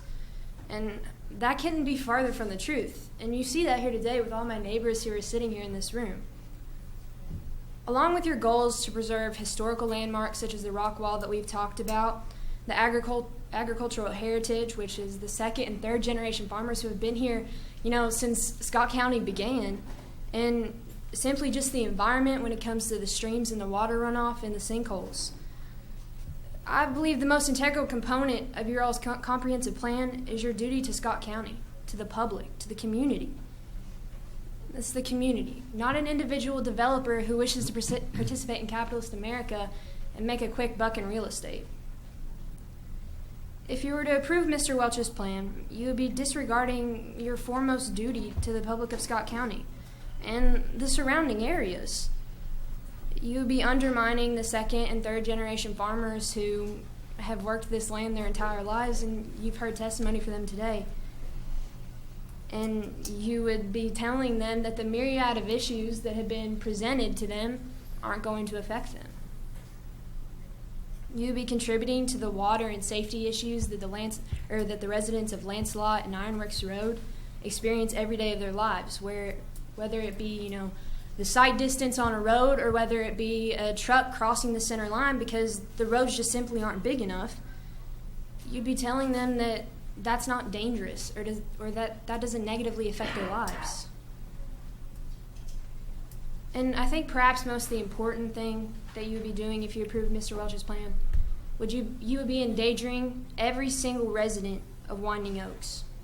Sinkholes are a very dangerous thing, and as all these scientists have said, you never know when one's going to open up. A kid could fall into that. They could be seriously injured. Animals, livestock. You would be contributing to the E. coli problem that would be running off through the streams into North and South Elkhorn, which is enjoyed by the entire of Scott County, not just the people who live in our neighborhood. I simply implore you to think critically about the negative effects that approving such a plan would have on the whole of Scott County. You think about the benefits that the developer would have. They're largely economic. He'd be making money. But what negative effects would he have if he simply said, no, I'm not going to develop this land? He could sell it. I'm sure there's many farmers who would love to buy that land and farm it for themselves. And I highly doubt that he would be out any monetary costs. So therefore, I would like to submit to you once again a petition signed by numerous Ironworks Road residents. And you've seen this before, but I figure it can't hurt to look at it again. This time actually I have enough for everyone, so.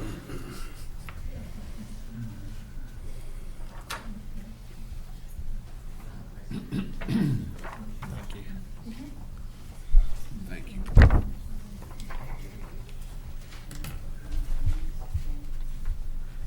I guess to conclude, I would just like to say thank you. I know that, these meetings can go on, and you're just sitting there like, okay, can we get to the next item of business already? But I know you guys have taken a lot of time out of your personal lives to, review materials and different things and just sitting here listening to everyone speak. And I really thank you and appreciate you for taking your time out of your day to do this. Thank you. Mr. Rankin. I'm Troy Rankin. I farm in the Newtown and Oxford area. and I farm the Jet Licky property now. I want to say that's a tough act to follow. You got it. Of all speaking tonight, my concerns here is not, with the roads they're not always going to be sufficient. As a farmer, as Teddy says, we're moving combines and we're meeting the traffic of today. We have to adapt.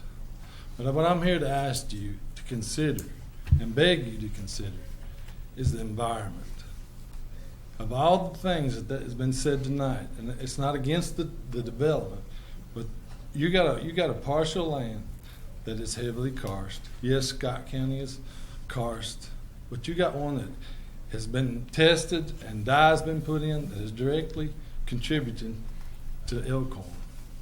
And as the new quality water comes down in the next 5 years, the total daily load limits on these streams are going to affect us farmers and what we can do and what we can apply. And as you all, not you all, but as these septic tanks, things are allowed to put in these areas where we know they're contributing, it's going to be a negative effect in our future. It's not that I think, as Roy said, this man bought it. I don't want to see him lose any value here. But the farm value's there. The farm is a good farm. And it can still be farmed. We just need to be aware of the contribution we are putting to our streams. Thank you. Thank you. Is there any more comments from the public? Yes, ma'am.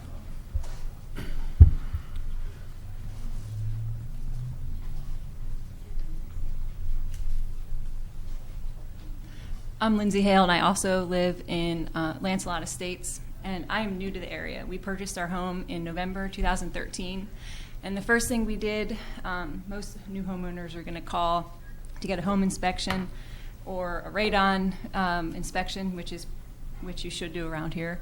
My first call was to the Kentucky Geological Survey, knowing the karst issues in Kentucky. And then when I pulled out the map and saw all the red, I was like, we can't buy this house. So I continued to do research and kind of just assess the risk there.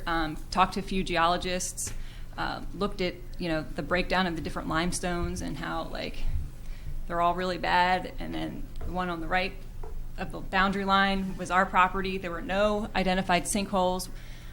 I was aware of the flooding potential, not from word of mouth or talking to people, just from looking at the topographic map and seeing the way that the water flows. If you look at this topographic map, the USGS puts the intermittent streams on there, but and I don't mean this in a personal way at all, but the developer or the planning member never issued or never said anything about it being an intermittent stream. They were going to kind of use it to their benefit as a natural swale, and so that just makes a light go off in my head. Wow, look at all the potential lots that are going to have a sinkhole. And I know there's ways to develop the right way. I understand. People live in California. They live near the San Andreas Fault. In LA, the whole streams are made of concrete. There's a right way and a wrong way to do that. And I just think that not everything is covered in the developer's proposal to make me as a community member feel confident, yes, let's do this. I have dreams and aspirations of building my own custom house. I grew up in a house that my dad built and designed. I have goals of doing that. I'm not against development. I just feel like it's not all transparent, and maybe that's because I don't do this on a daily basis, but this is my 2 cents. Thank you. Thank you. Yes, sir. My name's Lynn Martin. I live and farm on Moores Mill Road, and I also farm on Cane Run Road, just down the road from this property. And I apologize. I know you didn't want to hear all this again, but I'm passionate enough about it. I wanted to say something about this cluster, just the cluster idea in general. I know we try to keep a running tab on what's A1 and what's A5 or whatever, and we just look at base acres, and y'all already heard this, but yeah, this is supposed to be continuous, but it's not what I call tillable land, and so you're really not saving any agricultural land. I think it's everybody recognizes that. It's a wetland in the back, and it's got a low spot and other issues in the front. So you're just taking the whole farm off the agricultural ballot box, as far as I'm concerned.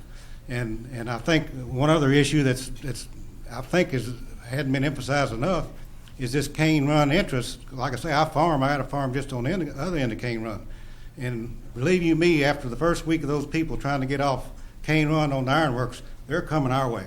I don't think there's any doubt about it, because I would do the same thing. If you try to get on ironworks from Cane Run going the other way, you'd come my way too. So that's an issue. So thank you. Thank you. Anyone else from the public? Mr. Simpson, do you have any more comments? Just only in terms of closing, once Mr. Langford gets through with whatever rebuttal he may have. Mr. Langford, Yes. do you have any more comments? Yeah. Yes, sir. Without unduly prolonging the situation. Yes, sir.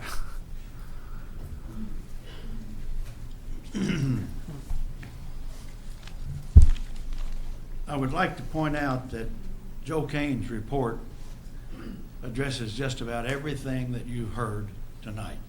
As a matter of fact, everything. In particular, he addresses the traffic, and there's an indication from all the traffic experts, including ours, that there will be additional traffic for 29 homes, but it, from our perspective, will be minimal. Mr. Kane says it will be manageable. It always is. The geotechnical studies that have been done, Mr. Kane addresses all of that, the karst features. He says that none of the areas identified appear to affect the constructability of the development, and that's based upon what he's determined through his inquiries, his investigation, and the information that's been presented to him. All karst features will need to be handled according to current ordinances, including labeling on the subdivision plat as unbuildable if that's the case. What I'm saying, the bottom line is, all of those issues will be addressed as the building is planning its building stages. The project will have to take into account the environmentally sensitive area. Brent Combs addressed that before at the February meeting. We'll avoid the areas that are environmentally sensitive. They will not be a part of the development that will create an impact upon those areas. And if you can't build on this property, you can't build in Scott County. We just as well quit building in Scott County. Maybe that's what this is all about. Everybody's got theirs, let's don't have any more. As Mr. Greathouse said, he got here first.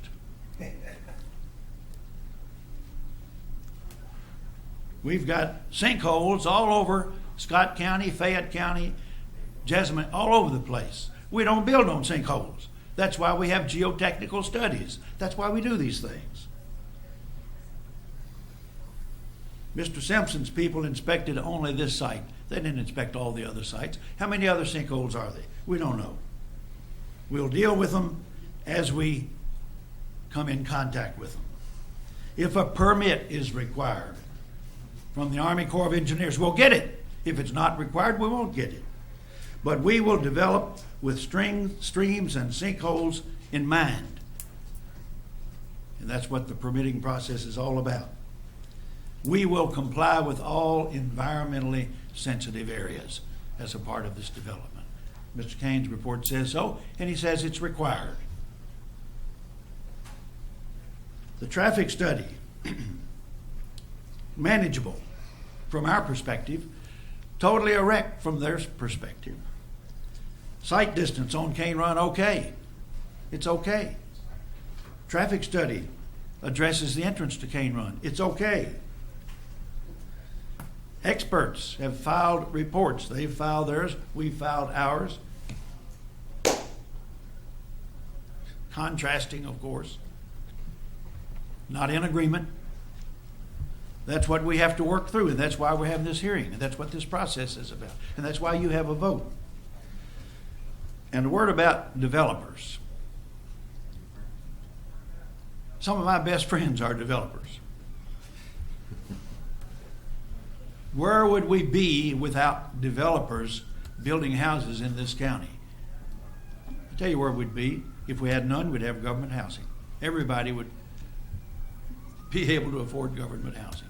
Developers provide homes for people.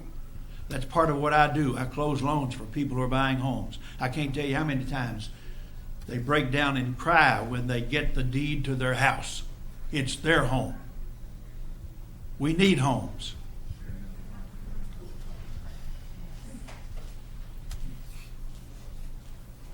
Do you know how many farms are for sale in this area right now? Last time I looked at the magazine on farms and sales and property, hundreds of farms for sale in this area is my recollection. Why? Because a lot of the farmers are not able to do what they want to do on the farm. They're not able to make ends meet. They do other things. Farming is a good operation. We've got to have the farming industry. But some people can't afford to continue. Their farm has to be used for other purposes. Are we going to discontinue their idea that they can have their farm and sell off a portion of it for a division or a house, whatever the case may be? And as far as the watchdog of the area, where were these nice people? And there are nice people. Some of these people are my friends. At least they were before tonight. But some of these people are my friends. And where were they when December Estates was approved? And where were they when Ironworks Estates was approved? And where were they when Crestwood was approved? And where were they when Lancelot a long time ago was approved? And where were they when Kentuckiana Cluster was approved? All of a sudden, it's this farm in this location with these people as neighbors, and it's a problem. We will address all of the problems, or Mr. Welch won't build. He won't be able to build. These people won't let him build. You've got a staff of 9 people who look all of this information over. They spend a lot of time on it. As I've told you before at the last meeting, you pay a lot of money for these people to be experts at what they do, and they're good at what they do. What you have to do is be able to sift the chaff from the grain. I'm suggesting, not saying you have to. I'm suggesting. Obviously, people who oppose this development are going to talk about the traffic. They're going to talk about the environment. They're going to talk about the water runoff. They're going to talk about all the things that put in your mind, this is bad. I'm saying you have to be able to decide if that's why it's being put in your mind, to deter your vote for whatever reason. Or are we going to be able to get votes for a developer who wants to build in accordance with your rules and regulations? My last suggestion, not a requirement, just a suggestion, and it's pretty much what Mr. Cornett said.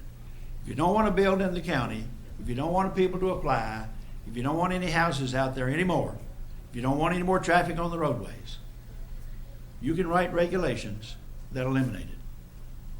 You can write regulations that say you cannot build in this area. You can't build in this area. This is a karst area. You can't build here. Too much traffic here. You can't build here. You can write the regulations to prevent growth in the county.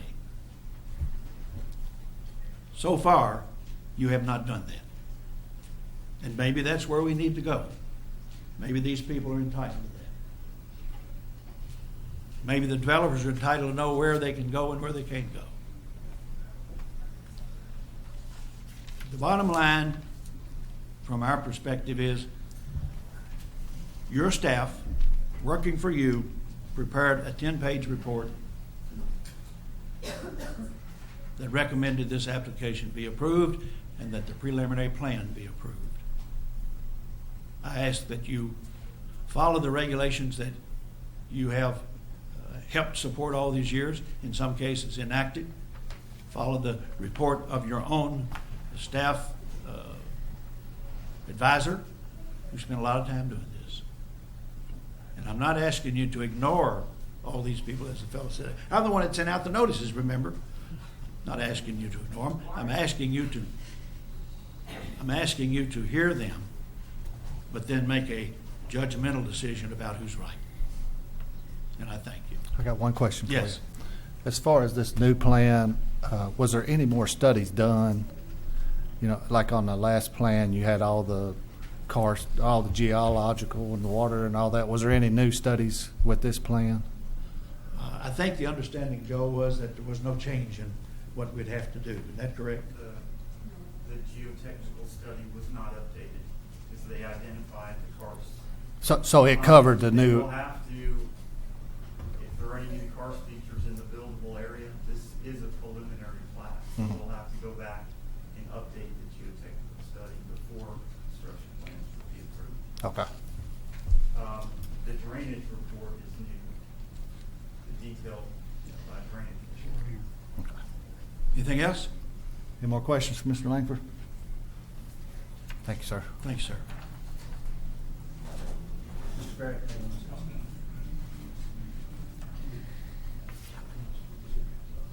I will submit some findings to you. Thank you. Mr. Simpson?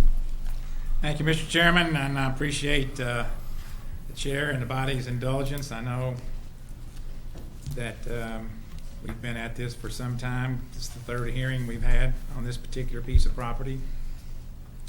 Let me first address issue that Mr. Cornett raised, that somehow Mr. Welch is being treated unfairly, that the people that choose to come down and exercise their right to be heard at a zone change hearing are asking this body to do something inappropriate, illegal, or not consistent with the rules. Nothing could be further from the truth. That's why Mr. Langford was required under the law to send out a notice, because the law requires a public hearing on a zone change request. Mr. Cornett is wrong when he suggests that in terms of planning and zoning, the decision that you all have to rest your decision on in terms of the facts is whether or not the highest and best use of this particular piece of property is for residential use or for farming use, and that it somehow factors into what is more appraisal worthy in terms of the value of the real estate. That is simply not the law. The law governing your all's decisions in any planning commission decision on a zone map amendment case is to follow KRS 100-213. And that is, under the law, the applicant has to come forward at a public hearing and they have to introduce evidence that the application is in compliance with a comprehensive plan. They have to introduce evidence to that. Or, in the absence of being able to introduce evidence about that, they have to show that the existing zoning, which is A1, agricultural, is inappropriate, and the proposed zoning, A5, is more appropriate. Or 3, they have to demonstrate there has been physical, economic, or social changes on the subject property which have taken place since the last comprehensive plan was adopted and which were not anticipated to be changed by that comprehensive plan. Those are the 3 tests, legal tests, that an applicant has to satisfy to get a zone change. It has nothing to do with what is the highest and best use. Mr. Welch could have protected himself by taking an option on the property, conditioned upon a final, non-appealable zone change. In other words, it would be, I'll buy the property, if the physical court approves it and nobody takes an appeal, I'll pay the price. He could have put an option to purchase the property and been protected in the event that he got turned down. But he opted not to do that. That was his choice. He's not being treated fairly. I represent developers all the time. And I always tell them, look, get an option. You may have objectors. And what if you get turned down? You don't want to be obligated to buy a piece of property and you don't get it zoned, or you wind up in court. You get an option to purchase the property. That's what developers do. They protect themselves. He has not been treated unfairly at all. Now let's talk about what the applicant has done in this case in terms of the evidence that you all have to make a decision on. I find it interesting. Conspicuous by their absence is the geotechnical person that looked at the sinkholes back in December He filed his report, prepared his report, the day before you heard the case on December 12th in 2014. That report hasn't changed. Development plan has changed twice. Where's the update? Moreover, where's he? What kind of message does it send to the public, with all due respect to your important position? But think about it. What kind of message does it send to the public that an applicant for a zone change which has been contested for the third time in 8 months, seriously contested, just mails a report in or just relies on a report he tendered 8 months ago with no update on a new development plan, which is the basis for the new zone change? Did you hear any testimony from a gentleman? No. What about the traffic engineer? He did a traffic report. You've read it. It was mailed in. Did they get up here and testify and address the safety issues that they should have addressed in the report or by testimony? No. No evidence about how the public's safety was going to be protected by this development. No evidence whatsoever can you rely upon. All they looked at was level of service for the AM peak and the PM peak. They didn't talk they were going to double the amount of traffic on Cane Run. And if you look at their report, there seemed to be some concern that maybe Mr. Johnson was making these figures up. On page 3 of their report, the Institute of Transportation Engineers Trip Generation Manual 9th edition contains trip generation rates for a wide range of developments. The land use of single-family detached housing was reviewed in determining the trip generation for this study. The same one he did. The only difference is he's here, he testified, he informed you we're going to double the traffic on Cane Run. The applicant's engineer says all the traffic is going out to Ironworks. All. Now, really? Is that credible information? Plus, it's just mailed in. Didn't even come and testify. Be subject to cross-examination, subject to questions from you. You're sitting here before the public, and that's what you're going to rely upon if you approve this zone change, that the public's health and safety is going to be protected based upon the traffic report of the applicant who didn't address fundamental issues that we did? Where's the civil engineer who designed the stormwater, supposedly? Put a detention basin in a blue line stream. No mention that it was going to be in a federally protected waterway or how that was going to be dealt with. We brought it to your attention. We showed up. We submitted ourselves to cross-examination and to questions from you. We didn't mail a report in. We showed up. If you follow the law with respect to the 3 tests, which you have to do in order to approve a zone change, the applicant has not met their burden of producing evidence to justify a favorable decision. All Mr. Kane did was look at their reports the same way he did back in February when you turned this application down and say, I recommend approval. In February, you said no to Mr. Kane. It's not acceptable. What's changed? What has changed? What evidence has been introduced by the applicant to justify changing your position? None.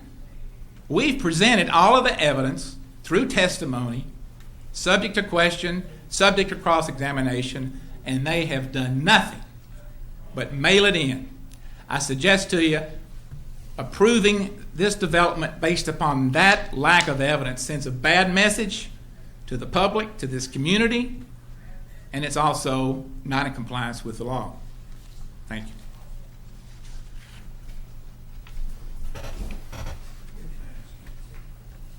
Mr. Langford? Sorry.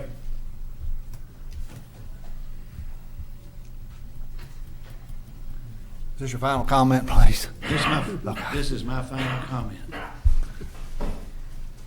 I spoke with the Planning Commission at its agenda committee meeting several days ago, and I said, I will not bring those people in here geotech, traffic, water runoff, storm drainage, to tell you the same thing they told you with a slight update because it's a little different way, and they have updated, if it was required to be updated.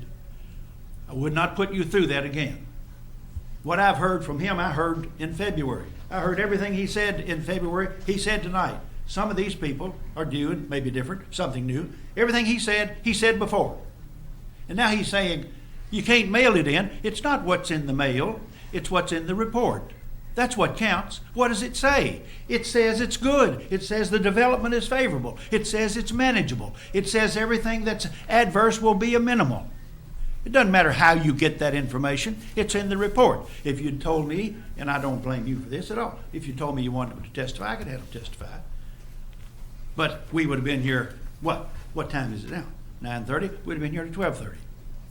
That's not what we intended to do. We think that you will look at the report that he gave you based upon the information he had in his file, and it's in the file. I've checked it. It's there. It was there today, that addresses all of these issues that these people take issue with.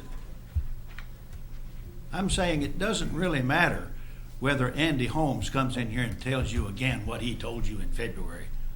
As a matter of fact, Chairman, I think it was your preference that we not do that. And I thank you for that. And I ask you to approve this application because it's appropriate under the law and under your regulations. With all due respects, I ask you to do that. Thank you. Thanks, sir. Just one comment. I'm sorry to do this, but the gentleman said that we would be. Please, at the microphone. Till 9:30. I'm going to have my findings to Charlie. With all due respect to this committee's time, we're going to be there for the rest of our lives. Yes, sir. Mr. Simpson, you have one more comment?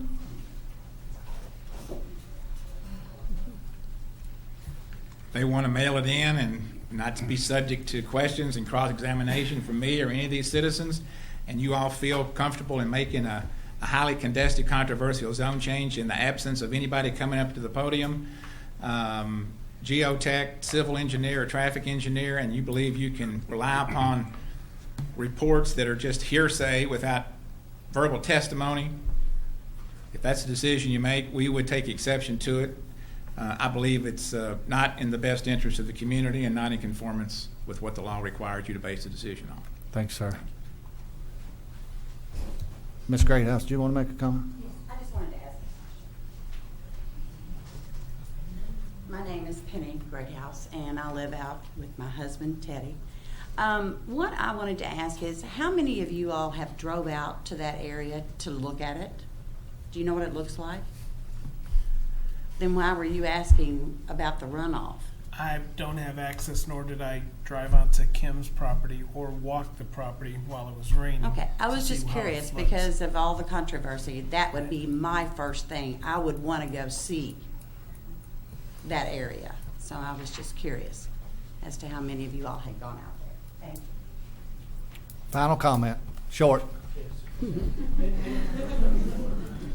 What I heard Mr. Langford said was that the responsibility for him not bringing his experts was on you, Mr. Jones, and I don't think that's your responsibility.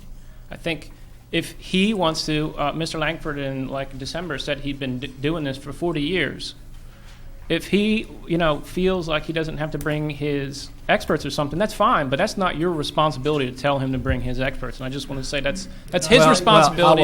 I will say this: we did ask him at the Monday workshop that we don't want to hear repeat evidence that we heard in the last meeting. So yeah. I did ask him that. Okay. So. And he didn't bring any new evidence. We need to regarding talk about the things, substance and not, frankly, how things get here. We've got a record, and the decision needs to be made on the record. If there's no more comments, I got a couple questions for Joe, if you don't mind, real quick. I know the widening of Cane Run was brought up. What's the deal on that? If you could enlighten us a little bit more. Cane Run will have to be widened along its whole length. The whole frontage that the property owner owns on Cane Run to 9 foot of pavement and improved shoulder, 2-foot shoulder and ditch I think Mr. Johnson asked, is it going to be 9 feet per lane or 9 feet total? 9 feet per lane. Okay. Measured from the center line. So 18-foot wide 18 plus it would be 2-foot an shoulders will 18-foot be what standard. Cane Run is going to be required to be for the frontage of the property? Yes. Okay. And they did say they could make that improvement without clearing the trees. But they do have to grade the shoulders 2 foot too, right? Okay. That's the only question I have. Does anybody have any questions for Joe? No. Them trees are right on the road. How you going? Yeah. Get right on you, Sir, You gonna be right on the sir, we're It's- done they- with the comments on They it. only need to add like 6 inches to a foot on most of it. so. Yeah. That's the only question I had, Joe. Is there any other comment or questions for Joe? If not, we're going to close the public hearing now, so the public hearing will be closed. So now, it's up to the commission. Is there any more discussion from the commission? Anybody have any more questions? If there's no further questions or discussion, I guess we need to have a motion to approve or not approve. Mr. Chairman, since both sides have submitted proposed findings, I would suggest you look through those.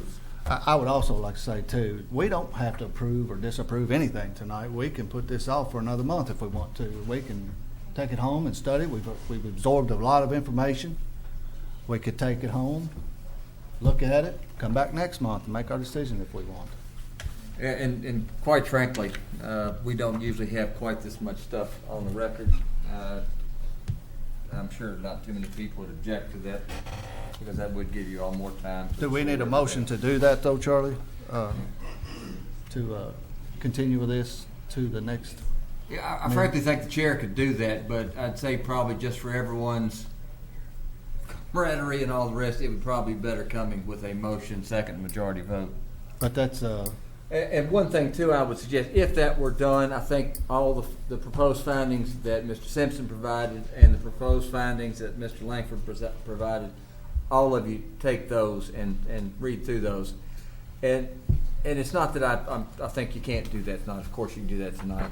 And it's not that there's anything that's not understandable. They're both, in my cursory kind of reading this evening, they're both well done. But this takes a lot of thought. And I don't really want you all to be uncomfortable in doing it. Obviously, you're the only ones who participated in the hearing, so if we come back next month and the other 4 members are here, they need to step away.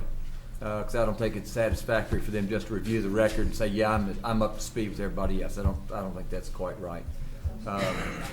That too, frankly, would be up to you all to decide, but that's just my suggestion on it. But I don't think it would harm anyone here or your all's process for you all to take some time, review the proposed findings, go through what's in the record, and then come back, have your final discussions and whatnot, because what you discuss needs to be on the record too. So I'm not suggesting you discuss this off the record before next month. I'm not saying that at all. But reviewing the information, 'cause there's quite a bit here. Discussions on Charlie's comments? Anybody have any? Charlie, wouldn't they, if they're here next month, they can't recuse themselves from voting. Well, no, They'd but have to be brought up to speed. I'm not going to say you can't bring them up to speed. I'm just saying I would complain if I were every side. Yeah. Not that they couldn't do that. Frankly, I'm sure they can. Some of them have some particularly good experience here. I just would suggest not doing that, because that would just introduce a whole level of objection and concern that we don't need to have. They could have more questions than what we brought up. So. Any more discussion on that? I'm in favor of continuing to next month and reviewing some of this information that we've got tonight. Try to absorb a little bit of it. One other thing, and I hate to keep talking, but everything you need to consider, except maybe another trip out Cane Run, that certainly wouldn't hurt. But anything you consider needs to be in the record. You don't need to be considering stuff that's not in the record. And if for some reason you stumble across something that's not in the record, it needs to be brought here and put on the record so everybody can hear that and deal with that. My suggestion is don't do that at all. What's in the record is what you've got. What you've heard is what you've got. The proposed findings is a great guide to what you've heard. You may disagree with both of them. You may agree with some and not with others. You may take some from both. But it's the record that you need to deal with, not anything else. So there really needs to be no discussions, no other materials. The public hearing's closed, the record's closed. Yeah, it's now up to you all. So there you have it. So we need a motion to do something. Charlie, you're saying we shouldn't even think out loud or make any arguments? No. If you all want to go ahead and fight through this night, that's perfectly fine. And no, your discussions, I would prefer to be out loud and on the record for each other's benefit. That also, frankly, helps everybody else understand the process. So no, you can sit here and discuss, argue, whatever you want to do, and take whatever time's appropriate until you're comfortable with motion, second, and vote. My thought is, just echoing the chair, there's a lot of stuff here, there's a lot of things to be considered, there's a lot of detail in the findings. It might not be a bad plan to think about that, come back and finish it. But no, sir, you don't need to do that at all. You can sit right here and discuss these things, argue them out, make adjustments to the findings, make up your own findings, and then conclude it tonight. Either way is perfectly fine. Charlie, let me ask you this. Rather than have everybody wait a whole month, could we call a special meeting like next week? Oh, sure you could. Rather than wait It just a would whole month? require special notice. Well, what you do is it would require special notice to the paper just to make sure we didn't run afoul of that. But oh no, you could sit here and come up with a date and reconvene then as opposed to making it a full month. That'd be perfectly fine. You couldn't do anything that night except what you put on the special notice, of course. It would specify, since the public hearing is closed, no more testimony and whatnot being accepted, and that would simply be your final deliberations and vote if that is appropriate after you discuss the thing. Charlie, a hypothetical. Call a special Now, meeting. see, I told I Mr. know. Burgoon we don't do hypotheticals. I shouldn't now. have used that word. 5 members here tonight, and 4 of the 5 members show up for this special meeting a week from now. Now you don't have a quorum. What do you do? Well, I think we've set who's involved in this. I think it's you 5. Yeah. You know what I'm saying? Period. Because if one of you doesn't come back and the others have to recuse themselves, you don't have a quorum. Right. So no, it's on your all's shoulders. Just thinking out loud. Well, I understand, and that obviously could happen. But if it does, you can't move. So we'd have to come back next month.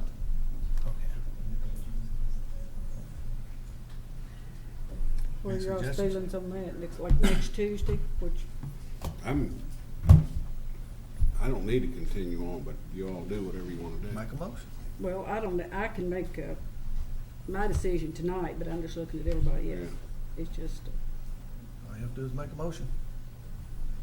I can't say I can make my decision right now. I'm still thinking on it. But One other suggestion too, going along with the idea of possibly coming back to another meeting, that would also, this is the first time I've seen the proposed findings, and I would frankly like to go through those things.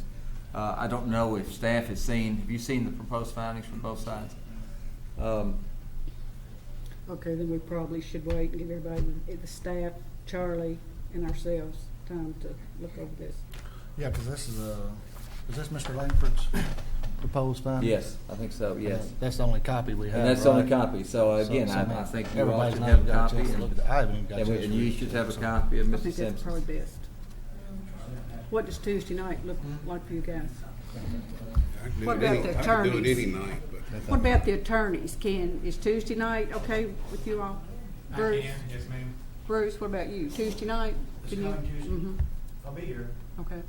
Charlie, you have any conflicts? I'm hoping I do. Sorry. You get No, paid big ma'am, I bucks for don't. this.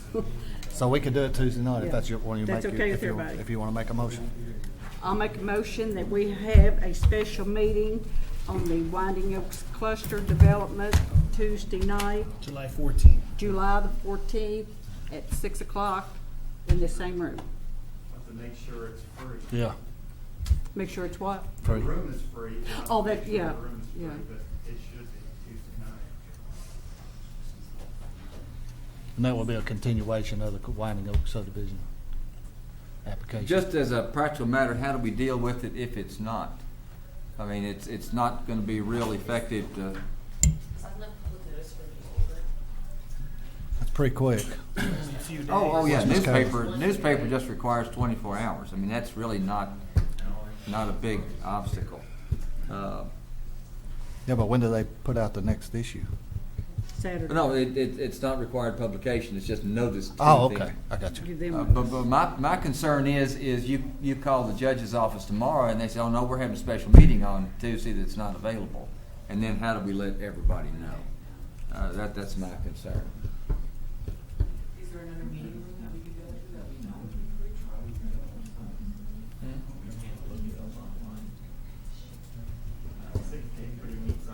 I mean that usually is not a meeting, but that, Fiscal court's Fridays, right? Oh, yeah. Friday mornings. Friday They meet on Friday mornings mornings. and one evening meeting, but it's What's not that, Thursday evening or something? Of course, on the other hand, we've got quite a list here with phone numbers. So I guess if that does come up, we can make a number of phone calls. And in general, you're going to announce tonight that that's the meeting, so everybody here's got notice to when it'll be. It'll end up being, at worst, you show up to meeting night and there's a sign down there that says we got a bump, we couldn't do it.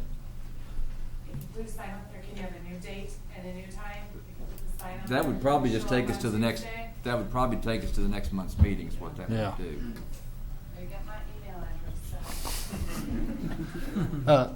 So is that a motion, Janet? Yes. We have a motion by Ms. Holland to continue till Tuesday night at 6 o'clock, July 14th. I need a second. Steve. Huh? Stephen. Oh, did Stephen do it? No, I haven't said anything yet. Apparently we got two that are ready to vote on tonight. I can go either way, so just whatever works for everybody. I'll second that motion, I think we need to wait.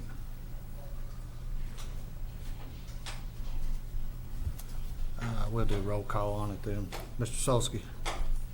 We're State voting the motion. to, Voting to continue the meeting till Tuesday night, January Yes. 14th, or July 14th. yes, and I'll be here. Mr. Shirley, No. I vote yes. Ms. Holland, Yes. that's 3. Mr. Steve, Mr. Smith. Yes. Okay. All right, we'll continue the meeting on July 14th at 6 o'clock.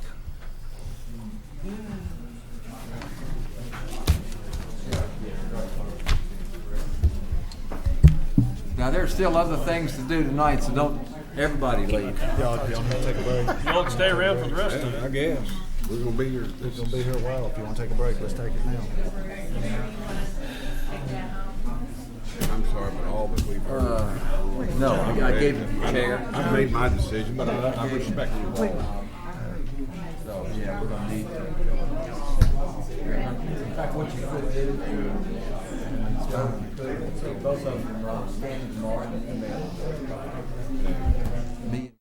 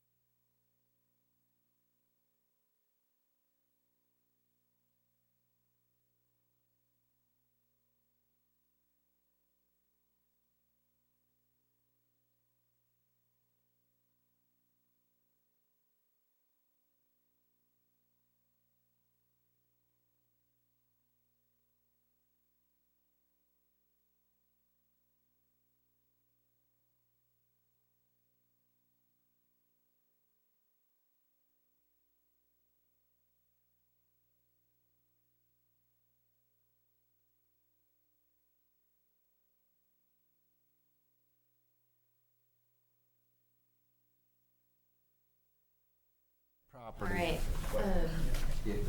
Megan, I think the folks that were here. Yes, I spoke with the folks that were here that asked to hear this application. It could have gone consent. It was consent eligible. They just wanted to see what it was during our first break.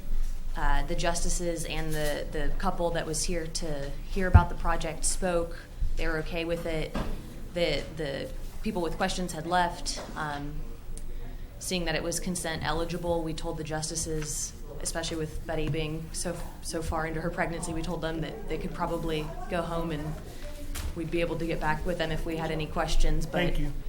Unless there's someone else here concerned about the Smith property, I would think that we could just move forward with the staff report and recommendations as if it were consent.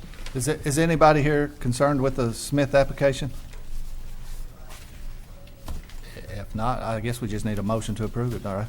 I'll make a motion we approve as a consent. Yeah, and do it just based on staff report. Yeah. Based on staff report as a consent. And I'll second. With the conditions. With the conditions as presented. I can put those on the.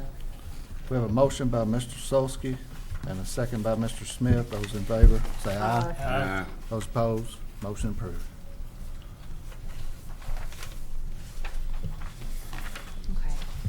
The next application on the agenda is the Double R development. There was also the Oak Leaf townhomes, but that project has been postponed in case anyone showed up late and didn't hear that. That application will be heard next month. All right. Double R development is case number PDP 2015-18. This is an amended development plan for a 4,000 square foot addition to the existing 15,000 square foot building. The project site is located at 401 Triport Road. It's light industrial, as is all of the properties in the surrounding area. It's just over 9 acres. In terms of some just basic statistics for the site, there's 48 parking spaces required based on the use and number of workers there. 59 spaces are currently existing and are proposed. There's no changes really proposed to the vehicle use area other than restriping a couple of spaces to make them handicap accessible and a reduction in the total VUA area for where the building will be located. They are seeking a waiver to allow the continued use of the gravel surface on the northern half of their lot. It's about 4.5 acres. Just to show you the site location on a map, the site is located at the northeast corner of the intersection of Triport and Houston. As you can see, this is industrial. I've got the development plan up on the screen for you. The building addition is located on the east side of the property and will add, I believe it was 1 or 2 additional bays and 5 additional workers, bringing them up to 40 total employees. I've also snapped a couple of photos for you. This is the east portion of the building, so the addition would be in this vicinity. This is just the same site, looking at it from the back of the property. Sorry, that's a little bit dark. This is just the gravel storage kind of parking area on the northern half of the site, just in case you hadn't had a chance, or just as a reminder of what it looks like. Let's see. In terms of the development plan review, they are meeting the vast majority of our regulations. The total building area is well below the maximums that are allowed in I-1. Parking and circulation, they've provided more parking than required in the area. In terms of stormwater, there's no new impervious area, so from discussions with Brent, no additional stormwater calculations are needed to justify runoff issues.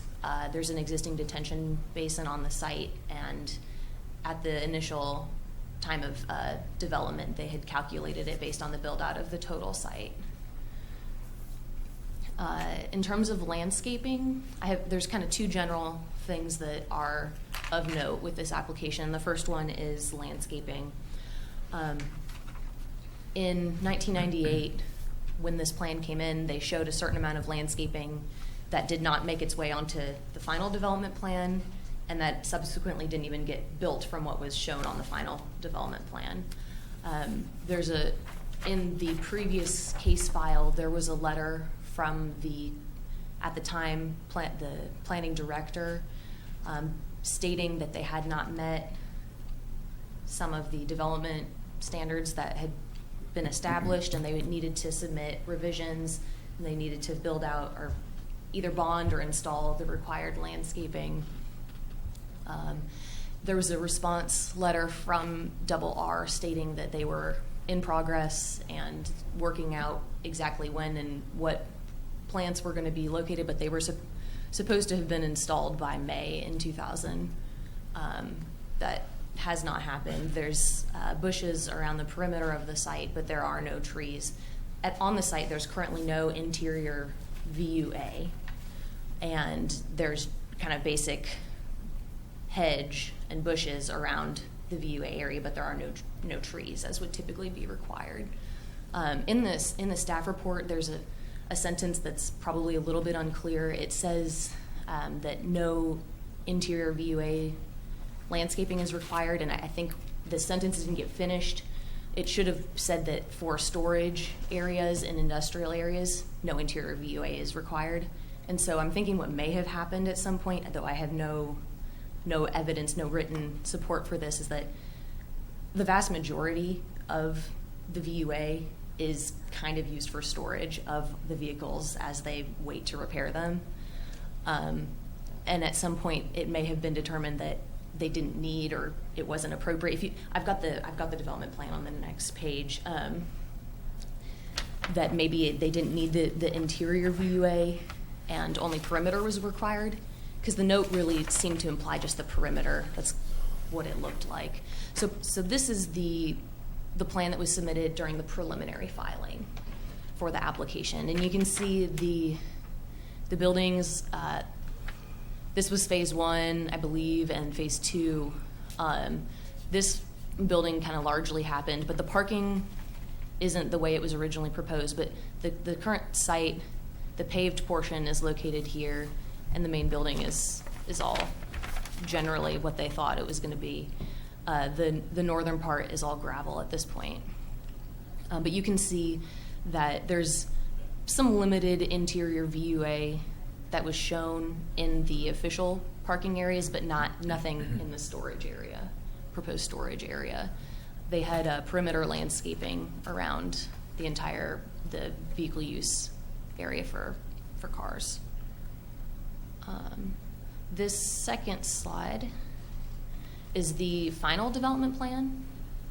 And you can see it changed a little bit, but it still wasn't quite built the way that it was proposed. In terms of what's actually out there, it's paved here, gravel here, where none of the interior trees have been installed, no islands or anything. It's just flat. And then the perimeter has hedges. Probably, I think it's starting about here and comes around.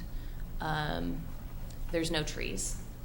So that's just something to know what was proposed and what's there or not. And I think that it's appropriate with this expansion that they bring that up to at least kind of the minimum standard of what we were expecting on the perimeter here, either by bonding or installing the trees as appropriate. The second issue that seemed to kind of be the more pressing issue that came up during our workshop on Monday is the gravel storage area on the northern portion of the site. Technically, that gravel storage area never got approved, or there's at least nothing in the record that says it got approved. And in fact, there's a letter from the director stating it was not and needed to be resolved. There's a a few places that kind of talk about the use of gravel. But the basic premise in our zoning ordinance states that the surface of parking, loading, and unloading spaces shall be surfaced in a manner adequate to eliminate dust and mud and to eliminate damaging runoff onto abutting or nearby properties. And so that's really the crux of the issue is this gravel, causing any undue hardship or runoff? Is it creating a problem in this area? Well, first, are we okay with it being there, not being approved? Is there something we need to do about that? 2, if it is to remain, does it need any additional screening, or are there ways to mitigate any impacts if they are there? So I mentioned there was a letter from the director at the time stating that there was, in 2000, there was a letter stating that they had not received final development plan approval for the northern half of the site, and that they had changed it and installed gravel without approval, and that they needed to correct that. At the time, it was also interpreted that gravel was prohibited, and all vehicle use areas, including truck and trailer parking, must be constructed with either concrete or heavy duty asphalt. So at the time, this was brought to them, and somehow it never was resolved. And I don't know when or where things fell through, but it was something that was brought to their attention. So at this point, they've requested a waiver. Obviously, they intend to keep it there if this is something that the board can move forward with. I looked around a little bit, both on aerial and driving around, and there's other gravel in the area. I had limited success finding approvals for gravel. There's little bits and pieces. At Aichi Ford, there's a small bit of gravel used for turnaround space. That was shown on a plan and approved. It didn't need a waiver, or it didn't have a waiver granted, but it was shown, listed as gravel, it got approved. There's some of the case files that I'm not going to be able to remember their names right now, but in this vicinity, there were several, I wrote them down here. The new van technologies, this was right at the same time, and they were denied having a large parking area in gravel. At this point in time, this area is gravel, though. And I don't know what case or if that just happened, I'm not sure. But there's gravel. There's also vehicles parked out on some form of grassy / gravel area. It's not real clear.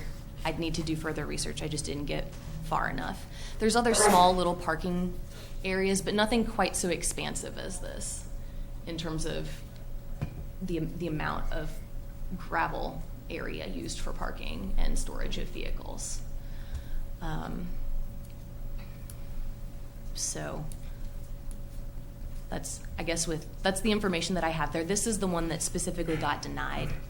And there was a little bit of discussion about it in the minutes from this meeting, saying that both KC Development, which was what R was called before, both KC Development and then this other project, Ruan Corporation, were specifically not allowed to have gravel, or they were shown as paved areas, and so they told them that they could not do this. This is what they proposed, and their final shows all just paved area. So that's what I uncovered. My initial thinking was, before I had uncovered all of this, was that a waiver to allow the gravel was probably appropriate, because I don't think I've seen anything from neighbors complaining about it. There's other gravel in the area. So those are ways that you could look at it. Or after I found this information, I felt more strongly that maybe it wasn't appropriate, given the fact that there was a history of communication back and forth that had never been resolved. So that one I'm wavering on for you, sorry. But in terms of the actual development plan, wavering, that was good. See what happens at 10 p.m. All right. In terms of the actual development plan, the building addition is well within reason. So as long as they can figure out the landscaping, and all the landscaping is really the only condition on here that would require them to either bond or install everything. So I'm recommending approval of that. I think it's just a matter of figuring out the gravel. So. Did you have any contact with the applicant after our meeting Monday night? Because we talked about this extensively in our workshop. I have not spoken with the applicant since our meeting. Earlier, you represent them, or are you here to? They're here too, but I would like to make a statement since she's done too. Okay. Please. Any more questions for Megan? I do. So your initial recommendation was a denial, so now you're saying your recommendation is actually an approval? So my initial recommendation is denial of the waiver for the gravel, but approval of the plan. Okay. So that would probably equate to they've got to pave it, or there has to be something else figured out. Okay. Just want to clarify. Sorry. No, thanks, Megan. Any more questions for Megan? Is the applicant? Yeah. Thanks, Megan. Thank you. Is the applicant here? You here for that? Who's here for the applicant? I'm just going to get this back to the development plan. You can get up.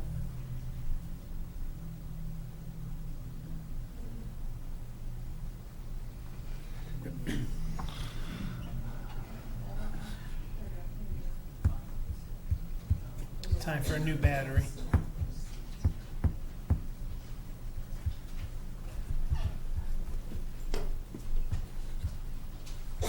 My name's Charles Arthur. I'm a local building contractor, been in the business for 43 years. I did the original development for Double R. I don't know where the miscommunication was on the landscaping. I was with the understanding we were fine when the development was completed. I don't think the owners have any problem with the landscaping now of adding that, other than the part out in the area, what is parking lot now.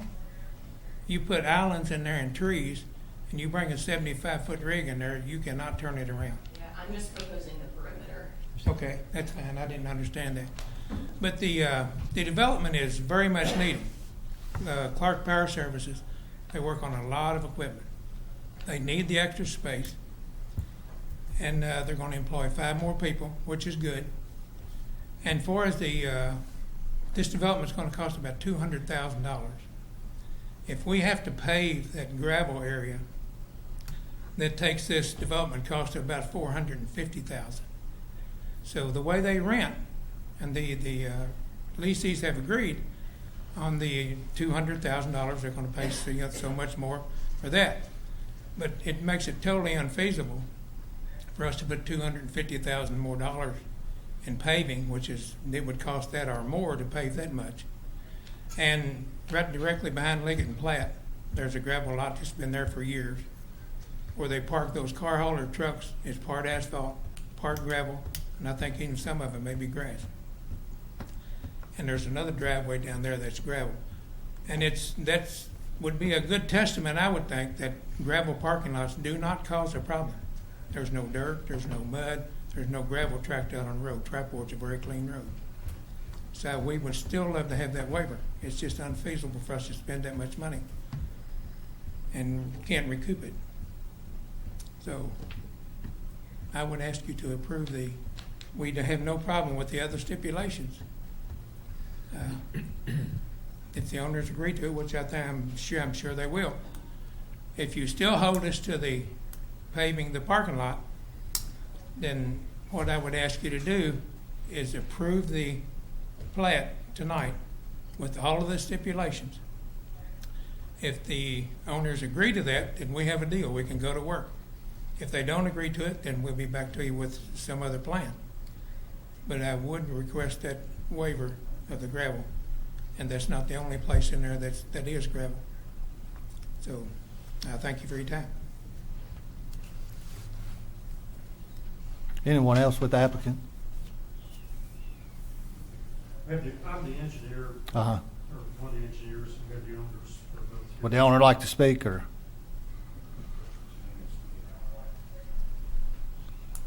I'd just like to apologize. State your name, please. for the- State your name, please. Oh, Randy Collins. Thank you. Part owner. I'd just like to apologize for not putting the trees up through the years.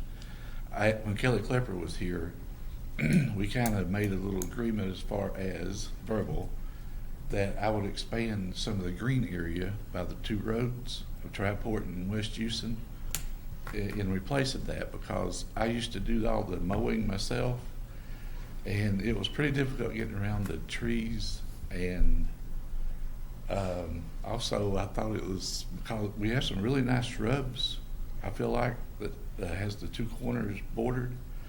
Excuse me. And I think we have one of the nicest green areas on Triport Road. But if it's needed to be done, and that's what it takes, then we'll do that. So you've been there from the get-go of this Yes. development? Can you explain to us how the gravel got there without it being approved? It's just like everybody else in that area. There's probably 3 people in that area, and no one's ever complained. We've been good neighbors with each other with this. And there's probably 3 people that don't have any gravel. Rest of them, all of them have gravel, some type, some way. And things just expanded. And we had, back in, I think it was 2002, I met with Kelly Klepper, and we discussed the gravel. I had a customer that wanted to bring in 200. We had 100 jobs there at the time, and they were good, high-paying trucking jobs. And he wanted to expand, and he didn't feel comfortable, excuse me, with the gravel. So he was going to double his operation. So they left. It was One World Logistics. They dealt with Honda in Marysville. So they went down, excuse me, 25 in Fayette County and got a gravel parking lot there, just south of the horse park. And 25, or Fayette County allows gravel, or did at the time. And there's a lot of jobs. There's thousands of jobs in that area that kind of depends on gravel, because it's pretty hard to absorb that for the customers. I don't think we have a problem with gravel. It's just the fact that it never got approved. It never got brought to the commission to be approved, I think, is the issue. I don't know of any of it that would have been approved in that area. Plus, also, we discussed Monday that the initial approval was approved for asphalt. That, I think, was a big issue. Yeah, I'm sure if they approved any in that area at those times, even all the way down to, there are many other trucking companies that's in that area also, many different customers and businesses. I'm sure they would have been approved contingent upon that also. And when Kelly left, if our memory serves me correctly, when Kelly left, we did get a letter from the zoning, and we hired Mr. Simpson to discuss it with them, and we didn't hear any more about it. I think on the original development plan, everything that was supposed to have been asphalted at that time was asphalted.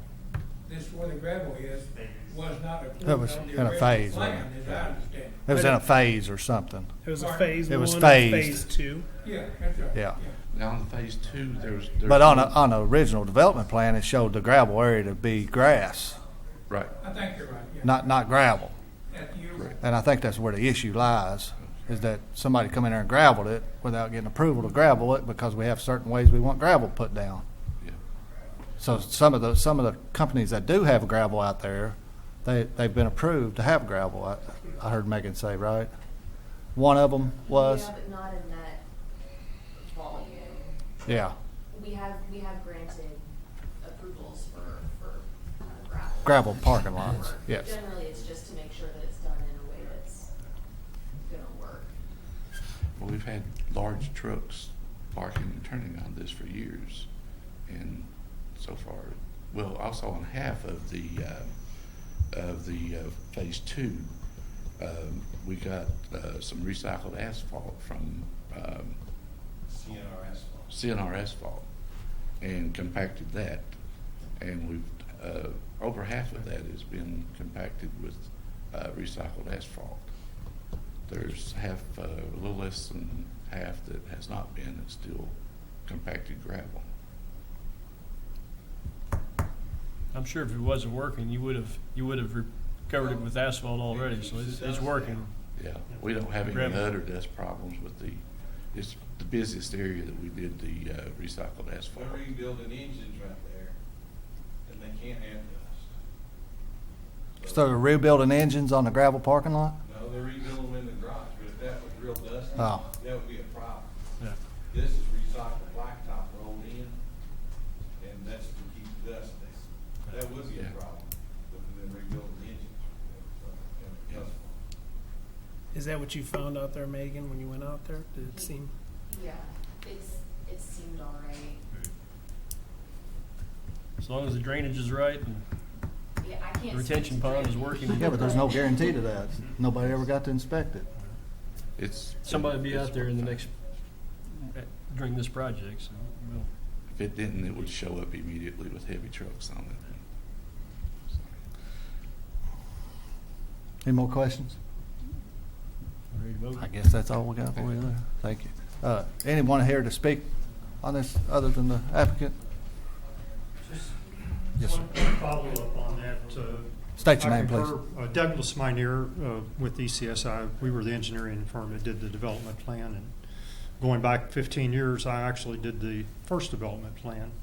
And I guess a couple of things was this was a preliminary, and this was the second one, which was a phased, actually,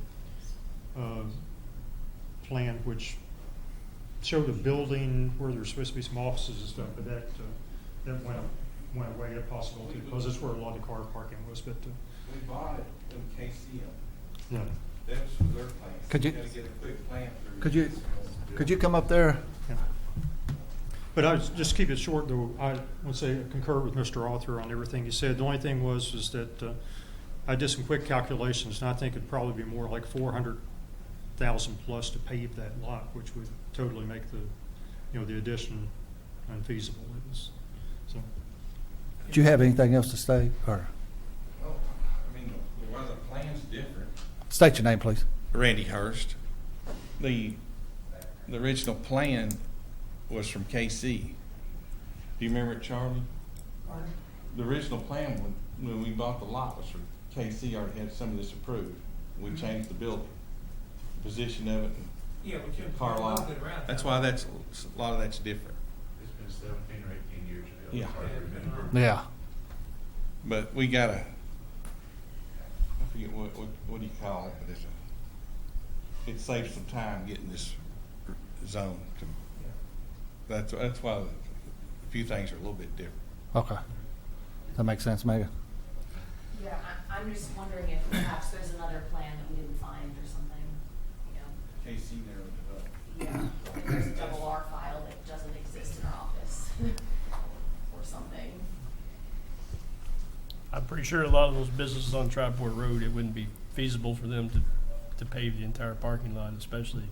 They're trying to maneuver big trucks, and it's not like they're turning around and they're in a warehouse, so they're moving them around. Some of them are moved weekly, or they're not moved. Not every truck in there is moved daily, I'm sure, is it? No. They're extremely heavy. Yeah.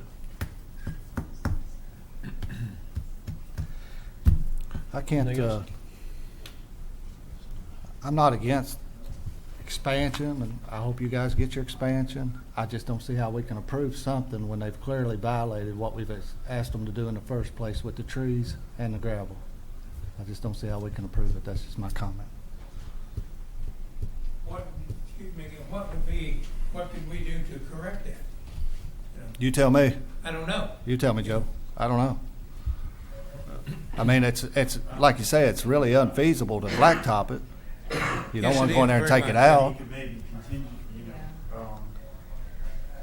at some point in the future, if there's any future expansion. I don't know. I mean, I guess curious about the drainage, because was it gonna all sheet flow into the There's detention? No, we have some drains. We've got drains up there. Drains? Please. So they're in with the gravel? I think we got those okay. Well, there's drains off the building and stuff going into the retention basin. Let's get that approved. The gravel area, I'm not sure. It's underground.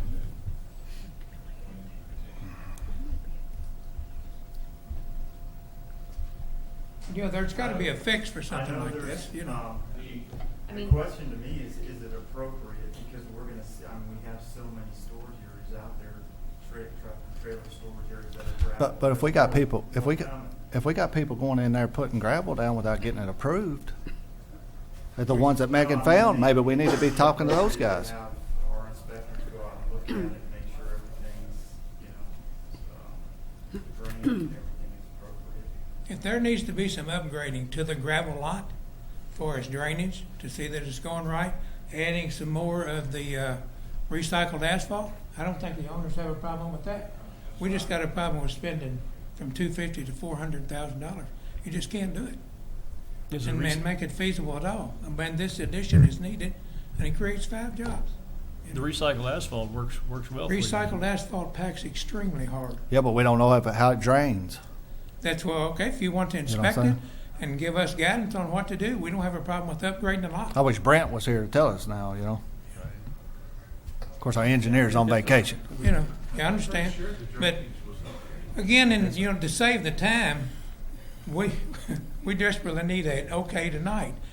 When we will. I won't vote on that thought right there at all, because we've heard that many times over, and I will not vote again on something like that. We're desperate for time. I'm not ever voting Okay, on all that right, again. that's fine, no problem. You know, but whatever Brent's recommendations are to the gravel lot, they will do. Not a problem. You know. It's up to the commission. One suggestion, I think, as I understand it, add a condition to it, subject to Brent's inspection and recommendation on drainage Correct. on the gravel lot. Right. I mean, because if you're not going to approve the gravel lot, you do a waiver for it, and it's not going to happen anyway. Yeah. But you could certainly do it conditioned upon Brent inspecting when he gets back and them following those recommendations. And if no, but then we can certainly pursue enforcement of that. That's correct. You know, we don't have a problem with that whatsoever.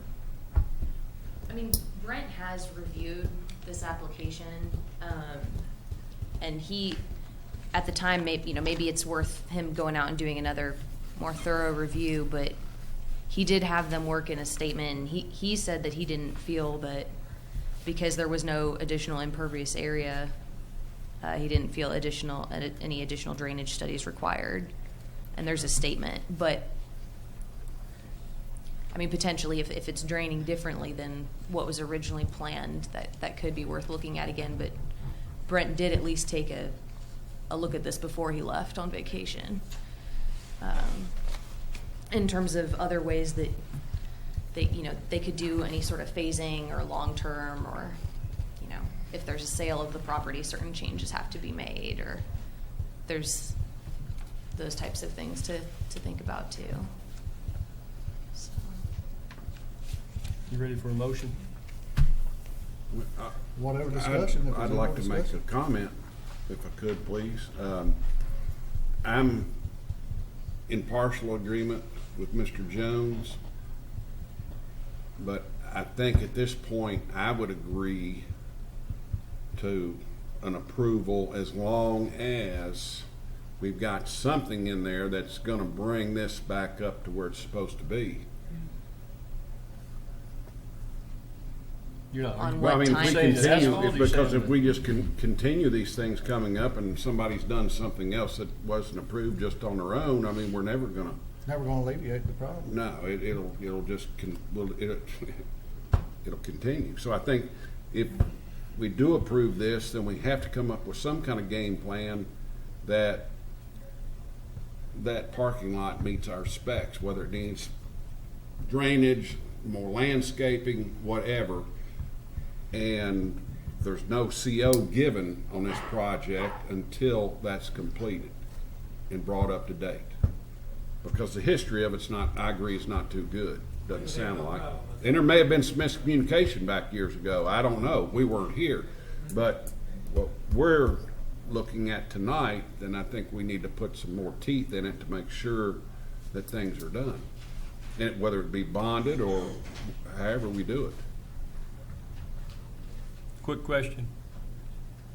In order to cover the entire balance of the parking lot that's in gravel now with the recycled asphalt, is that terribly costly, or can that be done? You know, I really don't know. We can get an What? estimate from, That's all. But, CNR. yeah. I mean, I don't know how it drains. I don't either, yeah. See, Steve, But I don't that know how wouldn't- that drains or anything. I How don't would know that if solve the it's- problem? Well, The that drainage recycle- would have to be a part of that. Yeah. Yeah, drainage would have to be. Yeah, it would have to be part of it. With regard to the drainage, the lot actually Flows. drains towards the Retention. detention basin. I mean, it was naturally sloped to start with down that way. And along the lower edge, there was a little cutting in the back, I think, there that you had to do. So it already drains to the detention basin. I But don't think that's. I think that, I might be wrong, but with a gravel parking lot, don't we want a lot of the water to go into the ground and not into Well, the retention basin? And even with recycled asphalt, I mean, it's going to be less runoff than it is off of a paved lot. So Yeah. you're dealing with less water. I mean, back at that point in time, we didn't hear as much about infiltration of water as you do now. I mean, that's a good thing now.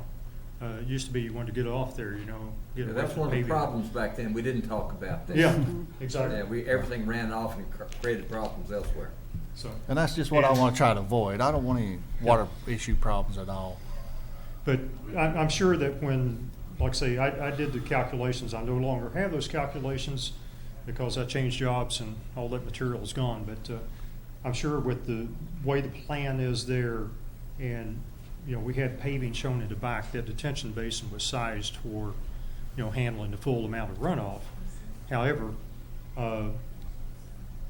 you are going to get more if you pave it than if you don't. And with the recycled asphalt, somewhere in the middle.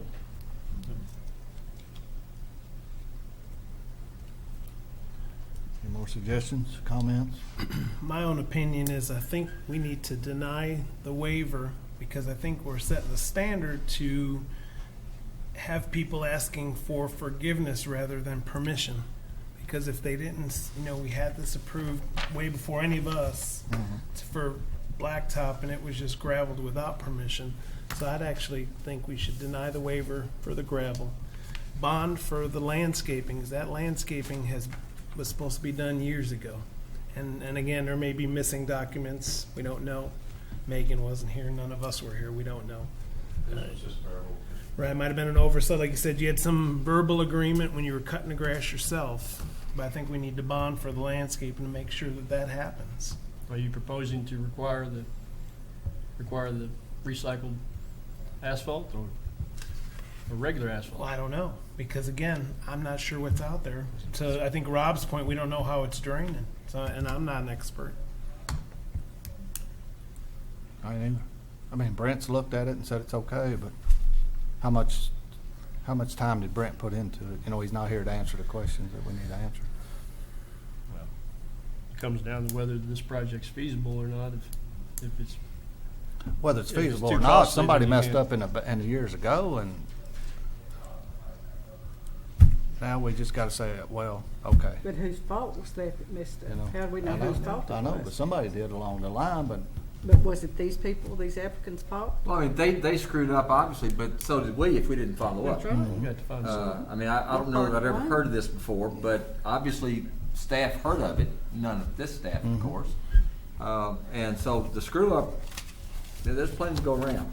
And I think the idea now is, I understand that point certainly, and yours, Rob. But the fact is, we've got something on the ground, and we can't make it unusable.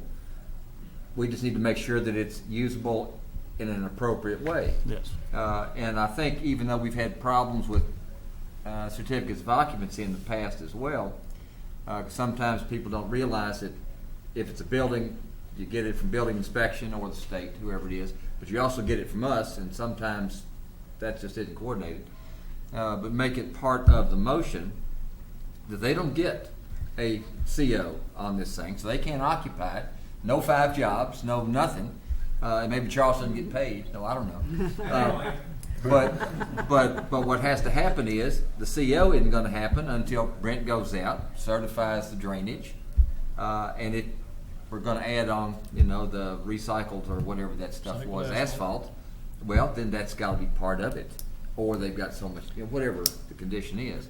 But I think you need to put conditions on that allows it usable, to be usable, but at the same time provides the protections that we're supposedly here to provide. And I think we can do that with Brent going out and certifying. I think our office has to make sure these things happen, and I think that's what's happened in the past. The office has not done what it should have done. No follow-up. I think bonding for the landscaping, fairly minimal, I would assume, which should at minimum happen. And maybe even appoint Janet to oversee this. There you go. Janet, you're in charge of trees.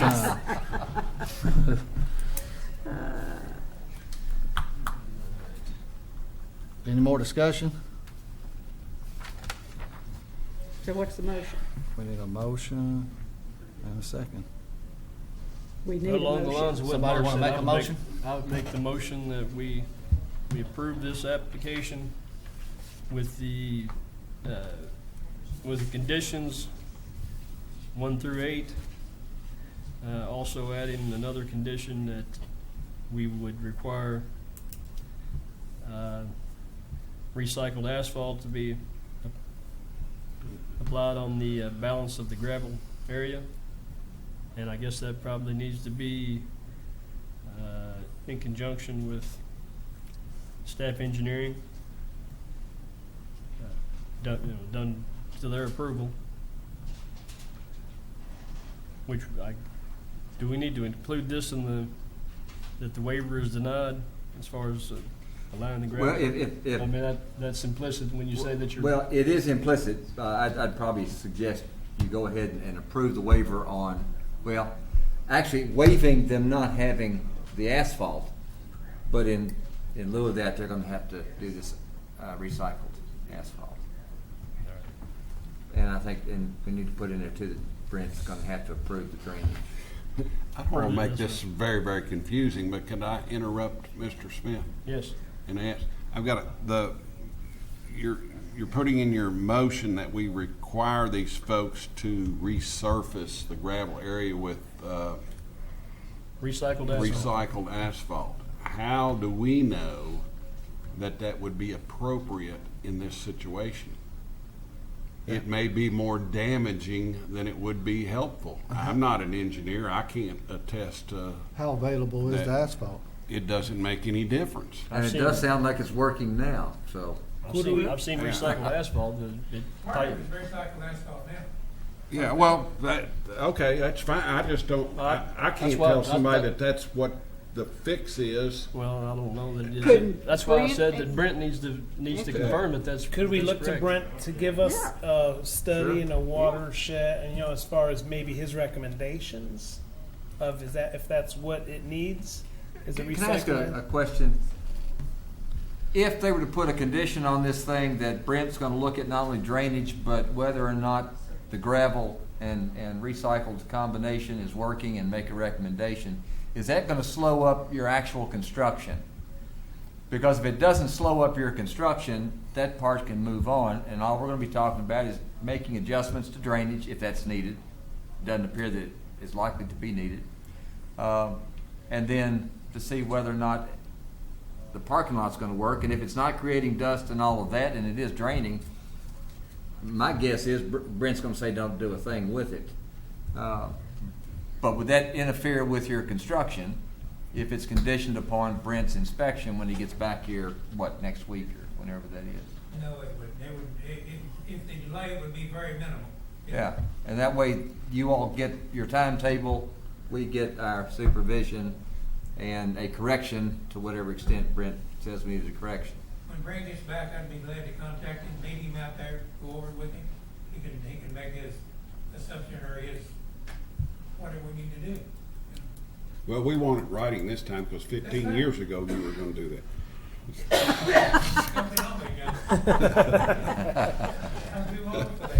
Stephen, you want to restate your motion?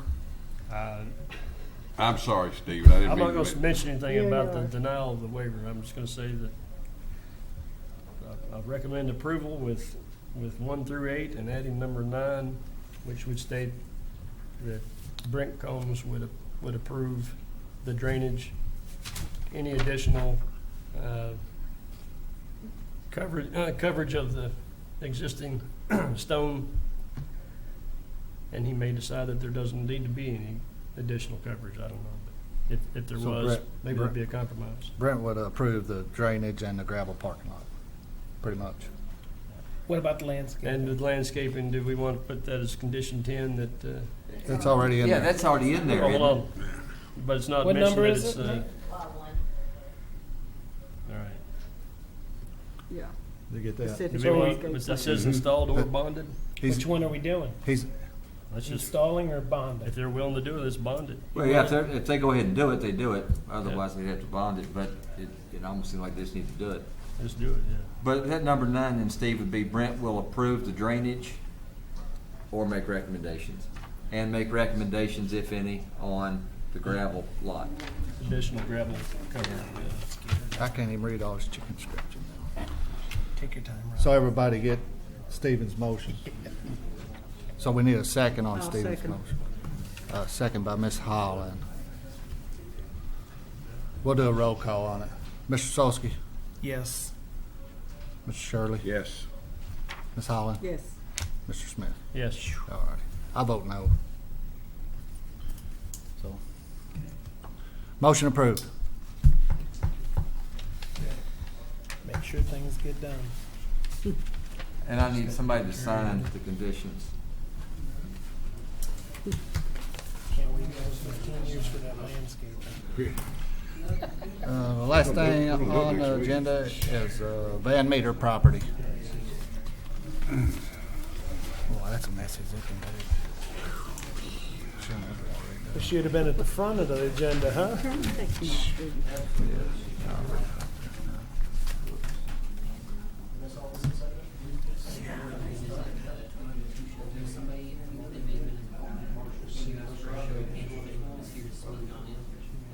Okay. Well, we're on Van Meter now, so. Okay. Thanks, Matt.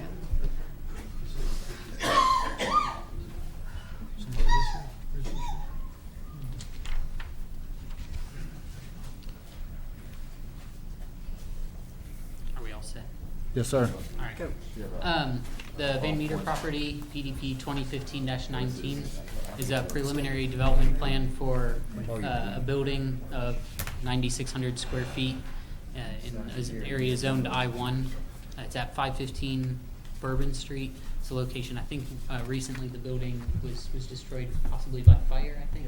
Okay. Yes, the building was destroyed. The applicant did apply for, it was an older building that didn't meet our current setbacks. And the applicant did apply with the Board of Adjustments to get variances to be able to rebuild the structure on the old footprint. That was denied. That's kind of why we're here today, looking at this brand new development plan. The property is roughly just under 1.2 acres. The applicant is requesting 3 waivers. 1 to reduce the number of interior landscape trees from 6 to 3. The second would be to replace, that came out really weird on the PowerPoint, but to replace the required VUA perimeter screening along Bourbon Street, move the trees north of the building, take out the shrubs that would have been placed there, and replace that with a sidewalk to provide pedestrian access. And the third would be to allow gravel instead of pavement in a portion of the VUA behind the property. So as you can see here on this zoning map, just to get a layout of the land, it's this property here is the subject property. There is residential on 2 sides here. This one is zoned residential. It's currently a church, and then there's an industrial property to the south here.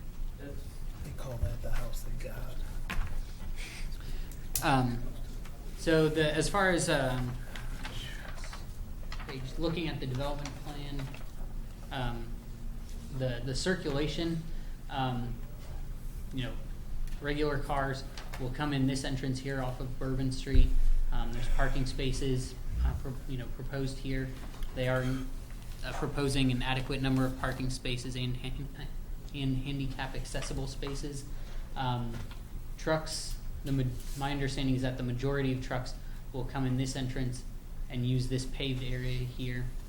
There is a security gate here and here, I believe. It's hard for me to tell from here. But there will be security gates on both entrances to restrict access behind the building. The area that the applicant is proposing to be gravel is roughly this area here. I have a slide later that highlights this. And then this entrance off of Chambers my understanding is that it will only be used about once a week, and that'll be for larger trucks to unload here at this bay. Oh, sorry. Other way around. That one will be UPS, and that's twice a day. This one's UPS twice a day? The big trucks will come once a week. Okay, my bad. Megan has it right. The larger trucks will use this entrance about once a week, and then UPS trucks will use this smaller entrance multiple times per week. As I mentioned before, the applicant is requesting a waiver to some of the perimeter VUA screening along the southern part of the property here so that they can install a sidewalk to meet up with the sidewalk that exists on this property to the east. They're also proposing a sidewalk on this portion of their property that runs along Chambers. I think it's Chambers Avenue here on the west side. So they are providing some pedestrian circulation improvements. As far as landscaping, they have adequate landscaping and meets all of our regulations for the parts of the property that are adjoining residential property. They are proposing a 6-foot high privacy fence along with trees spaced 40 feet apart on that part of the property. They meet all of our VUA standards with exception to that waiver that they're requesting, and they have shown those 2 trees that they moved on the north side of the building there. I am recommending approval of this application, but I'm also recommending approval of the first 2 waivers that they requested. Reducing the interior landscape trees, that's something that we've discussed as this body before. Although that hasn't yet gone through City Council, this body has already recognized that there are some issues with our interior landscaping requirements. And then as far as moving the perimeter VUA screening to provide that sidewalk access, I think that sidewalk access is needed in that area. There's some residential properties there, and there's currently no sidewalk access. So it'll provide a needed service. Additionally, you'd be removing screening from a portion of the property that would face other industrial property. So you're not removing screening that would, possibly shield the VUA from, a residential property or an agricultural property. As far as the third waiver, to have gravel and a portion of the VUA in the rear, kind of like with Megan's application, I just stated that, that part of the zoning ordinance that talks about parking areas not causing, mud or dust. I don't have a recommendation one way or another as far as the gravel parking that they're requesting in this area. I don't have a recommendation on that. So I've kind of highlighted here, this is my understanding, is the area where they're proposing to possibly use gravel instead of asphalt. My understanding is that it would save them a good amount of money in the development, in the redevelopment, I should say, of this project site. I am recommending approval. I have, I believe, 8 conditions. These first 6 on this slide are all very standard for a development plan. Actually, I think all of them are. Yeah, I don't have any special conditions that I wouldn't recommend on pretty much any development plan. Overall, it brings the project site into much greater conformance with the zoning ordinance than it was previously. We get a landscape buffer, around some of the residential properties that didn't exist before. We potentially get sidewalk improvements that didn't exist before. The building will meet the setbacks which it didn't do before. Overall, I think like I said, it meets the zoning ordinance requirements much greater than the previous building did.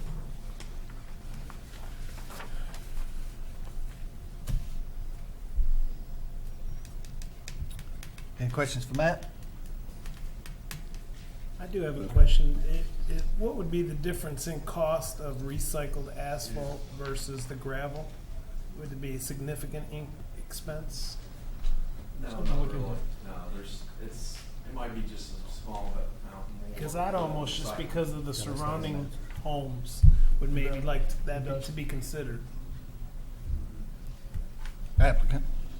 Mr. Chairman, members, Mark McCain, I'm with RMJ Engineers.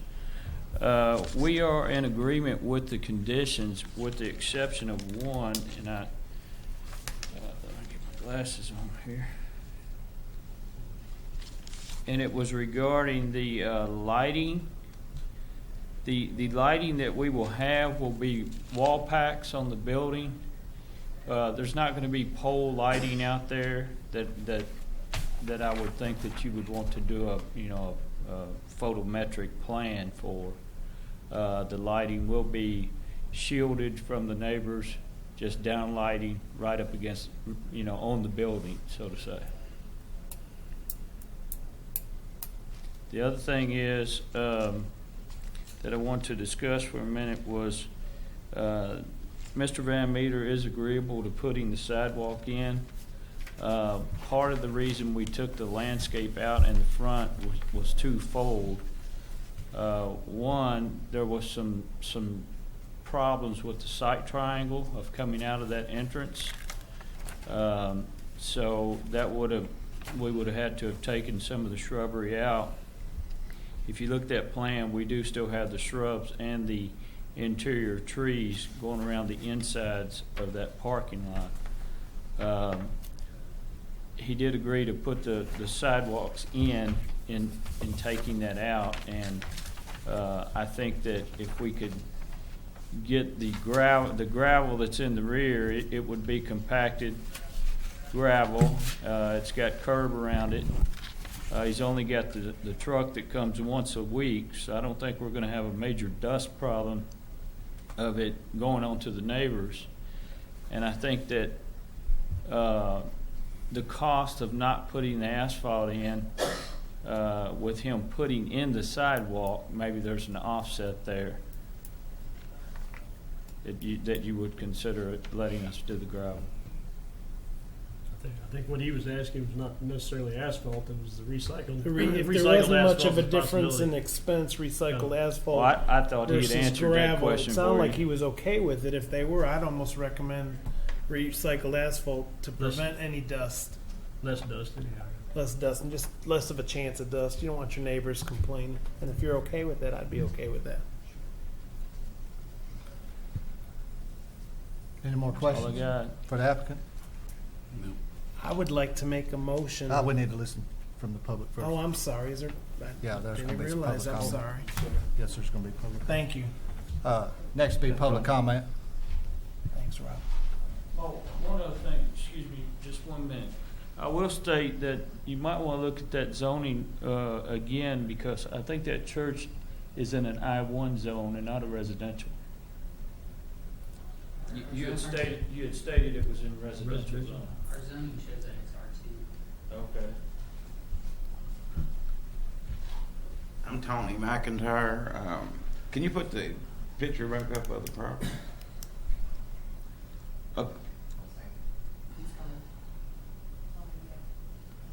Okay, I own the house that's right there on the corner of Bourbon and Payne, that's right adjacent to this property. How far is this fence coming down? I'm curious about, for one thing. Who can answer that? Matt, could you answer that, or the applicant? Are you this property over here? Right. Okay. I mean, I don't have the scale on here. Do you know how far that's coming down? It's about, if you look at those parking space lines, they are a distance of 18 feet, so that fence is about 20 feet behind the property line. Okay. Now, I guess you're the representative or your owner or what? I'm just representing you. Okay, I have verbal agreement with the original owner that our property line is brush, okay? So I just wanna know when they're gonna start taking care of their part of the deal on that. Well, I don't know, I'll have to. Okay, well, that's another question. Now, I have another question. On your fence coming around Prospect, Mr. McIntyre, could you address the commission, please? Could you speak up this way so we can hear you and speak into the microphone? you couldn't hear me? Well, speak into the microphone, please. Yeah. Okay. If, it's not, if you don't speak in the microphone, they don't get it on the record. And then Oh, okay, it's yeah. It's on tape. Okay, now the fence coming down through Prospect, and it comes straight 2 chambers? That's coming all the way down 2 chambers, right? No, sir. That's what it appears to be. It's pulled back to about 20 feet. Okay, well, you have a house right there behind that fence. It's my grandmother's. So what you're doing is you're like boxing them in. They can't even see down the street once you put that up. My cousin, which is back on that corner of Prospect, they're going to be totally boxed in too. I'm just making a point. Yes, sir. So what can be done with that? As far as you talk about the fence or the Yeah, well, the landscaping. fence itself. Then we have another problem. When you're from your building to Prospect, how close to Prospect are you going to put the fence? Can you answer that, It's- sir? Yes, sir, I can. The fence is just inside the property line, and the property line, excuse me, I couldn't tell you off the top of my head, but it's not very far off, just, 3 or 4 feet off of that pavement of Prospect. So the fence might be, 5 feet from Prospect. That's not accurate, because I don't think that they really own that little stretch of ground right there. I'll let y'all deal with that, and then you can deal with my father on it, because you'll find that out when you go through the deeds and whatever. I understand, sir. We did have a boundary and topographic survey that was done by a licensed surveyor in the state of Kentucky. And I that's hope what it he's holds about. up. Good enough. Now, one last question. Is it the fence, what is it going to be made of? Is it like a big wooden fence, or? Could the applicant answer that question, please? Yes, sir. It will be a wood privacy fence, 6 foot in height. Well, that's part of what I was saying about blocking you off. You know what I'm saying? Do you understand what I'm saying? Yes, sir. But I think they have that right to be able to do that too, though. Am I right, Megan? Or Yeah, I would just recommend that maybe something be stated that it will make sure that it's not within any sort of site triangle for any of the driveways on adjoining properties, as Yeah. well as for this property itself, but so that adjoining properties' drive access points are not impacted. All right, thanks. We did do that. I did check site triangle on those. Would you? Mr. Tiffin? You don't have to put the fence up. I think some of the questions have been answered. I'm concerned that the building will be something beautified. Brand new building you're going up with? Yes, Brand new sir. building? Yeah, because that's good, because that'll be caught on fire. My concern is traffic. I think you said 1 or 2 trucks will be coming in. Come back and see you. Sure, sure. 1 or 2 trucks will be coming in per week, per day, or something like that? He's got 1 truck that comes in there once a week and drops off materials. Now, there will be another truck that comes maybe once a month or so, whenever he calls them, and that's the one that empties the dumpster. It's not trash like your normal pickup is. This is waste products from his business. So it's actually contracted. He just calls them up once a month and says, hey, it's ready. How many employees will be in there? Do you have any employees? 15. 15. My concern, council, commission, is traffic. The bridge is out on Bridge Street. We went before the city council. the railroad company has either forgot about it, we're going back to the city council because the street is being impacted with a lot of extra traffic. So I just wondered about, you've answered the traffic problem. So that's my concern. And so this is recorded, whoever's listening, we're going back to city council about that bridge. Going to see if the engineer will figure out some other way to direct the traffic, or else the railroad comes to fix the bridge. So that's all I wanted to hear about. Thanks a lot. Thank you. Any further comments? Yes, Mr. Van Meter said that he's not opposed to not putting the fence up. If you guys wanted to make that another waiver, that he wouldn't have to construct the fence. No.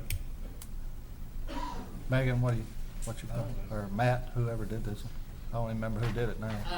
I mean, personally, I think the fence is probably needed just to screen it from the residential uses. I mean, it will be an industrial use of the property. Additionally, if they don't have the privacy fence around the outside, it almost makes some of the security fences useless. I would think when people find a way around it, drive over a curb or something. Would it have to be 6 feet high? I mean, per the landscaping ordinance, it would be, because kind of what they did was, in order to reduce the landscaping buffer from 15 feet to 5 feet, you have the option to reduce it to 5 feet if you install a 6-foot high privacy fence or wall. But here the issue is that the adjoining landowners don't want the screening. They don't want to be boxed in. So I don't know. Are you speaking for everybody that joins there, or just for? I've talked to the people I discussed. My grandmother's people there, my cousin's people, and me.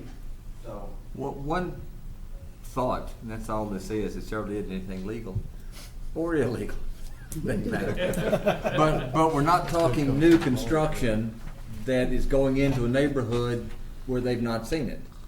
This is actually an improvement to what they've been seeing already. And if the fence is going to be more of a problem than the new building, this may be an appropriate time to actually waive, the fencing requirement.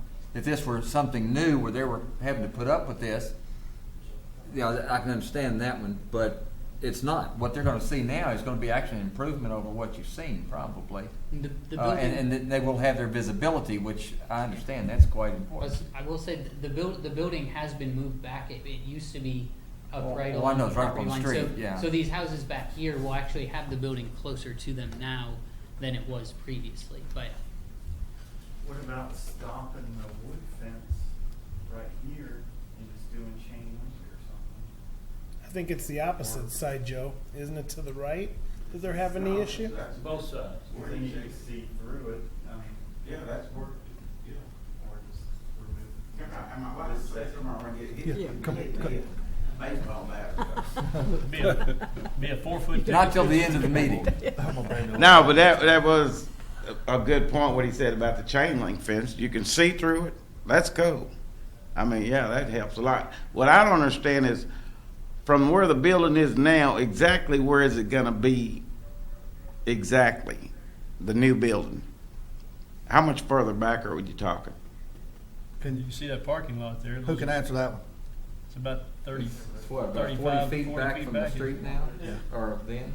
Compared to where it was before, they're asking. It's Yeah, on before. the street now, and it seems like it went back, and it's kind of, it's not parallel with the street, but it went back pretty close to where the edge of that building is now. It's just that it was turned, so it's a corner going back there versus a whole side. Now it's square with the street, very parallel with the street, and it's probably 40 feet off the street. That's correct. Because I'd like to see if the two could be laid on top of each other to see exactly what's what. You understand what I'm saying? I don't know if they can do that now or not. Can't do that right now. Yeah. Okay. I guess that's about it. Thank you. Another option would be just to not do the fence in this area beyond the security gate. so from the security to the road. Oh, yeah, that way, On the rear. that way you're still, portion of the property. Screen that parking in that building. I like the wooden That's fence improvement. just because of the gravel. You know, I like the wooden fence because of the gravel. I think that might help keep that dust down a little bit too. But you don't have to live there. I'm just worried, you know, what about the dust coming off that gravel? It's gonna be coming regardless. Well, if they do recycle that, Well, yeah, we're gonna be doing the recycled Yeah, asphalt, so that should it not won't be be a problem. dusty. Oh, they agreed to the They recycle did asphalt? agree to the Yeah, recycle. that should not be a problem. There any more comments? What about the suggestion Joe made of Oh, the fencing. pulling the wooden fence back to where it's even with the security fence and not having a fence for that last 40 feet or so? We're agreeable to taking it completely out if you want to. If you want to pull it back, we can do that too. I'd say staff and the neighbors get together with you and decide, come up with 2 or 3 options and walk it and look at it. Leave it up to Generally, them. you have that in your ordinance to protect the neighbors who are on the other side. Correct. And now they're saying that they don't really want it to be there, so it's almost like we could just both agree not to have it at all. If we took the fence down, could we do blacktop then? My only concern with, you're representing maybe half of the neighbors. And I actually represent Liability? Tony, but, representative, I'm actually representing Tony, but, you know, some people didn't show up, so I know I that guess- files. but technically I don't know that we can say for sure that everyone has agreed to that. And it doesn't apply in this situation, but for agricultural properties, if you want to waive the landscaping, all the neighbors just write a letter stating it's okay to waive The adjacent property Yeah. owners. But then why don't we put in the conditions that if the neighbors sign a letter waiving it, then that's okay with the commission? And that way, Tony doesn't have to speak for everybody tonight, he can tell them later. But, I mean, of course, if it becomes a big eyesore or a bunch of crap being piled up back there, then it could be a problem. So if it's just gonna be a spray. Can't have it both. Look at the future, I'm not talking about today. Now, Tony, what do you really want? Just saying. It seems like leaving it in the rear yard will contain the area where the asphalt gravel would be. It gives a little more visibility along the streets. So are you saying from the security fence out then? Yeah, from the security Yeah, fence. that does sound like an improvement. Basically the front and facades of the building, just the rears. Can I Ask the chair. I would make a suggestion that because it is so close, our property line is so close to Prospect Street, it might make sense to take it all the way back to where the street makes the turn and stop it there. That way there's no chance of someone hitting it as they drive down the road. It gives them more visibility that they're wanting. What are you talking about? Just a suggestion. Talking about the tree or the fence? No, The fence. See, that fence it's right off our property line. We've got a 5-foot street's right landscape up easement there that we have to be in. Yeah. So it's right off of that property line, which is, and unfortunately, the way this thing is the boundary that we have, the line is right there by the road. That whole area of town is so old. It was, our surveyor went back and looked at numerous deeds to put this thing together. And that might make sense just to move it back and then keeps people from hitting it. Because I think there's potential for somebody to hit it going down. That street's narrow anyway. Is that moving the property line over? Or moving No, the sir. landscape? Moving the fence. Taking the fence out back to where Where's your Prospect turns. Well, you can move your landscape buffer over and just leave the fence out there. Right there is where the street turns. It comes down and makes a turn right there. What I'm saying is, it might make sense just to move that fence back to that point. That opens up visibility for them. It still has it, you know, in there to some degree. But that's my suggestion.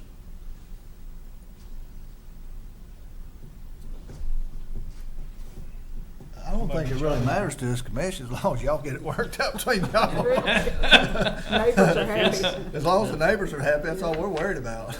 Okay, okay. Tony, why don't you talk to them and see about getting a signed paper in that says. Because what you just said was correct. Yeah, That yeah. makes a lot of sense. Just get the neighbors to agree to that, and then the commission will waive that back to where the street turns. We don't need a fence at all. I guess I'm concerned about beautification, got storage and all, most of this metal and stuff be stored inside. Justin, can you answer that? Yes, Yeah. sir. Yeah, because if we're gonna get a new building, let's make it look pretty, outside and inside. And you want, I know certain things that you want to protect in there, inside a fence, because of security reasons. So I think maybe you guys can work it out. Thank you. Yes, sir. Well, I think with the new building and the addition of the new sidewalk and landscaping in the front, I think it will certainly improve the streetscape there. And I think you'll be pleased with it. I hope.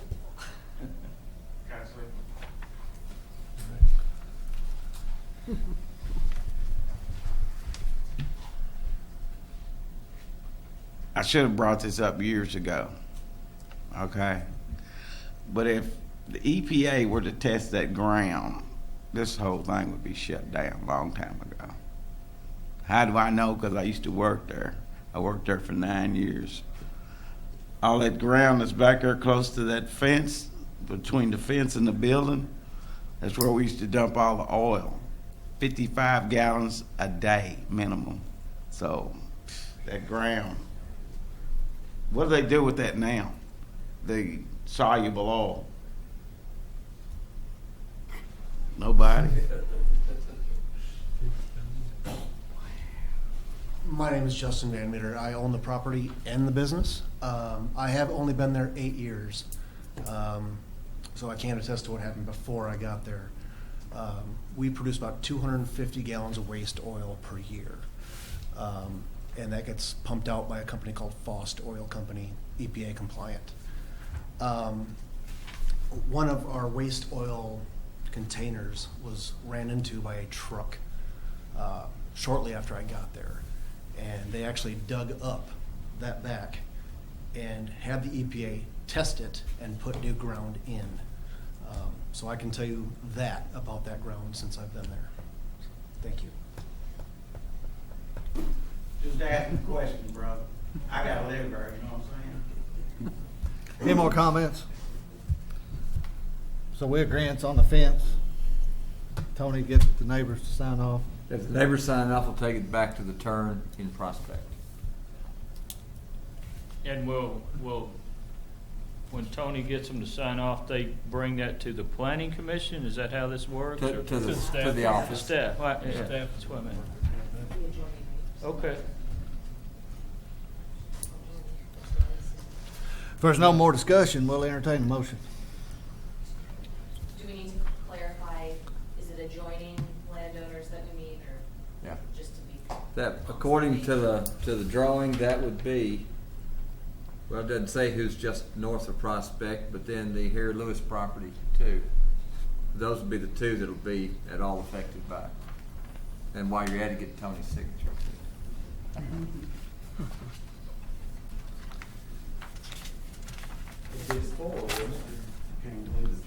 Is there another one that I'm not seeing?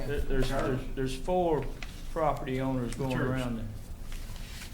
Oh, on the back, are you talking Well, I'm about? just talking about the back around the turn Just of the back. Prospect. Okay, I guess the question was, is it, if all the landowners are okay without it, can they waive the whole thing, or is it just? If that's what the commission says, it'd tickle me too. I think as long as all of the adjoining owners would agree. How about to the extent that they agree? So if Yeah. 4 go back this way and 2 this way, that's all the fence you got left. okay. All right? I'm not sure your security gate's gonna work, but with no fence. Is that necessary? I don't know. All right. No more Ready for a discussion? motion? Yeah, I'm ready for a motion. All right, I make the motion, we accept this application with the 3 waivers. 1, 2, and 3, instead of being allowing gravel, was to allow recycled asphalt, is that correct? Allow recycled asphalt in lieu of Gravel. yeah, well, in lieu of straight asphalt. Recycled should be a little bit less expensive. And the conditions of approval, we had 1 through 8, and Charlie, correct me, is number 9 would be for staff to work with Star on the fencing. To get the neighbor's consent and remove the wooden fence. See, that was To the extent that they agree upon. Yeah, to the extent that they agree. Now, where are we putting in the recycled? Number 3 under the waiver. 3 under the waiver. Yes, sir. So allow recycled asphalt asphalt. instead of the gravel. Yes, okay. Instead of pavement. Yes. Instead of, All right, we have a motion by Mr. Smith. Okay, we got a second? I'll second that. Second by Mr. Solsky. All those in favor? Aye. Those opposed? None. Motion approved. Thank you. I need a signature. Matt? Charlie? I think we still have somebody here on the Toyota two-show. Yes, sir, we do.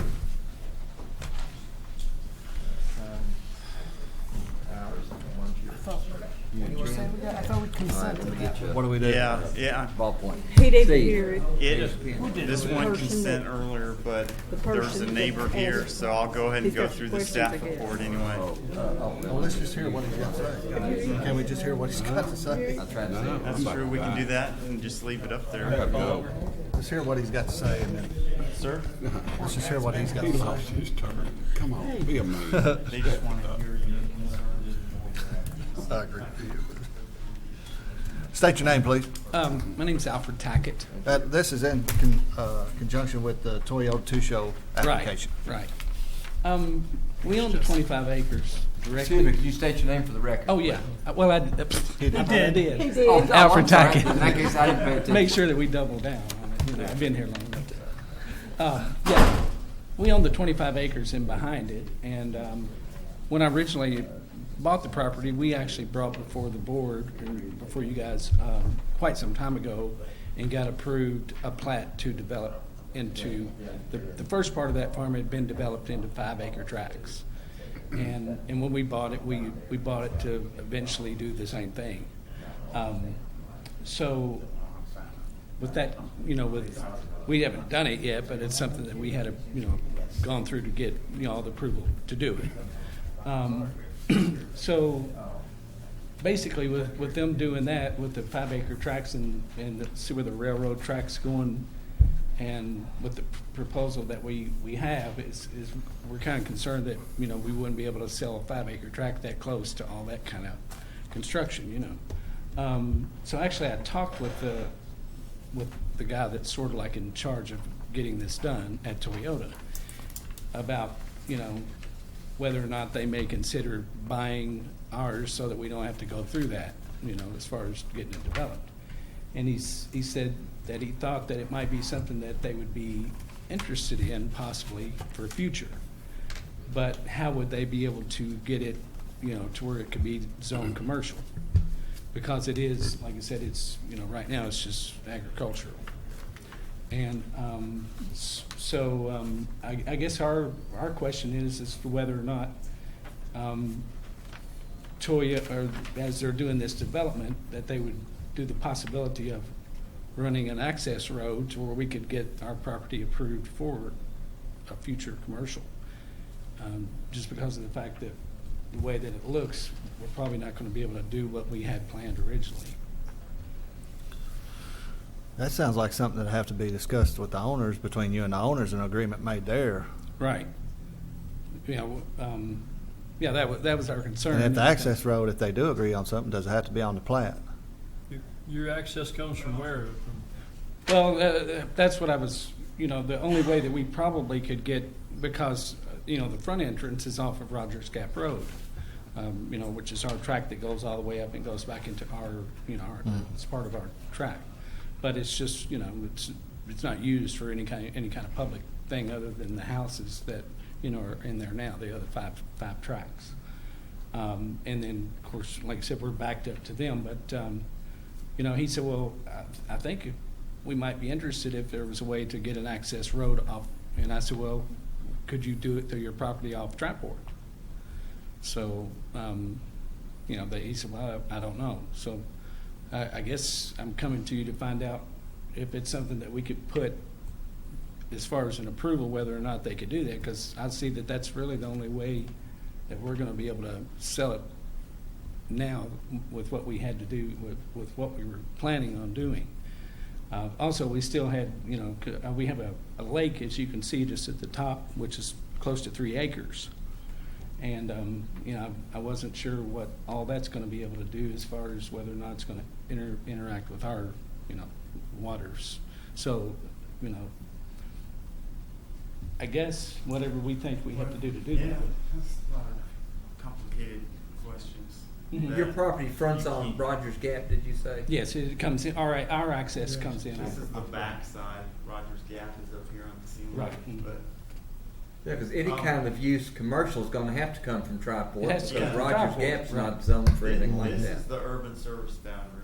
Mhm. Yeah. So in order to, for Triport to expand, we have to most likely expand the urban service boundary Mhm. and rezone it industrial.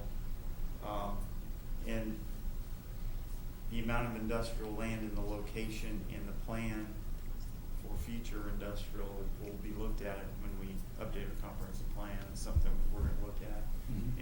And expansion has been, I know it's been considered in this area.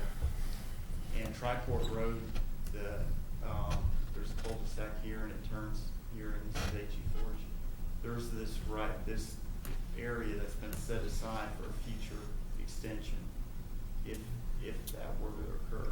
Mhm. So I think the road likely would go here and then you would have to make some Right. type of connection rather than through this private property.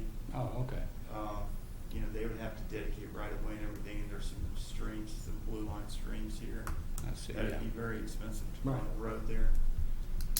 We did put in as a condition of approval, that this is approved now as part of this development plan approval. If they were to expand with the Railsburg or any of these buildings in the back, they would have to come back through the process, notify you, I so see. you'd be aware. But I guess it would be possible maybe to, when this road, if and when it were to extend, that they could Well, extend it. Right, and if they, access easement to you, but if then they it were would to be- purchase our property for a future, Then that then might make sense, it's yeah. something that they could do just right off the bat. Yeah, but they wouldn't necessarily have to do it now, they could do it at any point, Right, right. they could.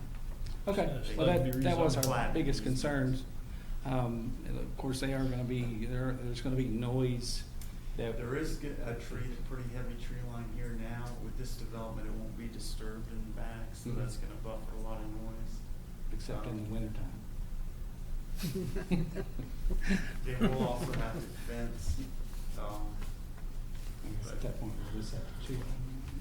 well, the fence and the trees even without the leaves on them should buffer a lot of the noise. You are a distance from it. I don't know how much noise you get here from the forge. Where are you in relation to the RV park? The road, access road is, comes up beside the RV park, and then we're at the very back. So You and Jerry's old property? Yeah, Jerry. Okay. Yes, Hey, Joe, is this something can be solved at the office, or does he just need to come into the office? Did we solve it now? Well, sorta, yeah. I guess maybe I could have some conversations maybe with a guy at Toyota and see what their future thoughts are, possibly. Okay. Appreciate your patience. Yeah. Yeah. I learned a lot about what you guys do. And for that, You're having for a long time for that. Right. Okay. All right, thank you very much. Thank you. Appreciate it. Other business, I just wanted to let you know the landscape ordinance amendments going to city council on Monday for first reading. So it should be hopefully through city council in the next couple of weeks. That survey I mentioned at the outset, the community attitude survey, if you all want to take a look at that and tell people about it. If you run into anybody, just tell them to go to our website, take that. You know, we want to, it was done in 91 and we want to kind of compare the results, and there were 310 survey takers in 91. We've got about 200 or so now. So if we can get at least 310 so we can compare. So spread the word. And then I also wanted to recognize Megan for her, at the May Kappa meeting, she received an award that I told you all about for Outstanding Young Planner. Kappa is the American Planning Institute Kentucky chapter. It's 500 plus members, but a lot of other, people that participate in their activities, and it's an award that's given every year, and Megan was given the award this year. So Great job, Megan. just wanted to let you know and Yeah. watching. And that's all I had. Well, Joe, y'all have done a very good job. We're glad that The we've whole got one of office the best has. staffs in the Yeah. region, so thank you guys. So let them go home, Mr. Yes. Chairman. I make a motion to adjourn. Underpaid, but we're gonna work on that. Anything else? That's it.